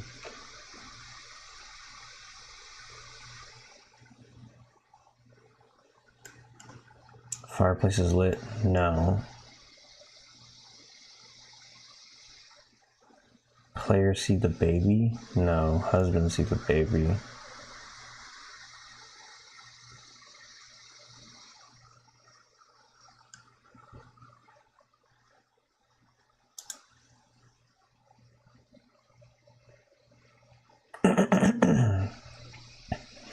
Husband sees baby, no.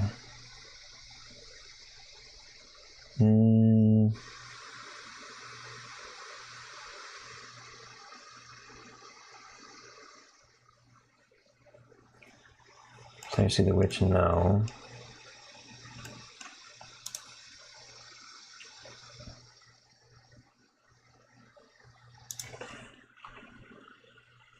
Time's up, question mark. Door is open. Yes. If not, then open the front door. Ah, and then here's where the hole. Okay.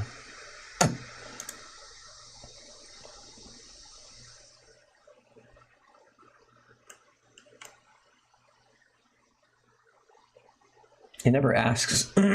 Oh, the player right here. Is the front door locked? Yes. Is the husband dead? No. Is the husband home? Yes. Is the fireplace lit? Yes. Fireplace lit? No. Go through chimney.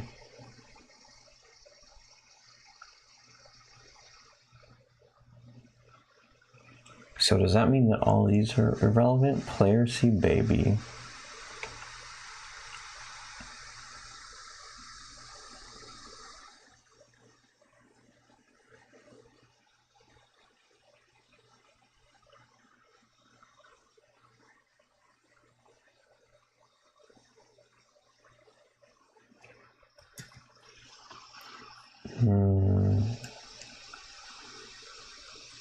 Player doesn't see the baby. Husband doesn't see the baby. Husband's not home, and the player can't see the witch. If you do that enough times,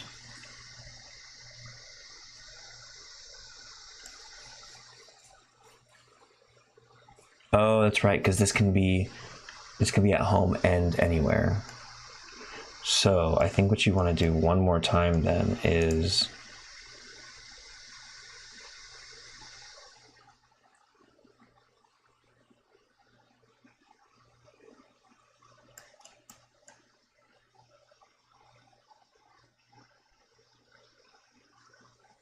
interesting. Door is open. So this assumes that this is always happening to the baby out in the world. So it's kind of like time's up, yes, and then you go, baby is home.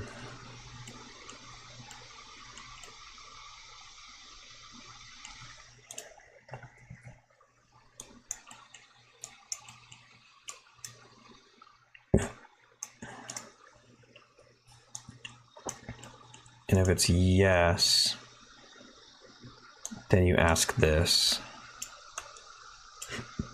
If it's no,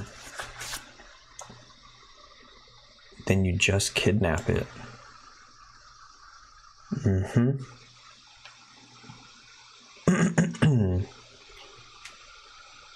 If the baby is home and the door is open,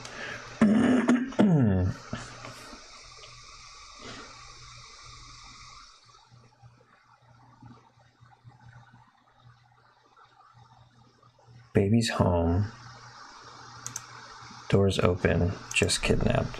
Not open, then you check. Is it locked?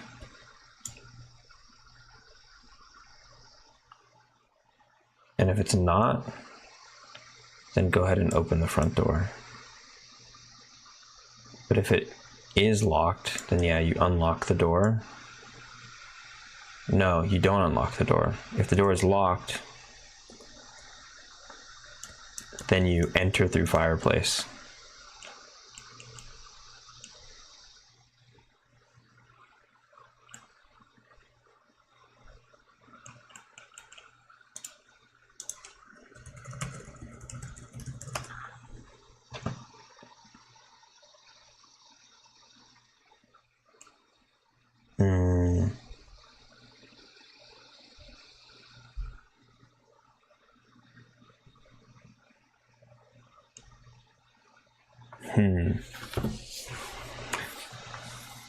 I guess it's like,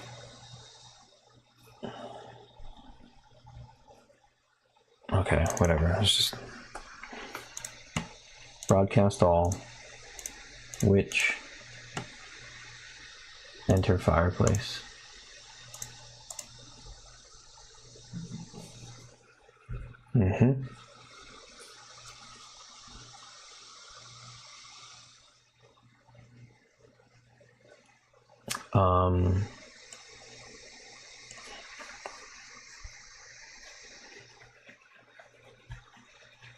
And then I think you do like a buffer here before you like that was this. Witch holding baby, not magic still. Okay. Baby witch holding baby. Jiminy.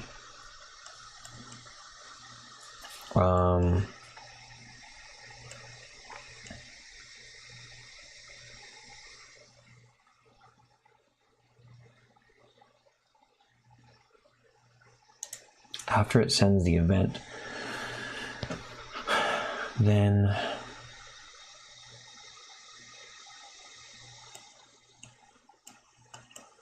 I can go to buffer reset timer. Yeah.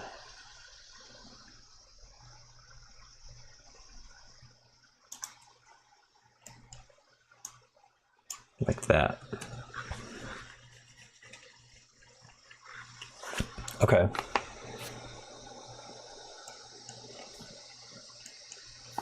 Or even like this.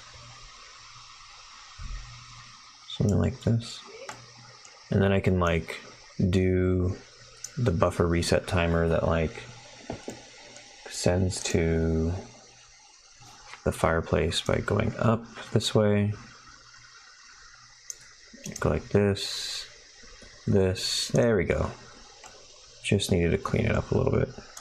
Enter through fireplace. Yeah. Okay.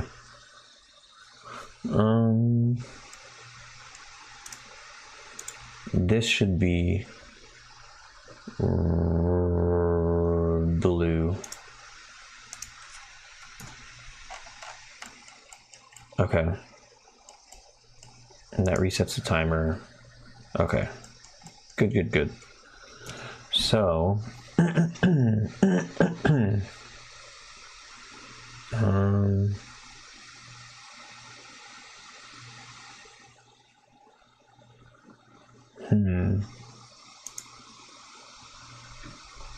I feel like as long as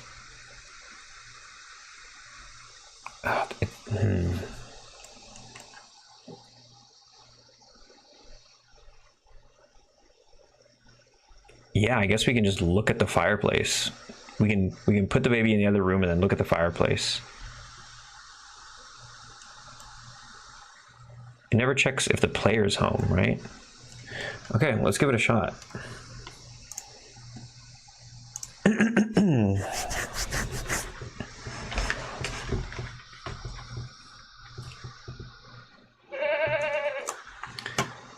Okay, baby, witch. Leave the baby there. Oh. And then grab my candle, put it right there, turn out the fireplace.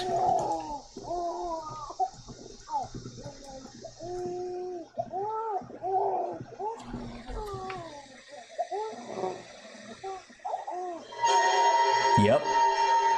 That's wild. Ah, but what? Her behavior doesn't. What's her current behavior? That was kind of wild. That was kind of wild. Creepy, right? Wasn't that good? That was a man. These things are really coming together.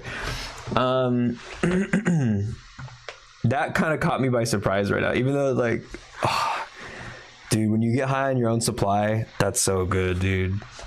That's so good. Okay. Why is she not doing it though? She's running this looking for babies thing. And what is it? It says see any babies? And it says no? What's blocking her field of view? Field of view check. Vision. She sees bread, mix, all this other crazy shit. Maybe vision is like, maybe there's too many things that she sees. Wait, hold on. Objects detected. I wish I could see the output better. That kind of sucks. Spend 4 hours designing and implementing the thing and then getting surprised at the thing. Yeah. Man, that is good. That is good. If only thousands and thousands of other people respond just as well and give me their shmoney for it, their hard cold cash for it.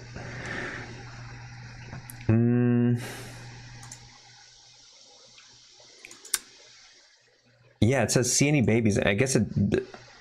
Oh, and it says is baby next op. Well, right there it says next object seen, baby entity. Oh, it's getting the baby entity, but not.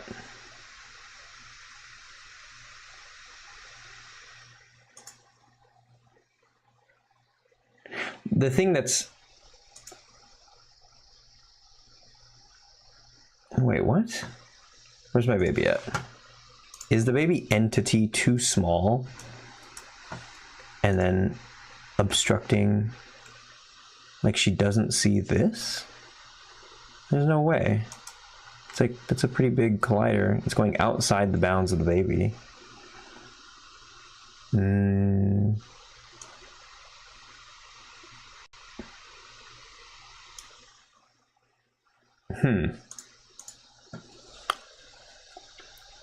Where the hell is it getting these things from? See anything? Wait, FOV check. Get FSM array. Vision. So in behaviors, vision. Can see object. Get objects in field of view. Default and character.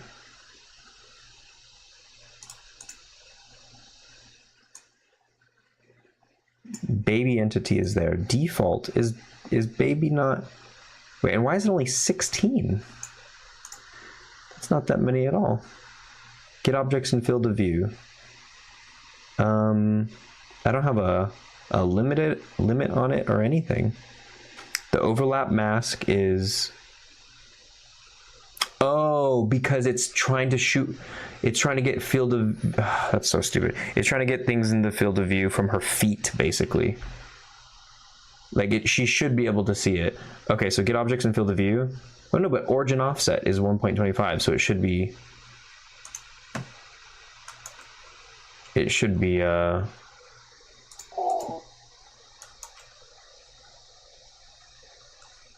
Huh.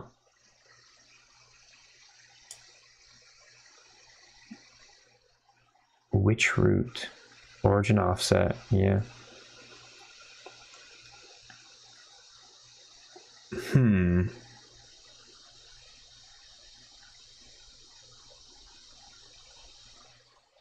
Repeat interval is in seconds. What if I change this to 0.1 really quick? Or what if I change this to 0 just to see? Okay, there's the wider field of view. And it's from about her chest, which is good. It ignores the witch entity, so it doesn't get in her way. and it's trying to detect things on default and character. That's what it checks for the overlaps, and then it does a ray cast and considers default character and environment. Is this giant thing? What is this? It's on the sound layer, so this should be getting ignored. So that's fine.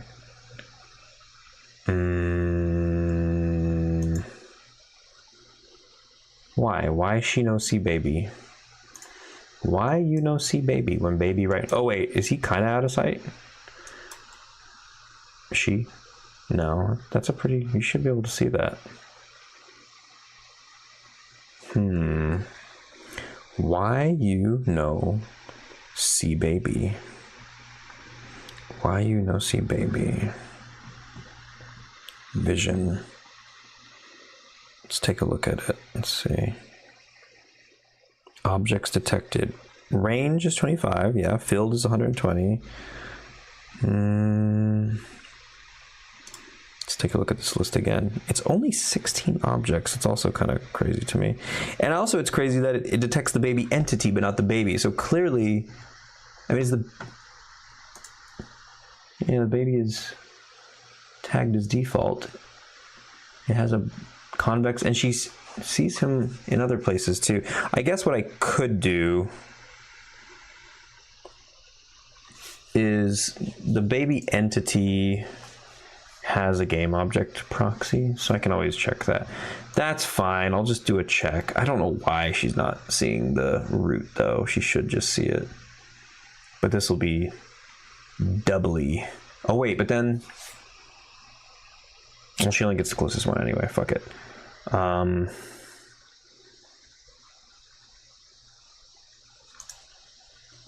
Which, boom, behaviors, not vision, but snatch baby, looking for babies, is a baby. No, but before it does that,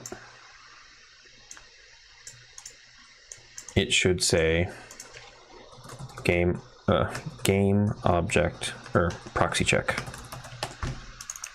Proxy get game object proxy info from, what is it? Next object scene. And then if it has a proxy, say next object scene proxy, and then is null, set game object. We'll just kind of really go the full stretch of, you set it as null first, you check if this has proxy, and then you ask if proxy is null, and if it is null, then you just continue.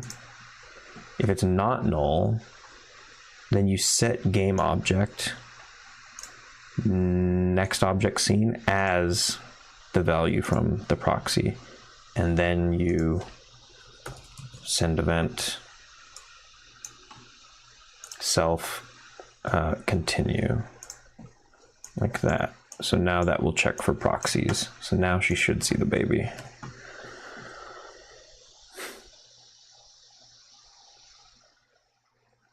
Okay, here we go. That was fun. That was cool. Let's see it happen again. Which baby? It's go time. Oh wait, leave him there, leave him there, leave him there. I'll put the candle right here. Alright, shit. Right there. God damn it. Put the candle somewhere. Here's fine. There.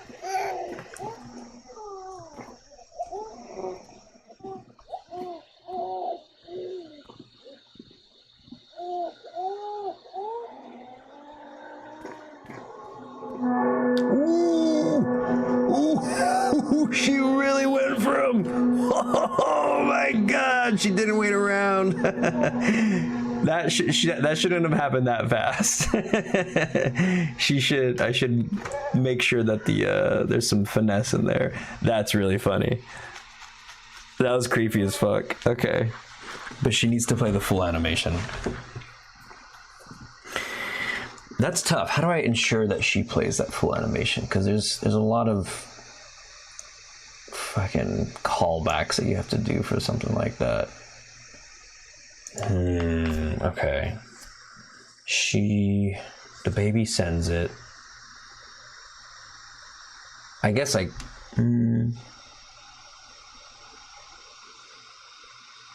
mean, I could just hard code it as I know how long the animation is. Baby. Witch kidnap. Enter through fireplace. Oh wait, but that's actually not the problem.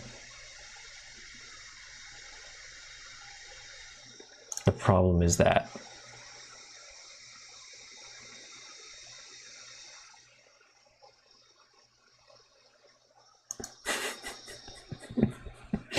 man, she really ran for that thing. Behaviors. Snatch baby. This is what the problem was. I need it to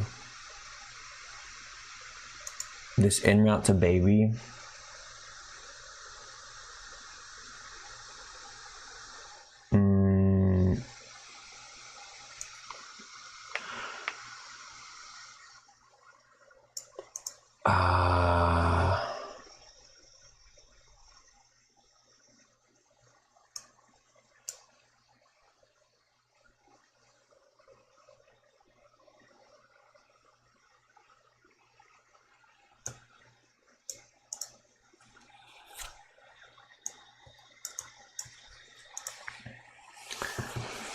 I can have it check for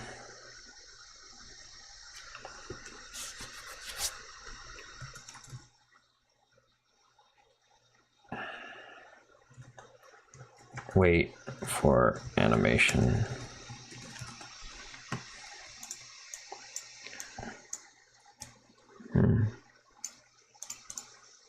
And fireplace entrance. Q reappear, standing up. Set bool value.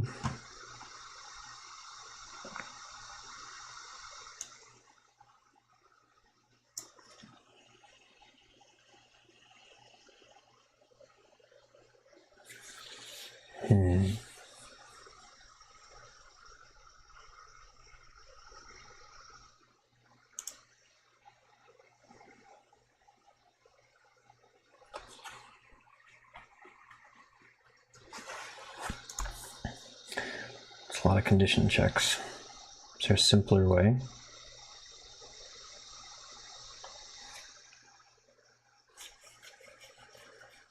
Fireplace entrance.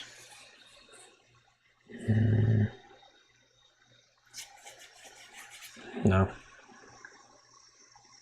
Is animating. Set to true.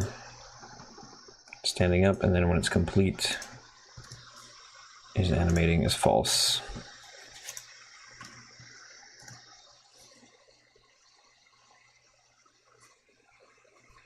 Okay.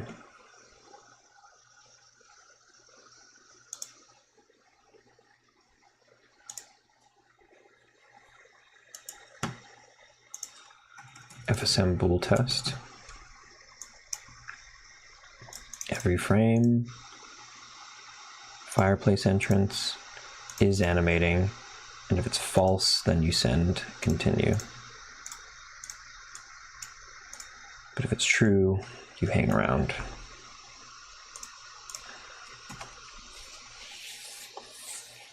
Okay. I think that's safe enough. I don't think that FSM's ever getting so royally fucked or interrupted.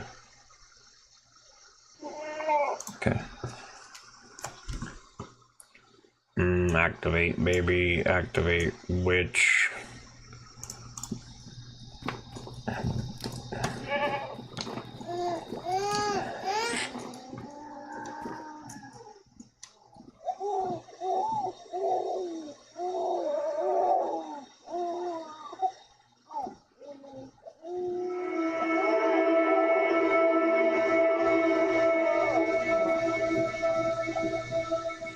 Yep. That was creepy as shit. And there goes our baby.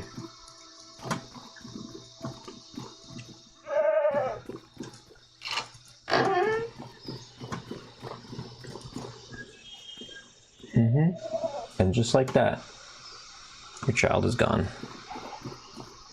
All right, things are fucking cracking on right now. Things are fucking cracking right on, Gov.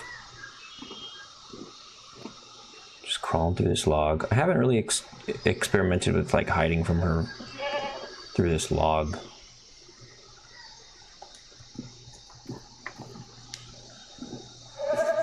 Okay. Let's check it off the list. Man, I feel like I got a lot of shit done that wasn't necessarily on the list. Change kidnap logic to this. Yep. And the enter through chimney logic is finally done. Hooray! Okay. What next? Anti-witch ball makes her stop when she's too close. She screams at you and then scurries away. Now, the real question is, am I a pussy boy and I stop game deving at 12:30 in the morning and play the finals? But are you really a pussy boy if you play the finals? Obviously not. So it's like I could stop working on this, be a pussy boy, but then I could redact, or not redact, I can cancel out the pussy boy by playing the finals. Oh man. At this rate, I've been checking things off. What's the date today?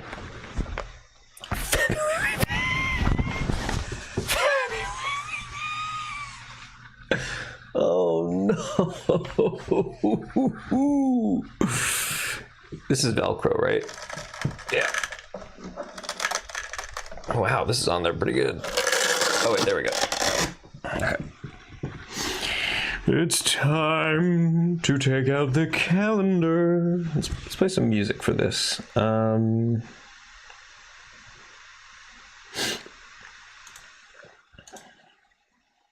do we want? We kind of want like kind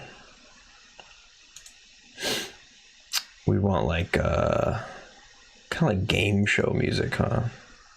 Or like lounge, like something kind of jazzy. Genres: jazz, vocals. Yeah, this is exactly what I was thinking.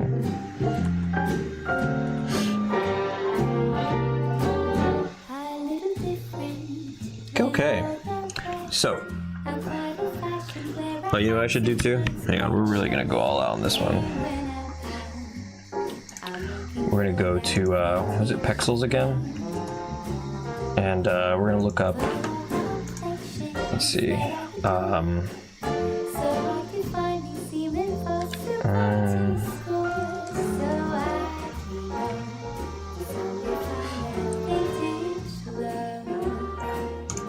let's see.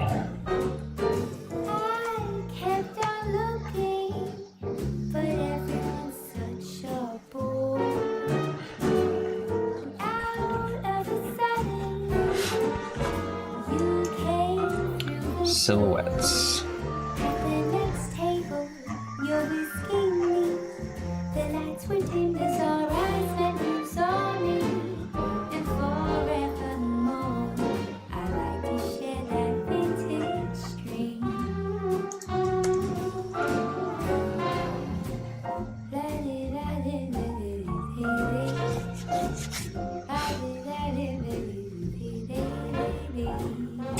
Trying to really lock in a vibe here.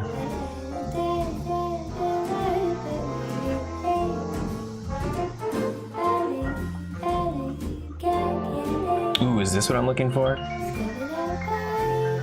No. How about just...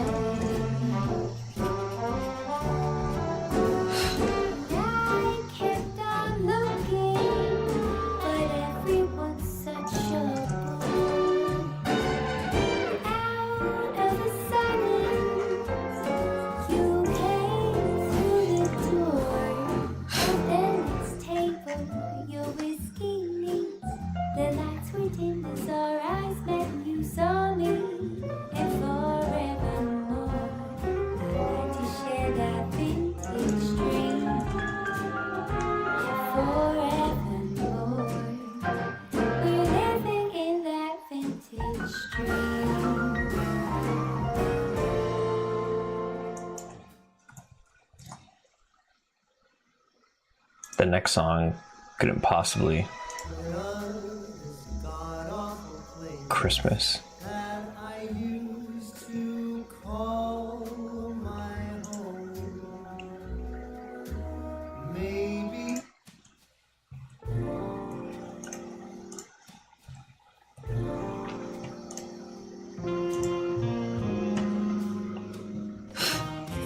Putting way too much effort into this bit.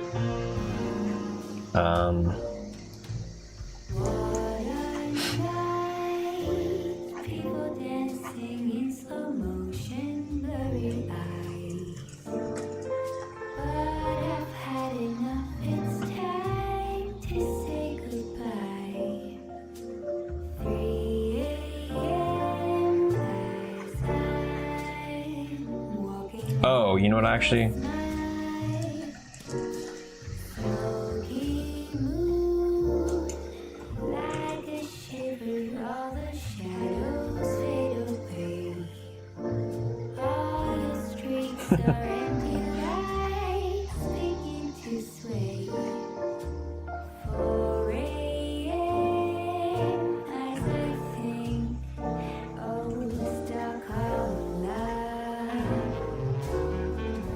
Sometimes I picture how life had been in Paris or New York or Shanghai.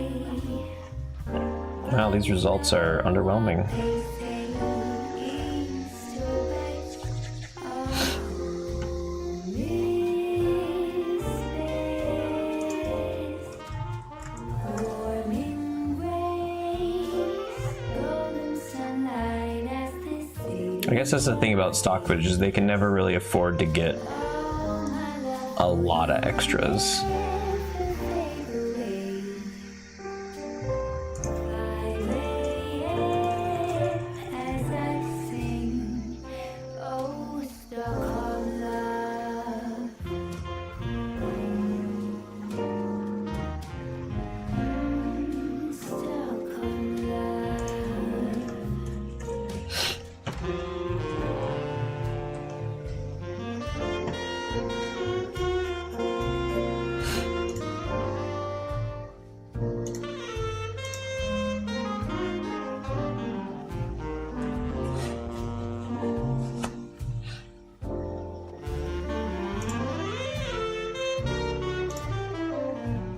Okay.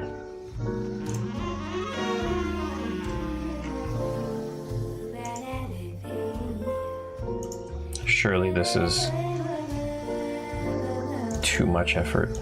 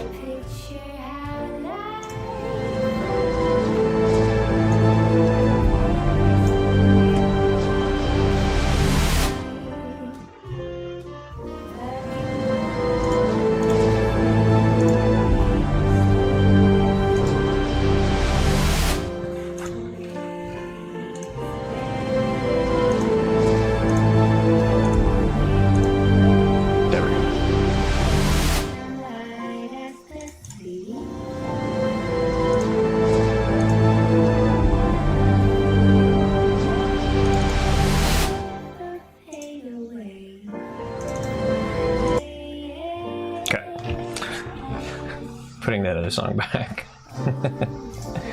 This one's okay, but we're gonna do this. We'll play both of them back to back. All right, so let's see. Oh, it gets cropped out because I'm doing that, huh? Oh, give me a break. So February. God, I wish it didn't crop that out. Well, I guess that's right. It's like, hey, that must be his shirt, or that's his February calendar body. Today is the 5th, right? Or now it's technically the 5th. Yes. So let's see. 1 done, 2 done, 3 done, 4 done. Technically the 5th because it's midnight. So let's see. Anti-witch bomb makes her stop if she's too close and screws away. So tomorrow should be. I mean, shit, man. What time is it? 12:30. I feel like I could do these tonight. I could feel it. I could feel my brain shutting down. I should do that just tomorrow. So tomorrow on the 5th is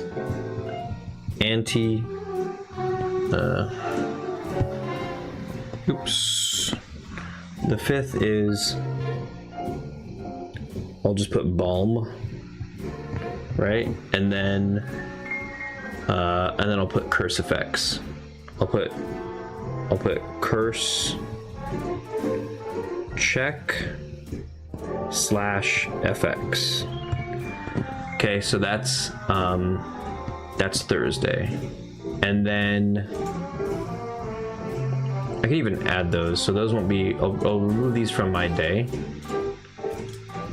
But I will say that they are here on, I guess I could do this.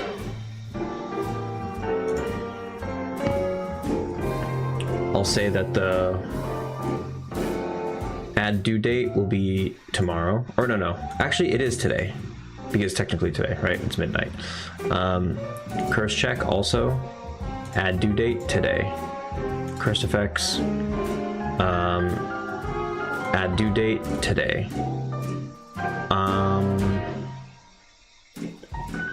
And let me check the other list. So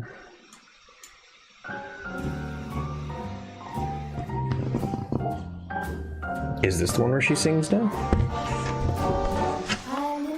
There we go. So,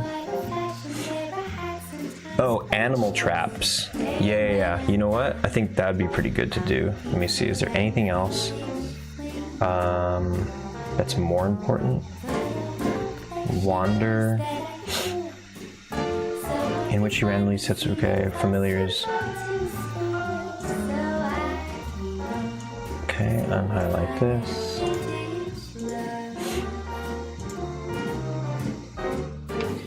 You know, I think it's like in general, it's probably good to get started on revamping some of these animals.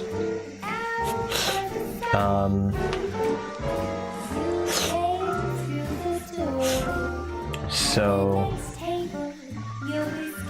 familiars alert her of the presence of victims, and she goes to wander around wherever they were spotted. I guess it's kind of like investigate though. Yeah, I don't think wander should work that way actually. So I'm actually gonna, if a familiar alerted her, then she spawns near wherever her familiar spotted a target. Okay. Cleaning up my list, okay. So then she spawns near wherever. Actually, no, we are just gonna do the animal traps. So on Friday, I'll put animals and traps. But I should just try to get those done.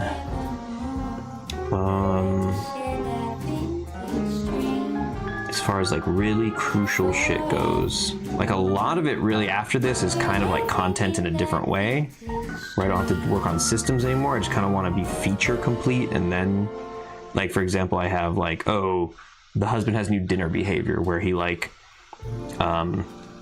you know, I changed it so he can dynamically be fed, like the player can give him whatever type of food, but I want to give him special responses based on what kind of food he's getting. So that's just content. So I'm kind of making that low priority.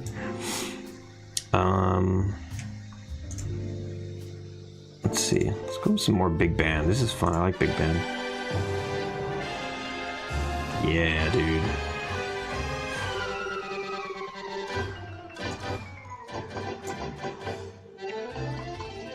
It's kind of crazy, but I fuck with it. Okay, new dinner behaviors. Checks if there's liquid in his mug. When you're in the bushes, you become totally hidden. Yes. Unless it's cold during the day. Okay, I don't need to do the breath thing. The breath thing could just be effects. Boom. You know what I should do is make sure, maybe I could do this tonight. Maybe I can do the whole thing where it's like having a candle lit or a crying baby turns cover off. I think that already kind of happens, right? Where it's like the player in the cover FSM. Is it? Yeah, it says baby crying, but we should put in here the like holding light source, holding on light source. Right, I'll do that tonight. Let me add this to my to-do list for tonight.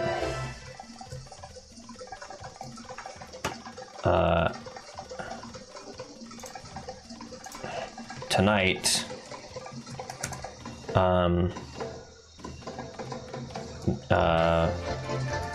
cover hidden logic considers if player is holding light source, right? Maybe like check if light source root is player, right? Basically, they're holding it. Okay.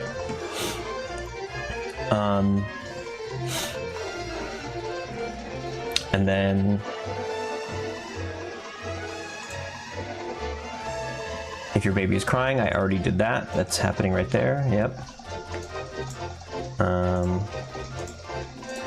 I don't like to show the master list that I'm looking down at right now. I like to kind of pick from there and put them up here on screen, what you're looking at. But that's what I'm looking down right now. Equip crying baby. This will make you immediately visible. Yeah, I already did that, right? I'm just gonna delete that.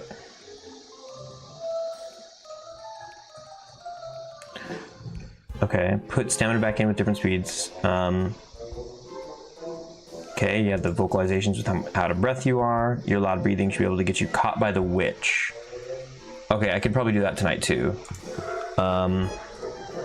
Loud breathing, standing, catching breath, creates sound object. Okay, I could do that tonight. In fact, here, I'm just gonna take all this, add a step, boom, X. Tonight, I'm just gonna put a couple items on this list. These are some like quick wins I could do before I go to bed.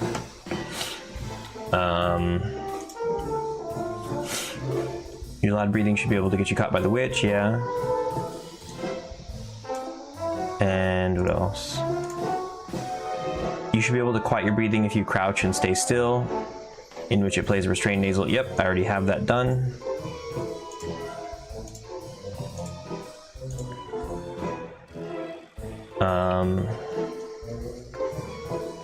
Is there anything else that's crucial? Familiars are like, okay, so actually, familiars are like security systems for the witch. One spots you. Okay, I think on Friday, I'm not gonna do the traps part yet. I'm gonna do animals, normal, and familiars.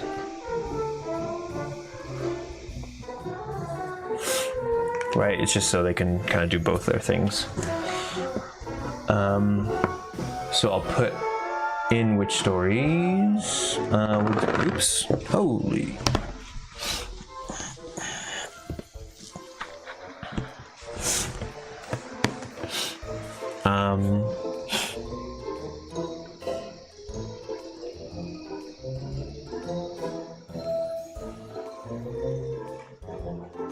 Yeah, I'll call this like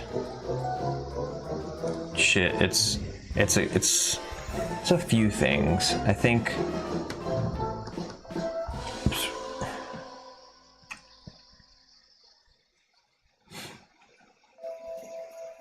Oops. You know what I need to do? I need off camera. I need to do off stream. I need to design. So tomorrow, what I also need to do, I'm just gonna put it as like lockdown designs logic for each animal in normal and familiar mode. Put in OneNote docs. I also have to do this tomorrow, so I can go for a walk. Do tomorrow, or no, sorry, do today. And that way I could actually put that as Friday.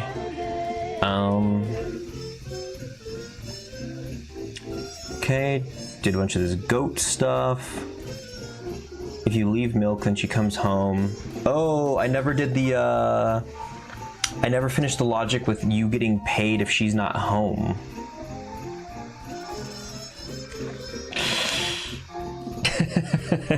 Yikes! Shit! Yikes. Wait, did I? I didn't, right? If she is home, then go back to the dialogue exchange as normal, she pays you. If she is not home, then make a note of her take payment for last goat milk batch.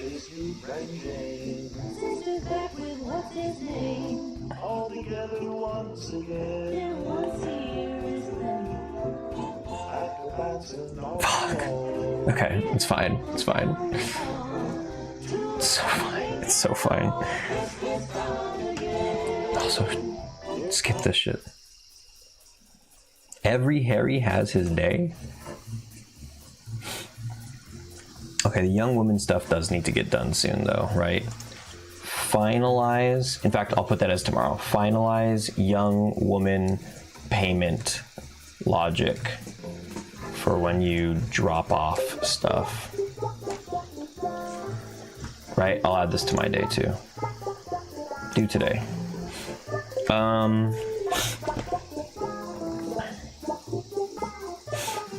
Okay. So I put that tomorrow, or today's Thursday, right? Yeah. My day currently has the anti-witch bomb stuff.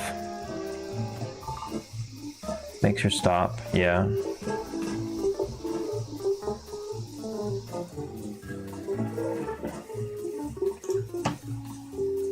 Anti-witch check needs to be its own FSM that will shut off other behaviors and move her away from the detected anti-witch, yeah. When anti-witch is detected, have her stop, screech, and walk away backwards a few steps, and then just make her disappear and fade, yeah. Okay. Okay, that's fair enough, because then there's other anti-witch bomb improvements that I want to make. I don't need to worry about that right now. Okay. I think it's pretty good. I think I just went through the whole full list of all of my wish list items of the features I want to do, and at least this week, this is what I can get done.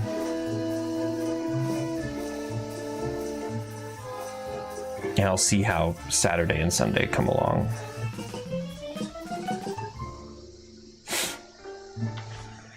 Wow, this is coming together so well. All right. So here's my little board. Cam only, for the record. Right? Today, well, technically today, but tomorrow, because it's Thursday at 1 a.m. Gotta make the balm and the cursed effects stuff for when the player's cursed. And then Friday will be animal stuff. Because the animals, or I should say like woodland creatures, like the hare and ravens. I have some mice too. I'm not 100% sure if I want that to be a thing, but at least hares and ravens are going to be the familiars that can alert the witch. So there needs to be the normal ones that like do their thing and run around. Right now, the hare, the only way the hare exists in the world is that one that you encounter in the beginning, and the ravens are kind of peppered throughout the level. But I want them, and right now the ravens, they only kind of like fly up and fly down, fly up and fly down. And that's kind of fine, I guess. That's actually not too bad. But there needs to be a mode where they are familiars, like they work for the witch, and I think that's something I'm also gonna have to figure out my walk tomorrow. Anyways, that's what's on the board. That's what's on this. I have to put my face in it for it to be like, hey, that must be a body. Can I zoom in on this? I think once you start zooming, it fucks up, huh? Yeah, great. Wonderful. Yeah, okay.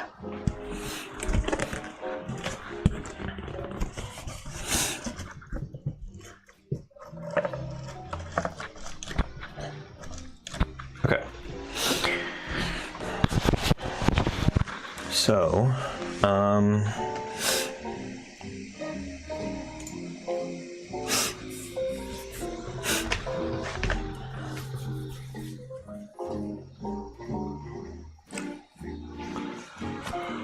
holy shit. Okay, let's do what I have to do today.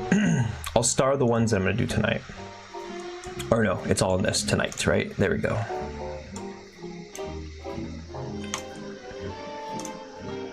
So, cover hidden logic, which is this. So we can do that here. So, baby is crying. Player has baby. Actually, that should be what it checks after. So it should do this first. In hiding spot. And then holding on light source. How does it do that? You could do like an overlaps from the owner, the player. Turn on debug. It'll be a sphere. It'll be 0.5 units up. Or shit, even just 1 unit up. Sorry, 1. There you go. And then, yeah, the radius is 1. That's fine. Max overlap is 50, and it's only going to be checking on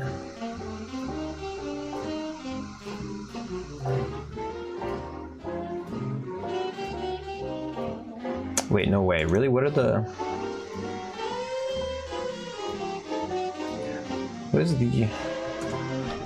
the light look like? Starting items.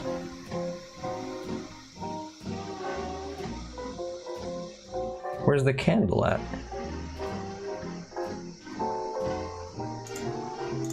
Oh, here we go. No, wait, no. Where's the candle? Player's home objects, I see. Okay, candle. It has a heat source, so layer temperature. I guess it's the only way of being illuminated, right?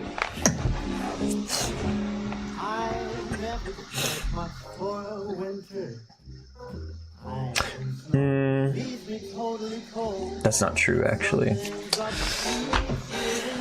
There needs to be a way of really identifying it as a light source.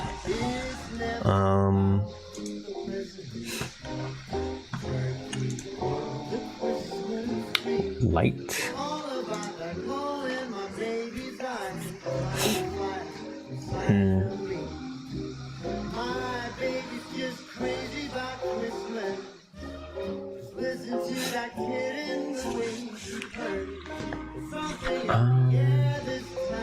What's a good way to check for whether you're holding a light or not? Because the candle itself, it's just some colliders. The root of it is with an FSM. And then the children are where the model is, the particles for the flame, the point light itself.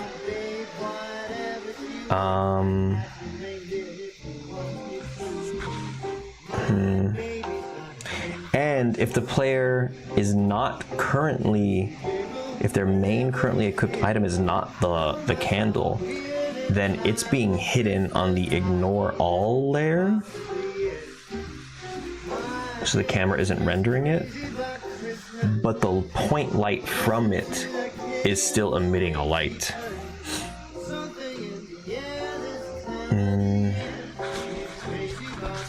So how do I keep track of that? Because the light is kind of one of the only passive items that the player has. And it's hard to detect. How do you detect that?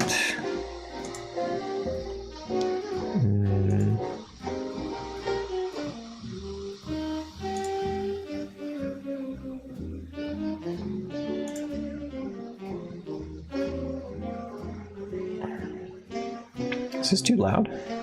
Okay.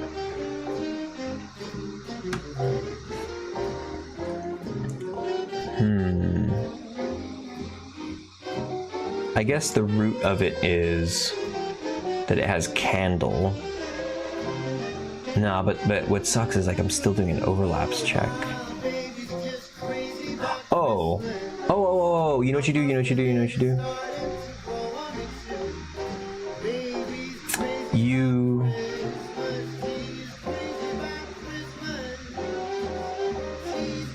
I think on the player, they have their currently equipped. No. Interact. Here we go. Cycle previous and cycle next. So they're currently equipped. They have a bunch of. Here we go. Inventory. There it is. So on the interact FSM, they have the inventory array, and that is everything that they are currently holding. So that's what we can reference. Okay, so that means that in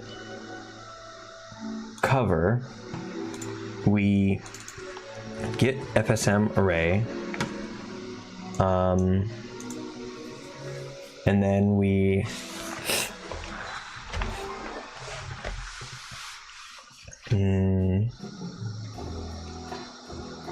check from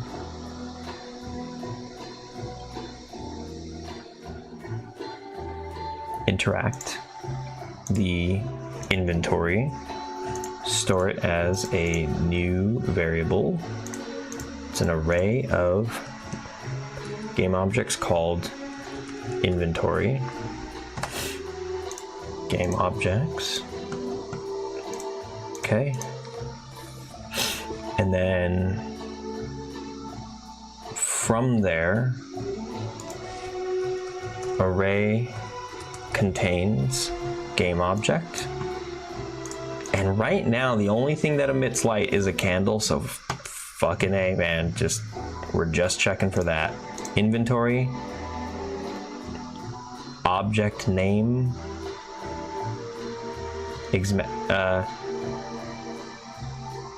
if false, the name may simply contain the provided string. Yeah.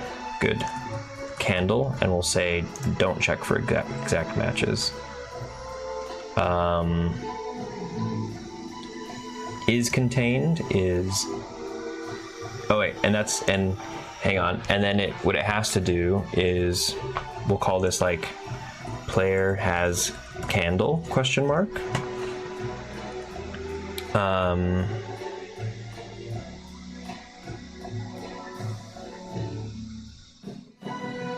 Has lit candle ?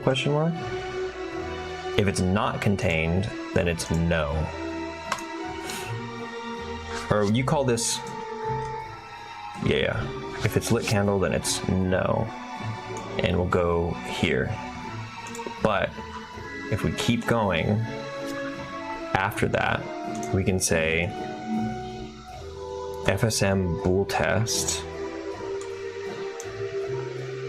on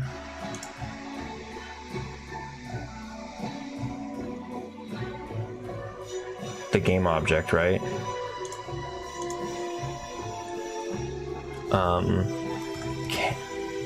Candle found, or the found candle.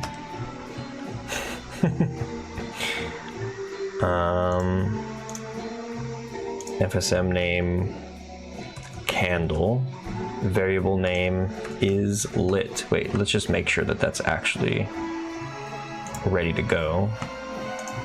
Candle is on, is on, is on.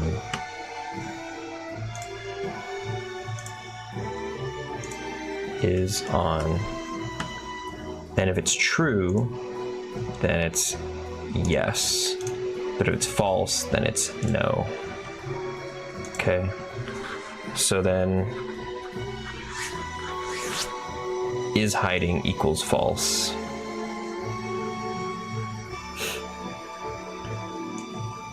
This, we can put this down here. Yeah, that's good. Boom, boom, boom.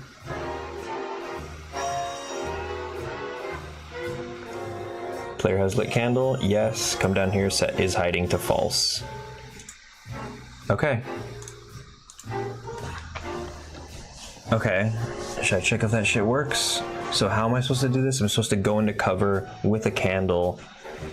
And basically, I'll go into cover with a candle that's not lit. She'll walk around and she won't know where I am, but then I'll turn my candle on and then she'll find me. Okay, here we go. This is a good one. I like this one. I'm glad I'm getting this out of the way too. There's all these like little things that like are just the glue that holds the larger system together, and I love putting these things in. Okay, let's turn off the jazz for just a sec. Okay. Activate the witch, and that's it, actually. Okay, grab my candle.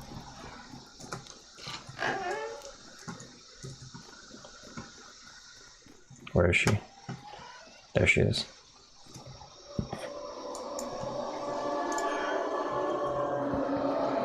Come get me. Uh-oh. Ooh! She got too close. I'll do it again.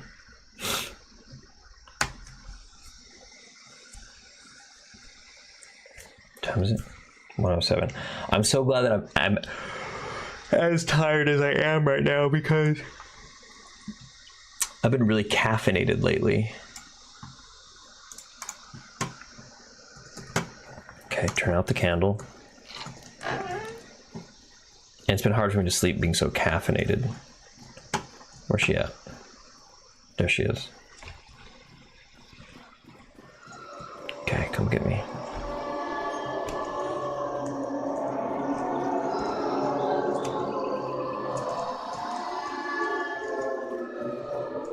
Oh, okay.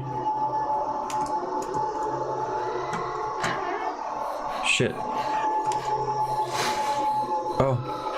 Okay.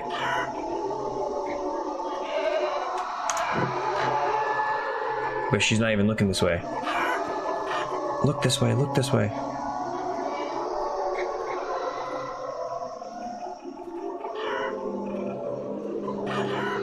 Yeah, she saw me, she saw me. Oh. Okay, good. She just had to look that way. She was kind of looking the other way, but I had my candle on, so I got caught. Let's run it back one more time. I mean, like, that did work. The only problem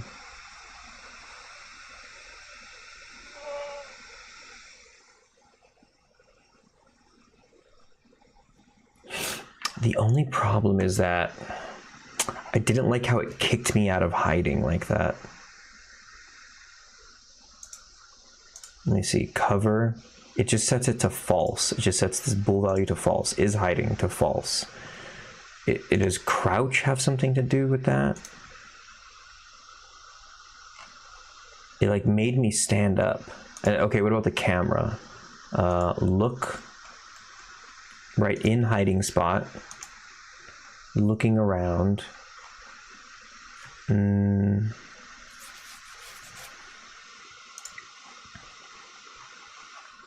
don't know why it kicked me out. What about move? In hiding spot. Just looking for a magnitude thing.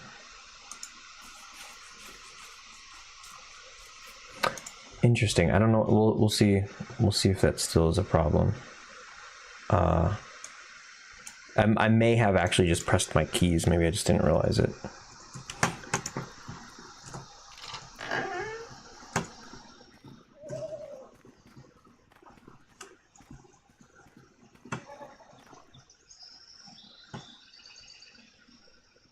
There she is.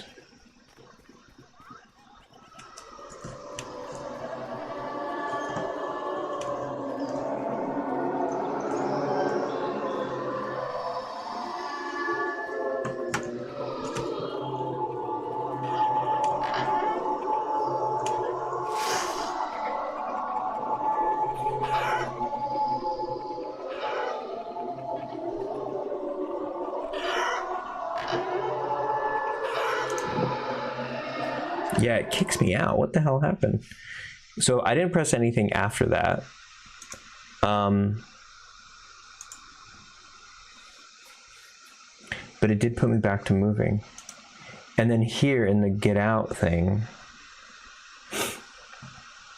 the get out state, it never went to the get out of hiding spot. Yet my character controller is enabled. So how did it get there? How did it get there? Did the look do it?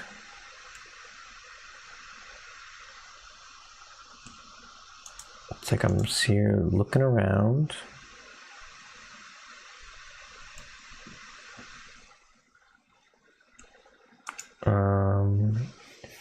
Trojan horse curse, thirst, temperature, speed, sleepwalk, sleep, run, prayer, poisoned, player story moments, pastime, move, money, lactate, interact, hunger, health,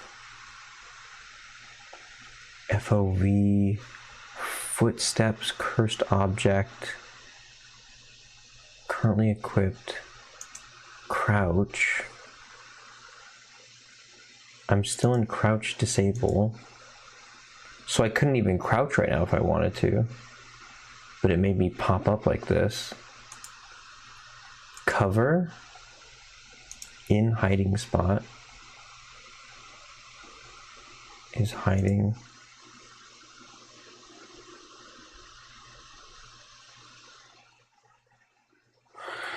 Oh.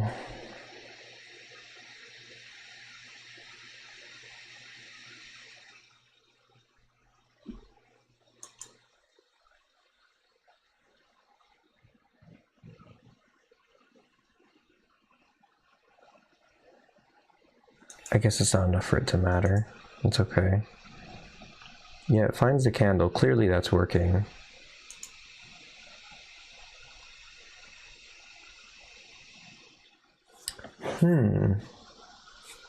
What is it? Is it...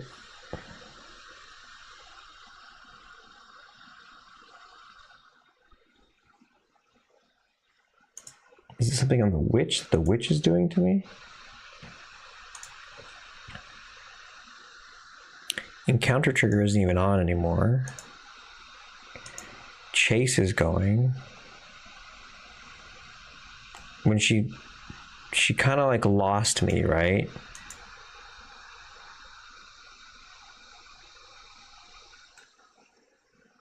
And then she just went back to that. Theatrics on. Chase streaks. Camera witch effect on. Does that...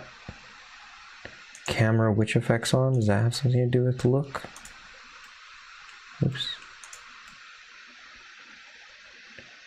Oh.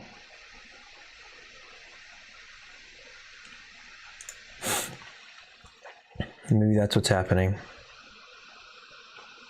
Enable look and move.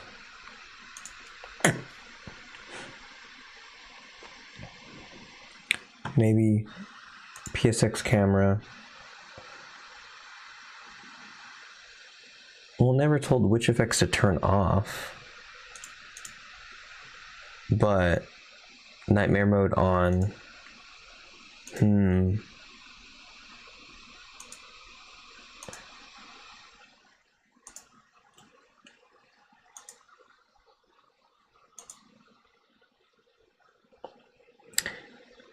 Yeah, it could be something with this.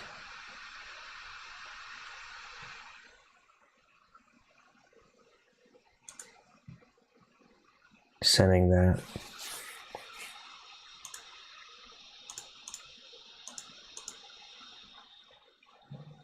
Send event broadcast all controls nightmare mode on. And then it goes from here to here.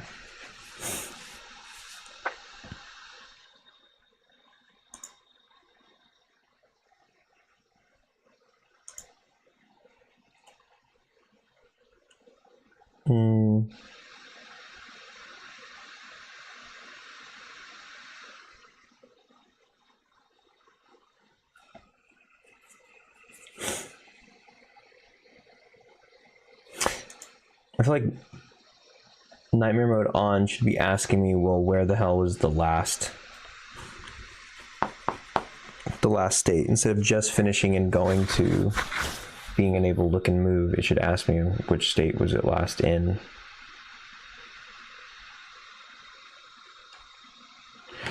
Okay, that's one way to fix it. Let's try it. Instead of finished,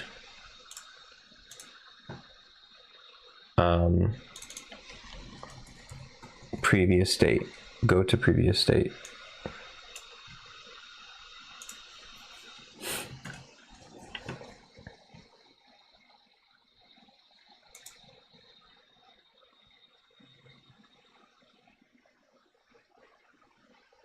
Oh, this kind of is the way too, huh?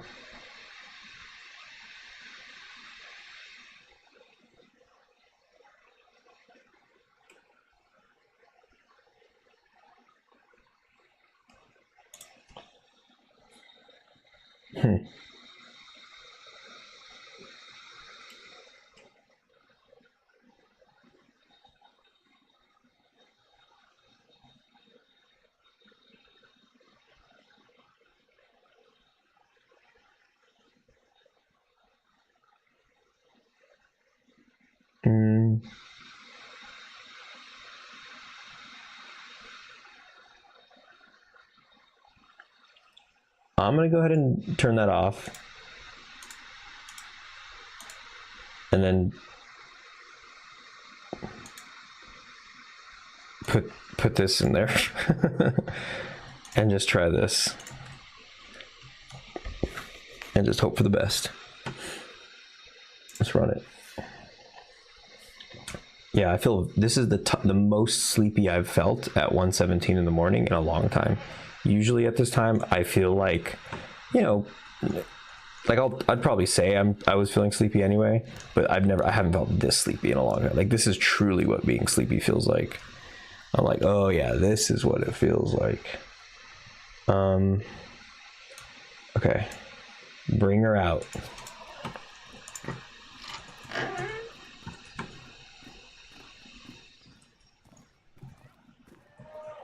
All right, come get me.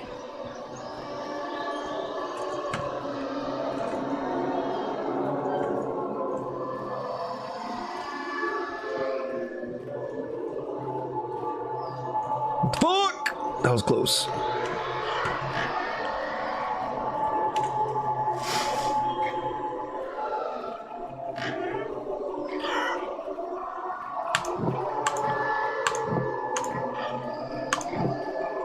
Yep, there we go. She got me because my candle was on. Okay, good, nice.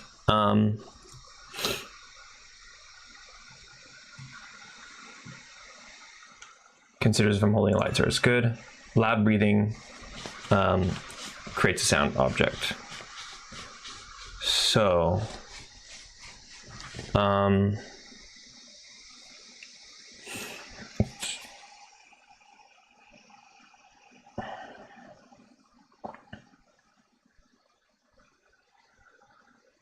okay. Player. Oops. Vocalizations. Idle, out of breath.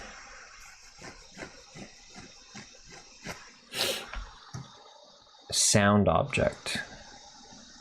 I think I have a run FSM that does that.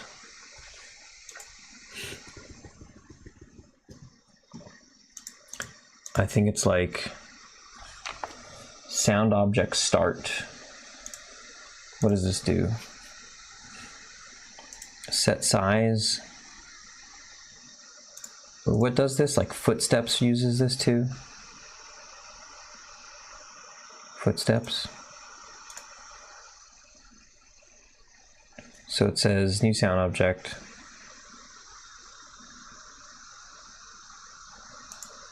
Targets that one. Footstep rate. Add time. Sound time to add. 20 seconds though? That seems like a lot. New sound size. I see. Add time. Time to add.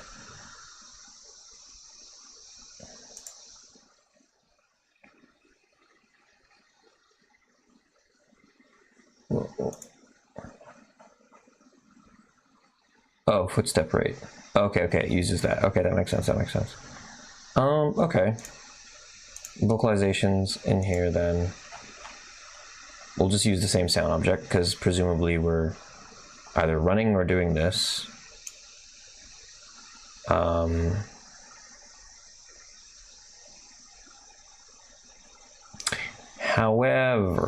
However, if we start that breathing sound effect and then run,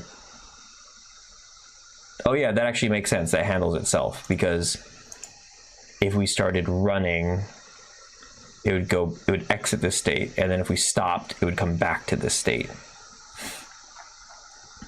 So that's actually fair. We'll say 20, and then sound time to add is like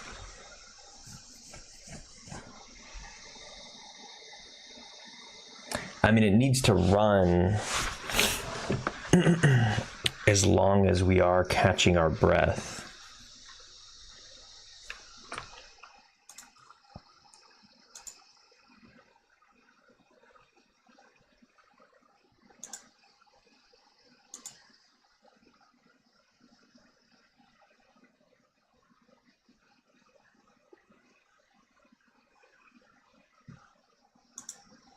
What the fuck does a sound object even do? I forgot all about that. I know they work in my game and I just kind of plop one in whenever I need it, but like being controlled from bespoke FSM, being activated and deactivated, and size controlled via bespoke FSM. What is this? Yes. Manual control.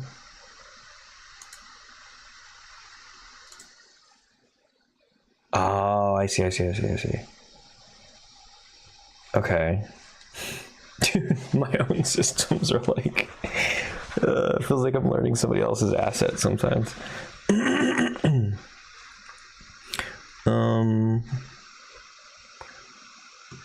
need to get this going again. Hell yeah. There we go. All right. So what does it do? It sets its sound time. What does sound time even fucking do? When it's on, it's just running out of time, right? It just turns itself off after that amount of time.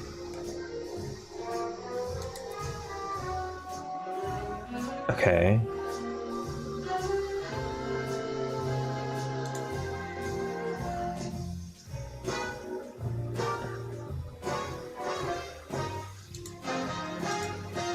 If sound time is greater than 0, go to on. Yeah, I guess so. But I guess I can turn it to manual mode.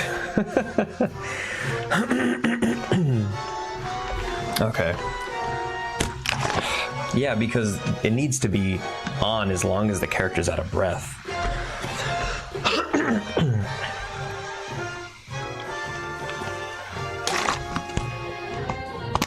Okay.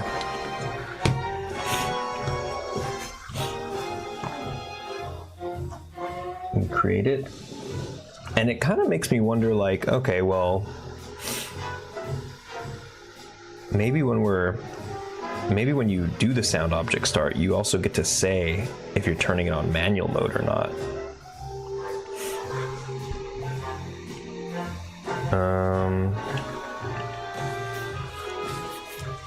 Because all it has to do is, oh, you know what you could do? Hang on.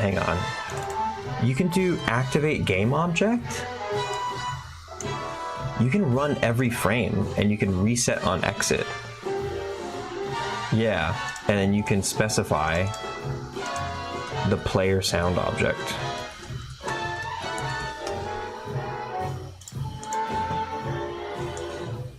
So as long as it's here, it's forcing it on constantly. And then when it exits state, it deactivates it. And that way, the footsteps and anything else that I want to use for it. Yeah, I think this will work. Okay, let's actually stop the music and run a test. Here we go.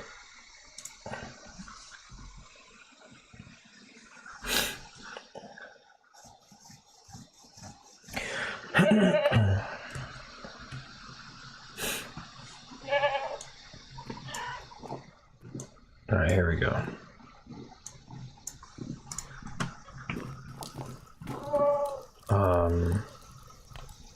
We want to queue up the witch.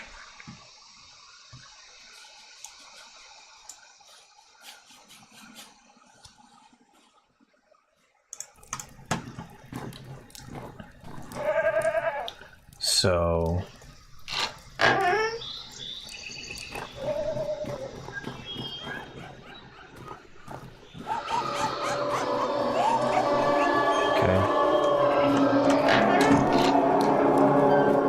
she should hear my footsteps. Should be driving her nuts. Just gotta. Oh shit! But I forgot to change it, so she checks the fucking fireplace.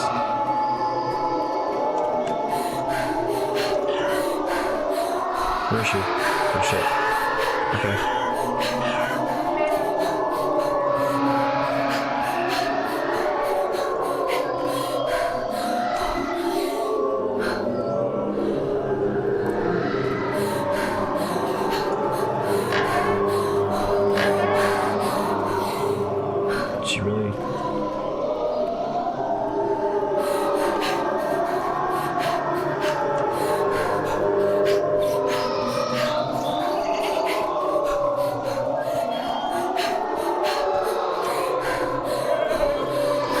Okay, so let's take a look at my breathing thing. Player sound object is not on, but why are we on running breathing? I'm not running.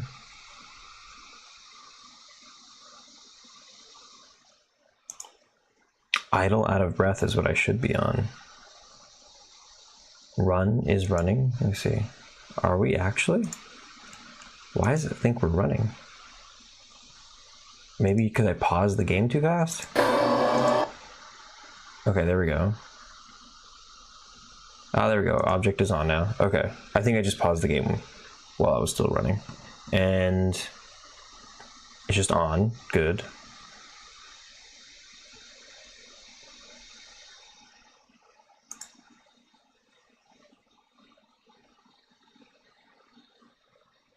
Oh, but I think that might be time from the... Oh, you know what needs to happen is the thing needs to be recursive. The vocalizations in here, this should be recursive to make sure that because it's not the root of that object. Okay, so if I just stay here. I also don't hear my out of breath sound, which is concerning.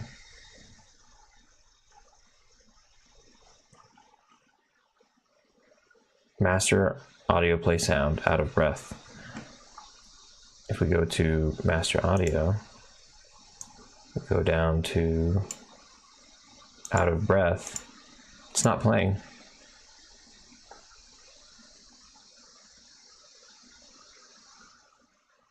Now, why is that?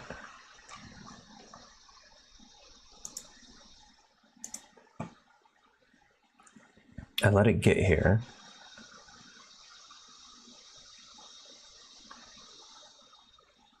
Use this location, attach the game object.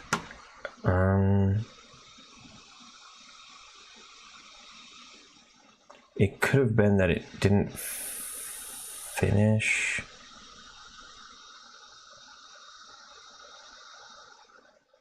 The last time. Nevertheless, let's just look at how visible our collider is. Is that us? That's us, right? Oh, look, it's just outside of range. Oh, you know what? It should be setting, it should at least be setting the scale of it. Yeah, the sound object and sound object collider. So I feel like, well, her breath,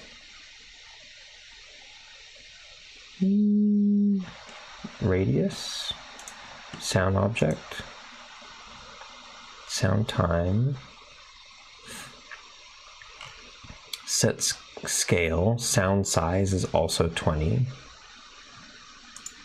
So that's set to 20, okay.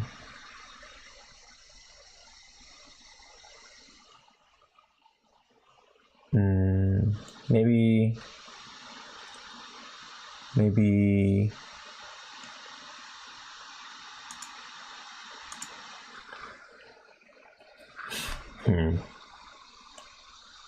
because if that's a player right there in the center, then somebody should hear her breathing a little bit further than that. So I would say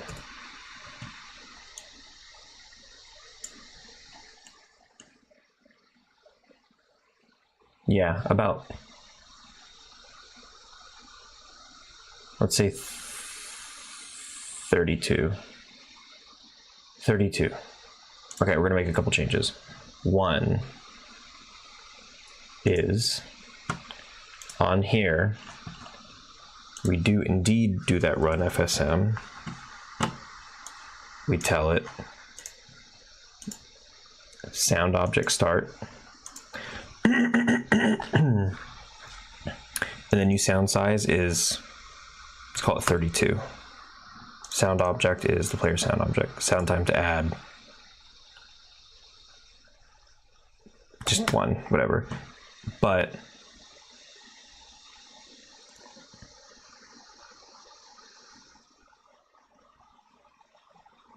yeah, this is going to be running anyway. Let's put it after it and set this as recursive, so it's constantly, it just sets it on the whole time. And sound time to add, it doesn't even matter. And then also the thing I wanted to do is in out of breath, we'll make a few of these, and catching breath quiet, the same thing. Just so master audio, while it's fading other ones out, it can queue up another one. Apply all. Okay, now let's try that. Time is it? 1:33 in the morning. Okay, pause. Call the witch. Okay. Just run around, work up a breath.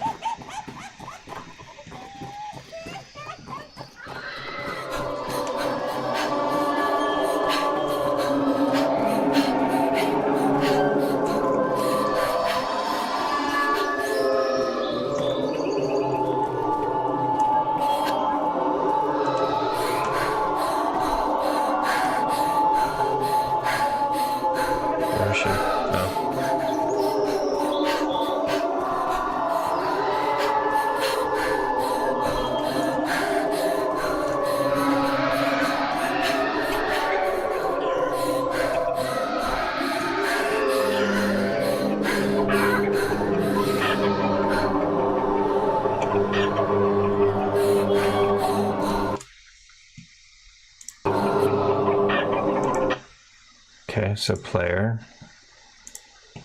out of breath, idle out of breath. It's keeping this nice and activated, yes. Sound size.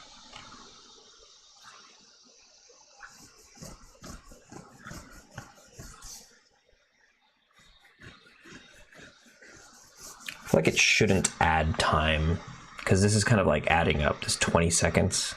That shouldn't reach that far.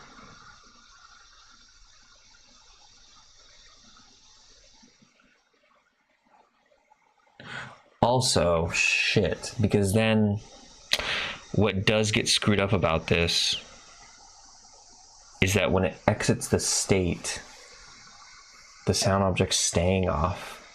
But that's not how this is supposed to work. It's supposed to just deactivate the child. Sound object collider. Yeah. Okay. So I need to target this. I need to target this instead of the sound object itself. In here, call this the player sound object collider. And that's this part. And the sound time to add is, we're just gonna add 0. We're not gonna add anything. Okay.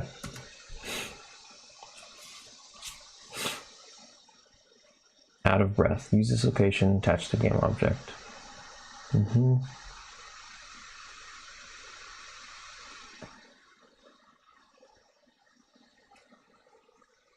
Okay.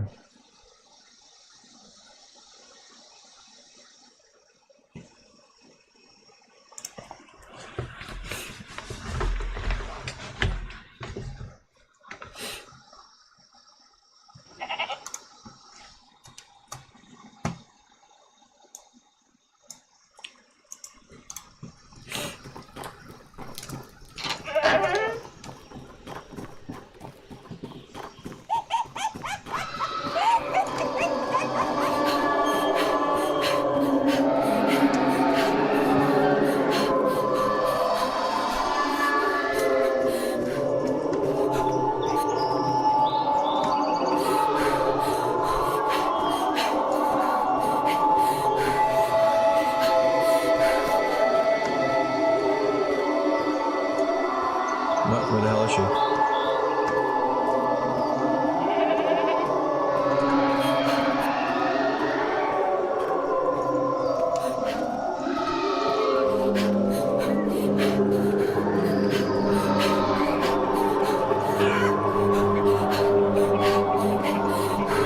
Oh shit! That's still never.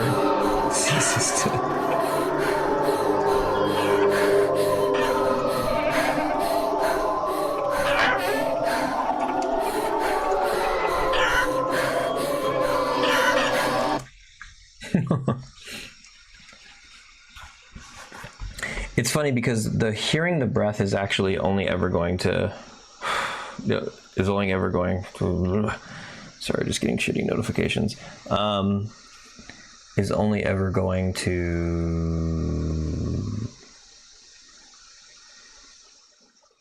it's a little bit of an edge case because she'll always hear your footsteps when you're walking.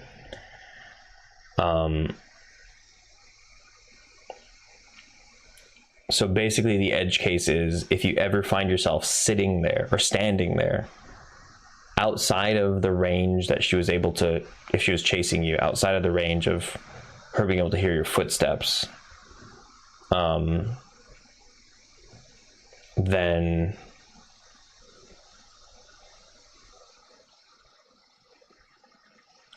yeah, that would be the only time where this would come in. But it's still interesting because she can hear you breathing. She can hear you. So which behaviors, I'm curious, is her hearing picking that up? Sound object collider. It is the one on the player, and I mean, it's being activated because of breath right now, so I mean, it's basically working. Oh, you know what it should also be? I think the ultimate way to test it is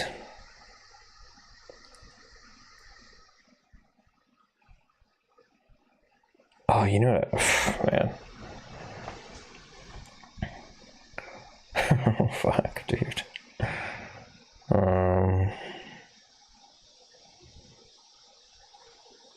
If you jump into a hiding spot but you're out of breath,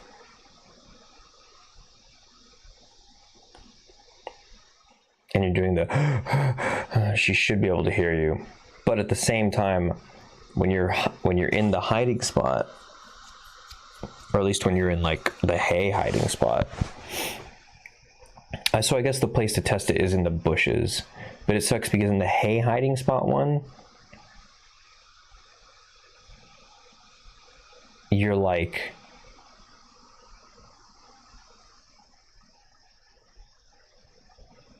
I might have to replace this hay hiding spot one. The hay hiding spot one's a little weird. I'm gonna have to just change it to make it work like everything else.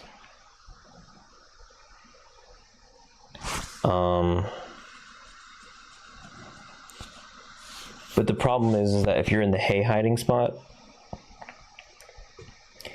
crouch is disabled, and the only way to hush your breathing, so when you're super out of breath, if you're standing up, you're loud. It's a different breathing sound effect. It's a sound effect where it's like, but then if you crouch while you're out of breath, it's like, she's like trying to like be quiet, hold, like catching her breath. And that one doesn't create a sound object. So that's how you can be sneaky. So if you're in the little hay bed thing and crouch is disabled, that means your breath is just going to be on the full volume one. And there's no way to toggle into the calm one, which kind of feels like I'm cheating the player out of one of the mechanics. Whereas if you just go to a bush, you could crouch in the bush, and that'll just make your breathing. So I guess I could try it that way. Let's see if I can dodge her really quick. Nope.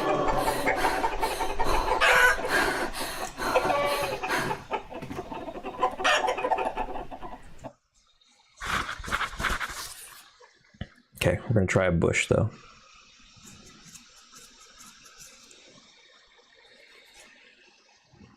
Bush. This your bush? Dude, that scene is so funny. Oh my god, I gotta watch that later. Hold on. YouTube, Harold and Kumar, this your bush. What's his name? Jamie Kennedy? This your special bush? That's such a great bit. It's so like, it's just so like, oh, it's such a good bit. Okay. Which it's the plan. I'm gonna go hide in a bush.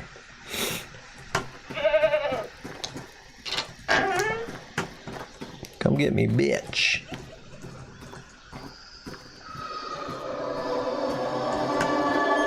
Where is she?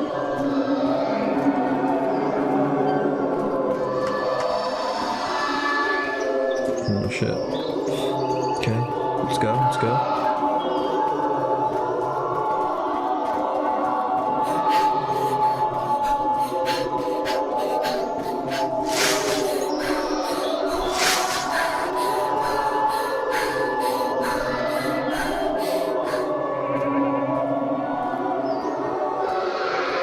So right now, our cover only accounts for if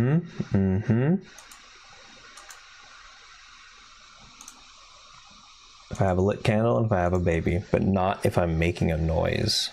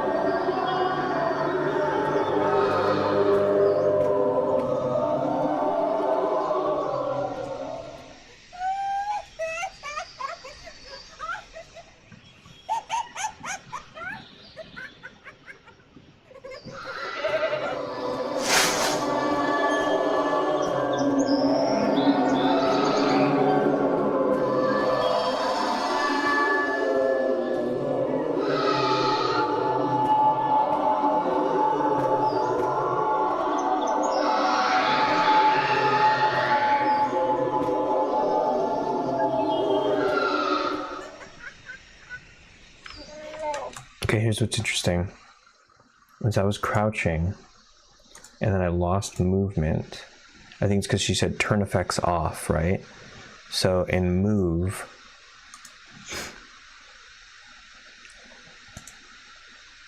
it thinks I'm in this. So it has to wait for me to. Interesting. That's the state it thinks I was in? How the hell does it even get there?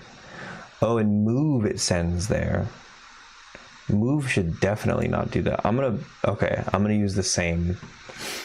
Man, we're cleaning house tonight. So this should be go to previous state. And just gonna get rid of that and that. And again, just kind of hope that that fucking works. Nightmare mode is on. Again, should not do that. Go to previous state. Okay. So bonus item for tonight is, well, first of all, hold on. Loud breathing, standing, catches, create sound. Yeah, okay, boom. But we're gonna do a bonus.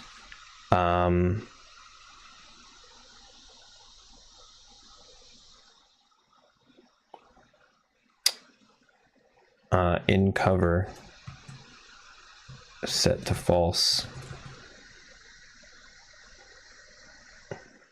when sound object is active. All right, so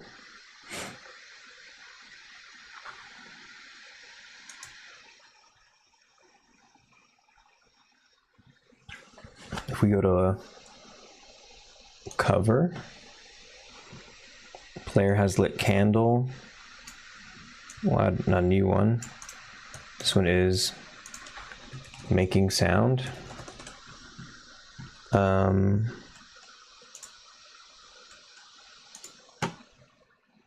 I think is like is active. Yeah. I can just say like, hey, is this active? Or I should make a sound object collider.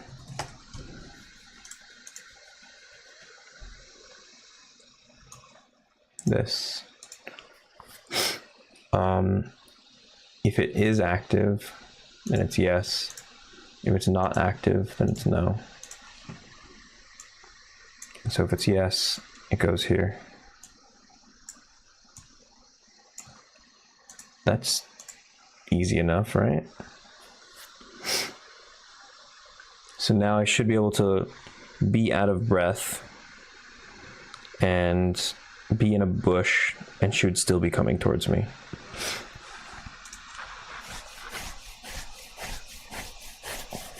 But if I crouch and calm my breath, then it should stop.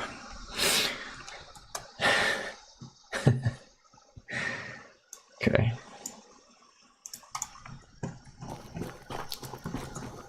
I'm also gonna get closer to this because she'll find me either way. Yeah. Gotta work up a sweat.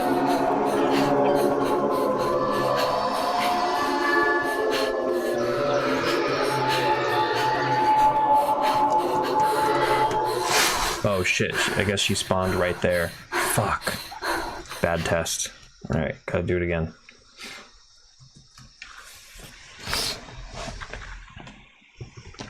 I think I'm gonna sleep good tonight. I pray to God I sleep good. I'm gonna be pissed if I don't sleep good tonight.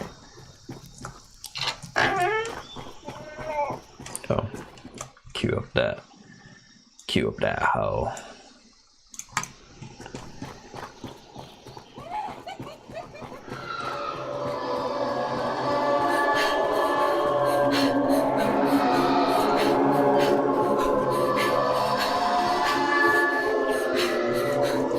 She's still there.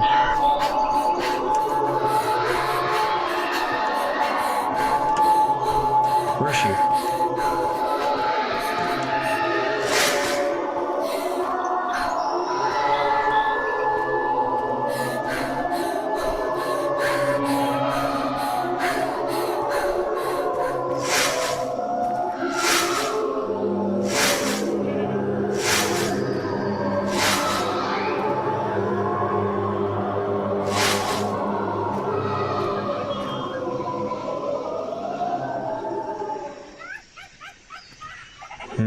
I'm not quite sure if that was...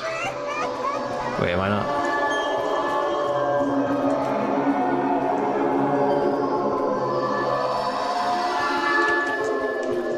Oh.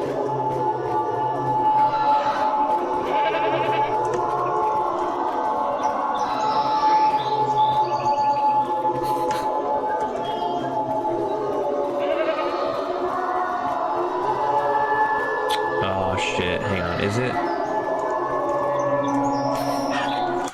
think that go to previous state thing might be kind of screwing some shit up.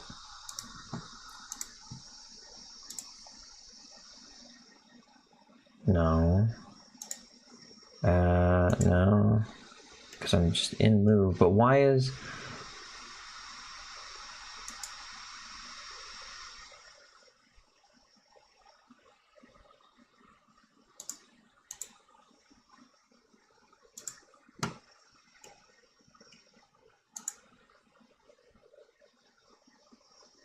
Why is my thing firing on and off?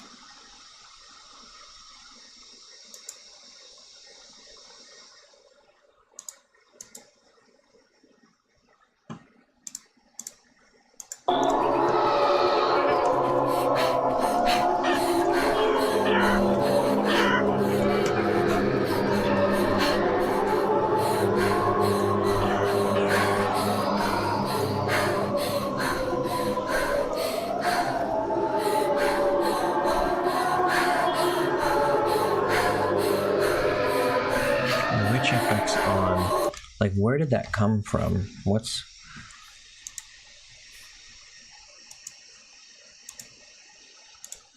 It just sends that over and over and over again?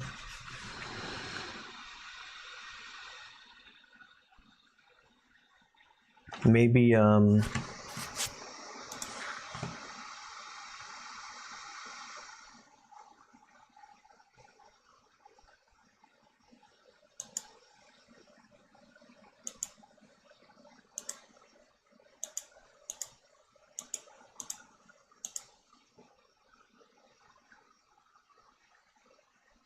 oh, I guess you can't have the encounter effect. Okay, I'm gonna change some stuff, but this is... It's crazy how many things I'm catching. This is good stuff, though, and this needed to get done. Oops, wrong one. PSX camera.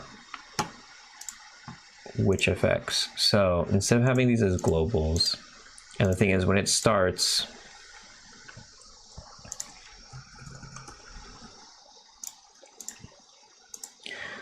When it starts, it can do all this stuff with the encounter, the fade buffer.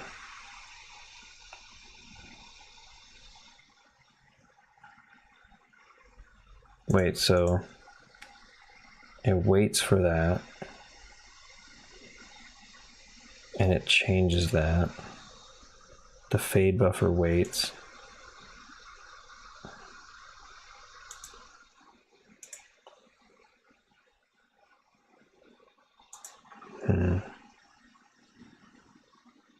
So, which effects on?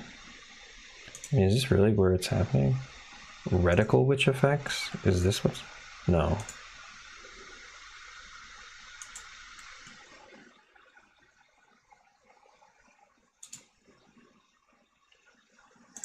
This is what was like firing on and off, right?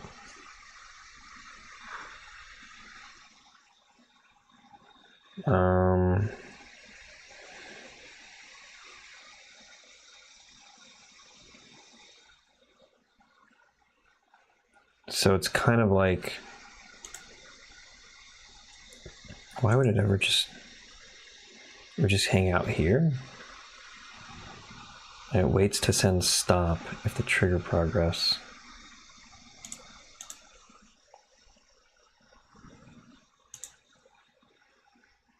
So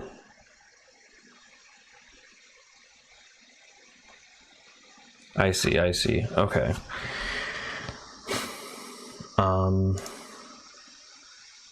And I think what you do is you bring these down.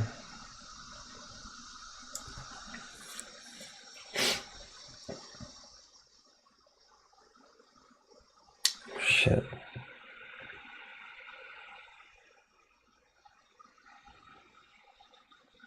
Fade buffer, because then what if this happens during an encounter or during a thing?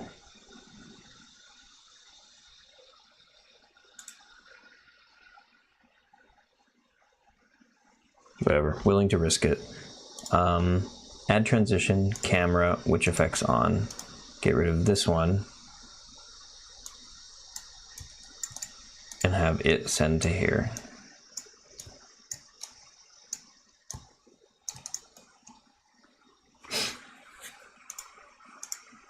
Green.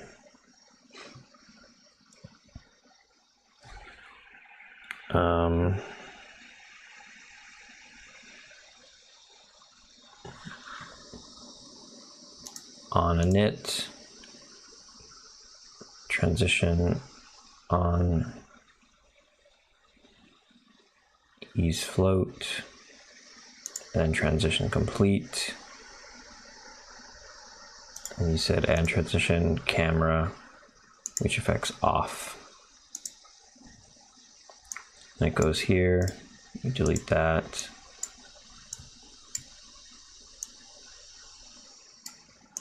That's old shit. Okay. Transition off. And then it goes to off. And then once it's finished, it can come back up here. Let's see if how much that breaks anything.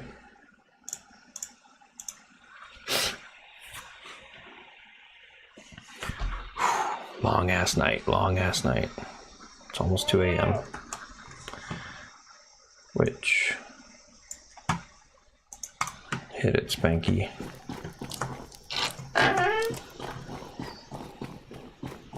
Work up a sweat.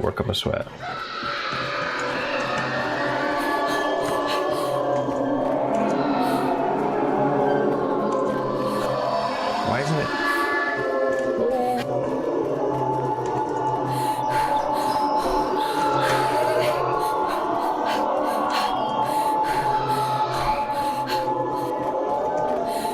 Oh my god, that was close.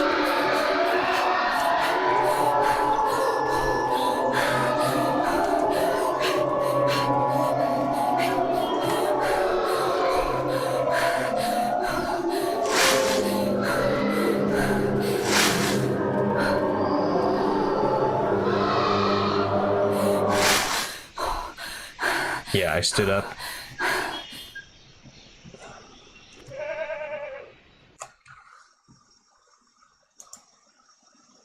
I think that basically worked.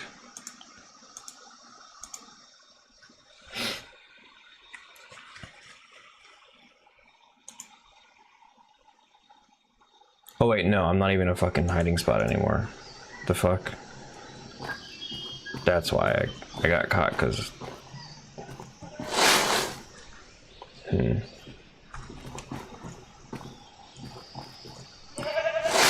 Also, the exit sounds aren't working.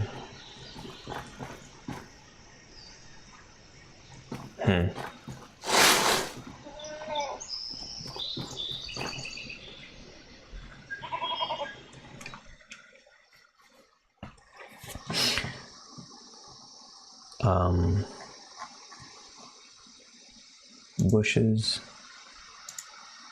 Hiding spot trigger. Buffer. Let's change it to 0.1.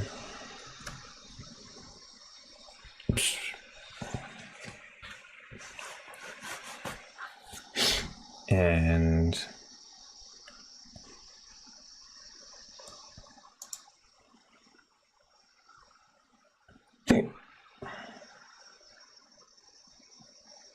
oh, jump in leaves maybe just needs more instances too.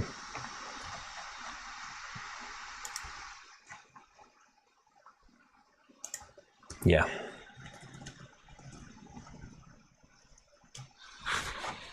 Just really overdo it, huh? Okay.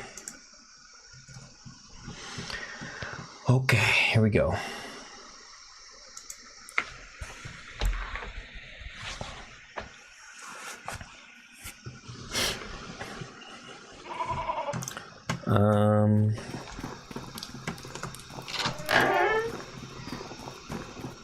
Let's go play in the bushes.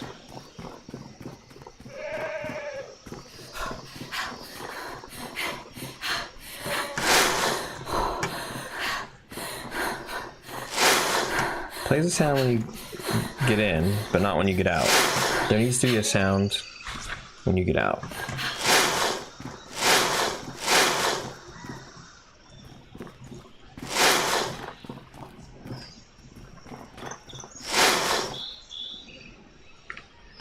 So why doesn't it play a sound when you get out?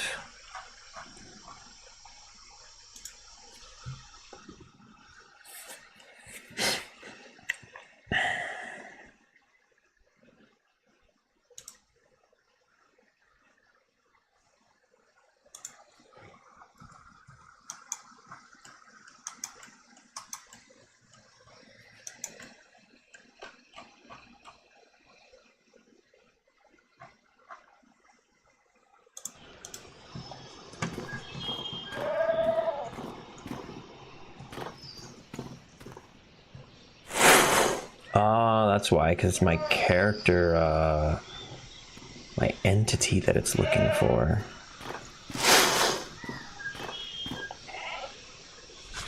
Okay, yeah, that makes sense. I actually dig that. So this one's good. Which one's this? That one. Wow, still up. I am still up. But dude, I gotta say, like, it actually feels pretty good to be this tired. I haven't been this tired in a really long time. Like, no matter how late you go after having like caffeine, it just doesn't feel the same. Like, tired doesn't feel the same.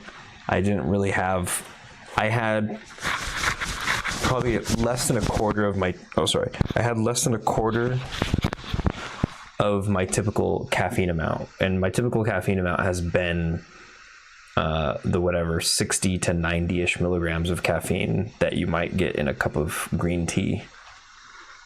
And so I didn't even have like a quarter of that today. I had a few sips of a Monster, which in total I think is, I forgot, I looked at the number this morning, but I was like, holy shit, this is like, if I just take a few sips, this isn't even my green tea, but hopefully it'll be enough to mitigate a headache.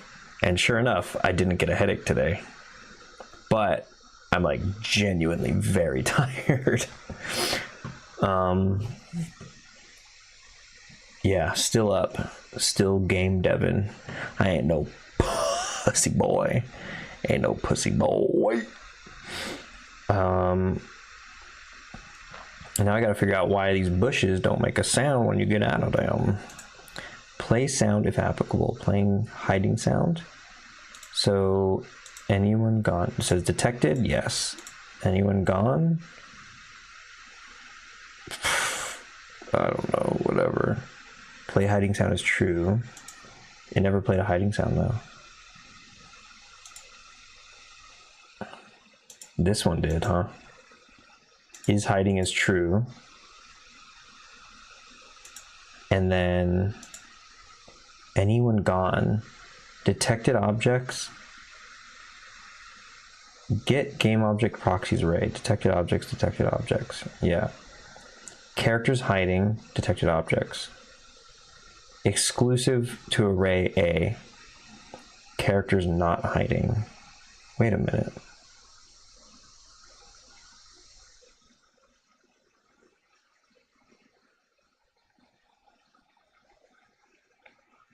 Wait a minute. Wait a minute. If it doesn't find me,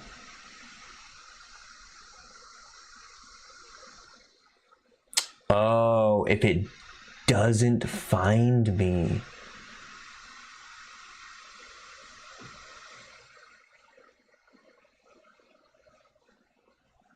Then it should still send, it should still have this anyone gone.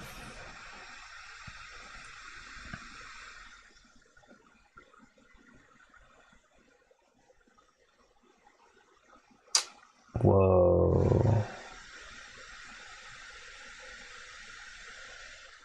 Detected? Well, if it says, if there is anyone gone, but there was somebody before, then that means it. Okay, I get it.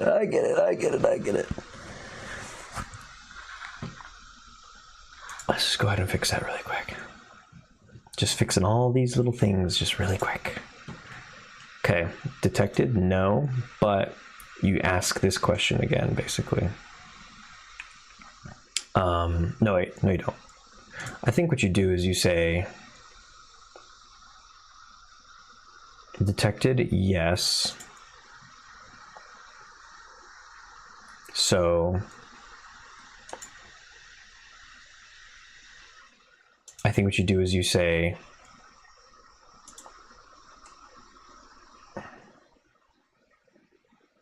characters hiding. You come here and you say,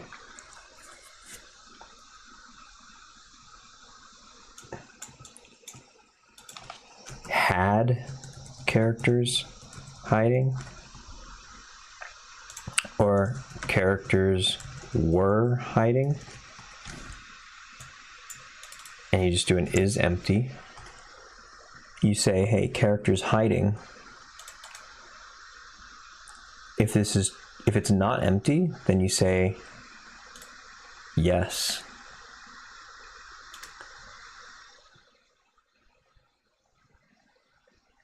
If it is empty, then you say no. And so if there were characters hiding, you play the sound.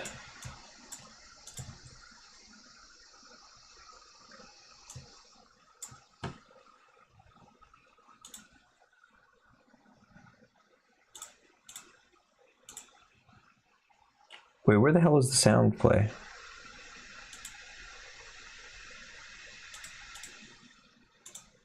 Whoa. Oh, here we go.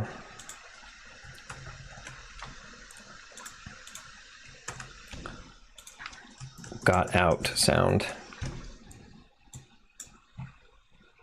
And then you do a remove all. Characters hiding. And you do finished. And then you go to the buffer. But if there were no characters hiding,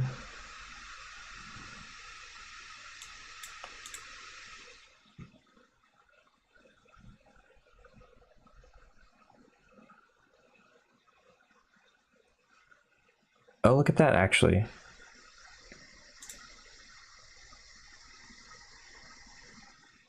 I think we just need to put this in here.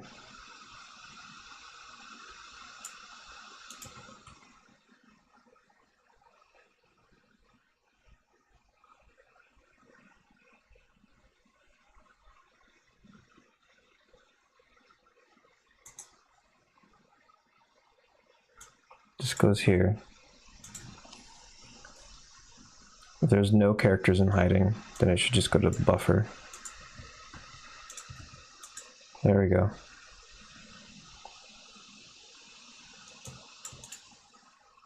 Yep. Detected anything? No. Were there characters hiding? Yes. Okay, we'll then play the sound. And then tell all the ones that were hiding to get out of hiding spot. And then clear all that. And then do the buffer. Okay. We should be able to hear sound effects when we get in and out of the bushes now.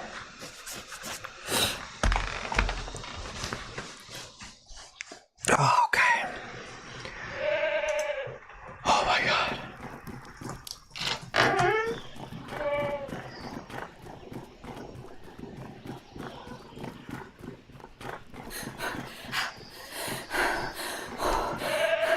Here we go. Nice.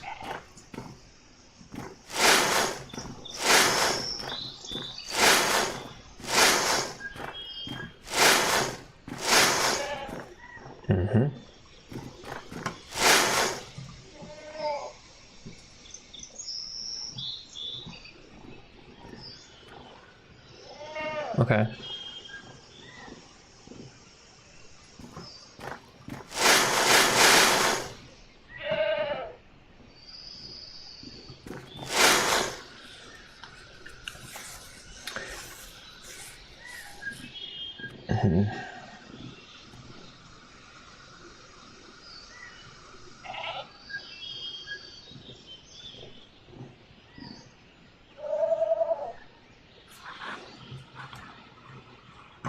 In cover, set to file. Yes, that happens. Tonight, done. Good. Stop. Open up GitHub. The second best hub. Or the third best hub. No. Yeah, second best. Of my 3 favorite hubs, this is my second favorite one, probably. We did so much, it's gonna be so impossible to fucking try to track what the hell. Okay, so completed today. I'm just gonna run through it. Here we go.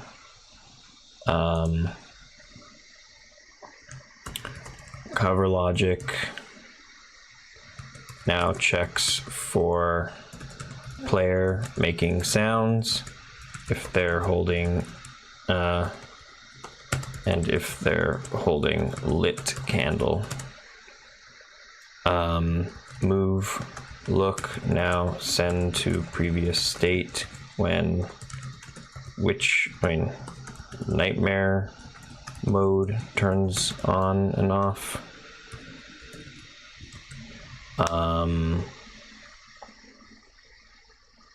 And which enters through the chimney, which now enters through chimney very reliably. Sound effects and all.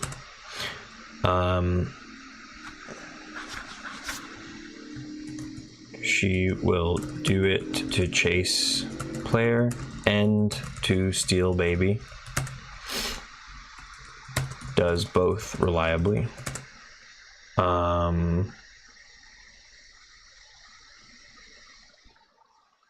Shit, what was the other stuff? Oh, all the chase and chase, wander, investigate, enter through fireplace, etc. Snatch baby behaviors seem to be in sync, I should say in harmony. So far, so good. And then, what about, see, completed, which Suchimity,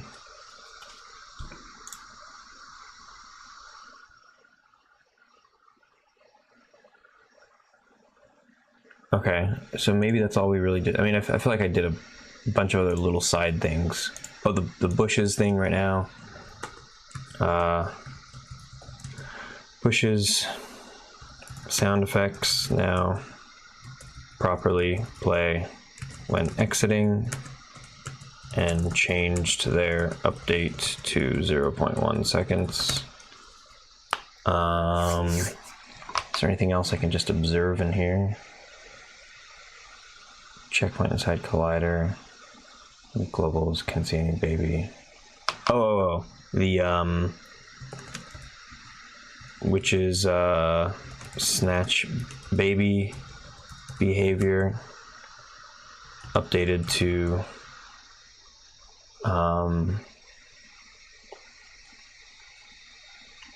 only run on babies not being held. Okay. Commit to main.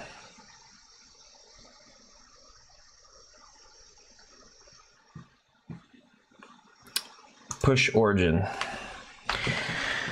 Holy Jiminy motherfucking cricket. You know what we're gonna do?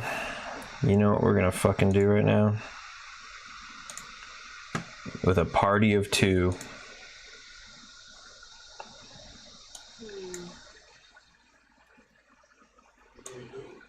We're gonna raid Magatron.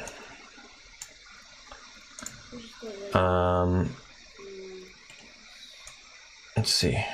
No, I know I probably Channel. don't have enough. Mute.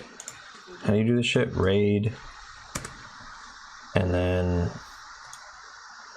copy, paste.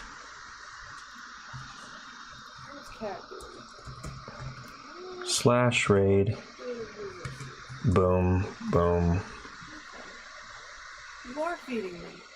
And see you guys later. Peace, peace, peace, peace, peace, peace, peace.